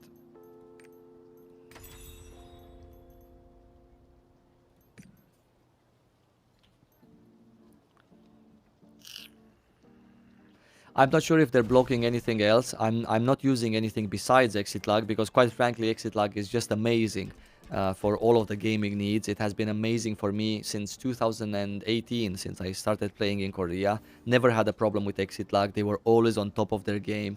But it seems like now, for the Western release of Lost Ark, they are ready with Lost Ark there as a game. However, something changed since June to now. Something really changed, either with Steam or at the request of Amazon, because I tried 2 days ago to create an account using Steam by using a browser. Chrome, I tried, Edge, Opera, everything. And it just detects that I have exit lag, I have a VPN on.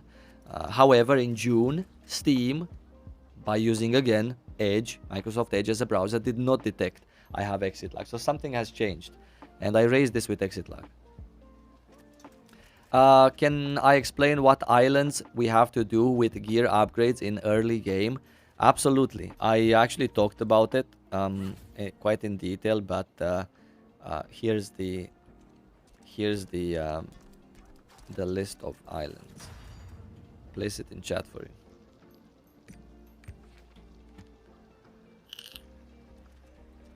If I do my 2 dungeons, can I still do 2 on alt characters? Yeah. Yeah. You mean Chaos Dungeons, Abyss Dungeons? Regardless, the answer for all of it is yes. I'm watching you on my 65-inch TV. I hope you don't have any stuttering. I'm from EU. Can I play in NAE server without a VPN? Yeah. Sure. You're from an allowed country. And I don't think they will ever look at your account with a raised eyebrow. Regardless, if you're playing in another region. You're not blocked from playing in another region. It's actually allowed. Amazon said it themselves.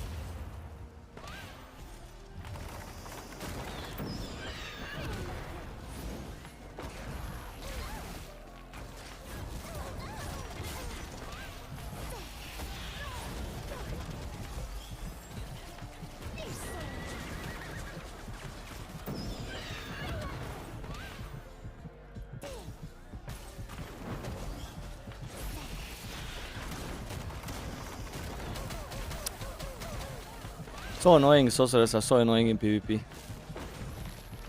Like literally a very annoying class. Very long range. This is what I hate about them.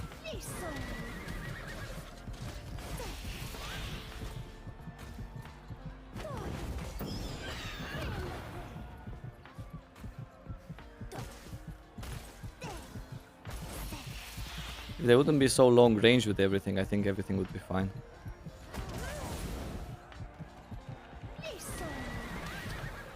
Used my horses a little bit too fast.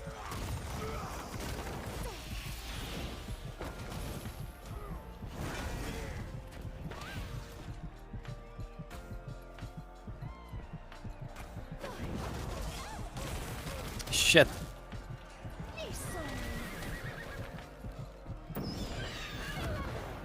He dead.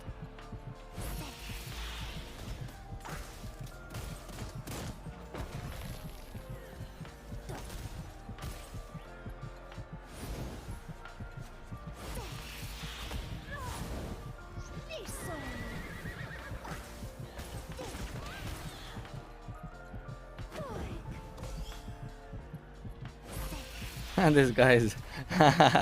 Oh shit! They caught after me! They caught after me in the well.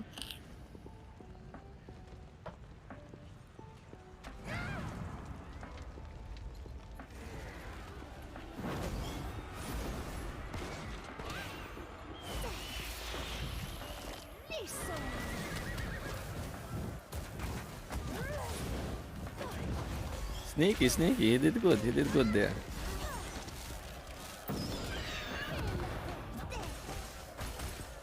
But now he doesn't have. It's quite pointless what I'm doing right here. So here, this is really pointless. Like me as a summoner, I'm a carry class, right? So spending my time fucking around with a gun lancer, this is just pointless. But now it's unranked. It's, you know, for the fun of it. So it's all good at the end of the day. Normally I wouldn't do this. I wouldn't care about a gun lancer being at my ass. They can just be there. Whatever. What are they gonna do?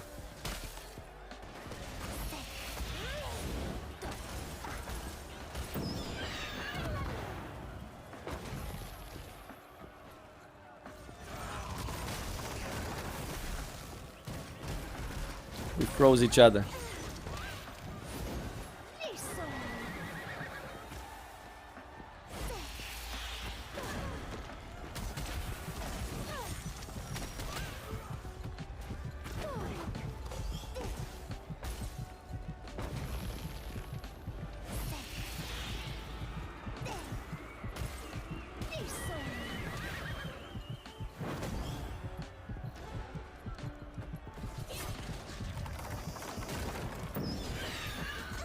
Ah, I should have done that. That was such a waste of a phoenix. That was horrible. That was a big waste of a phoenix.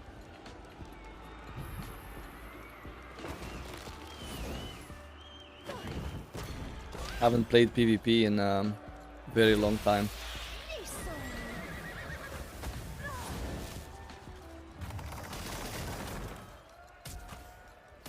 I only used the ice skill so that I wouldn't get knocked down from his tornado.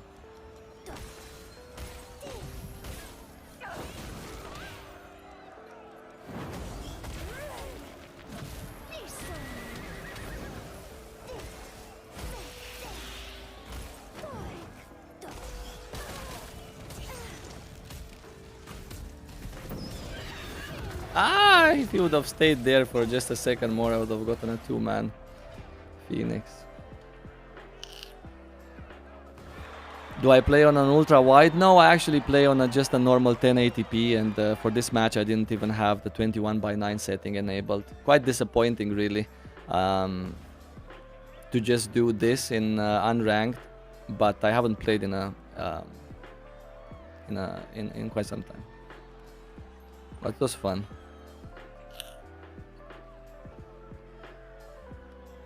Cannot wait to have Summoner for our Western release, so I can actually play proper PvP.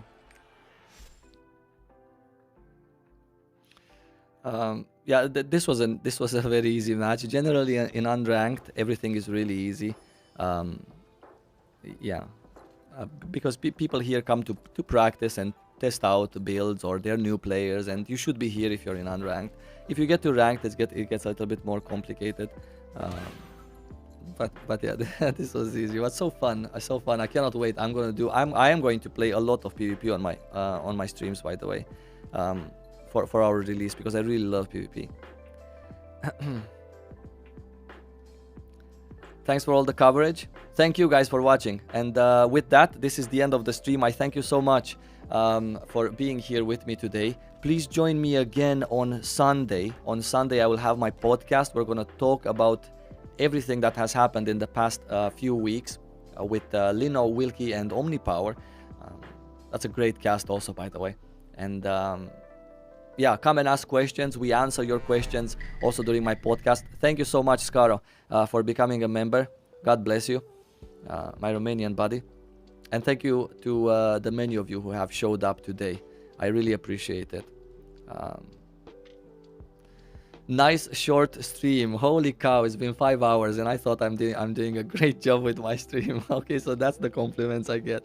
Thank you guys. I really appreciate it. And I will see you soon again. Who knows? Maybe I'm even going to go live tomorrow for another 5 hours on top of my podcast on Sunday. Peace. I appreciate you. Thank you.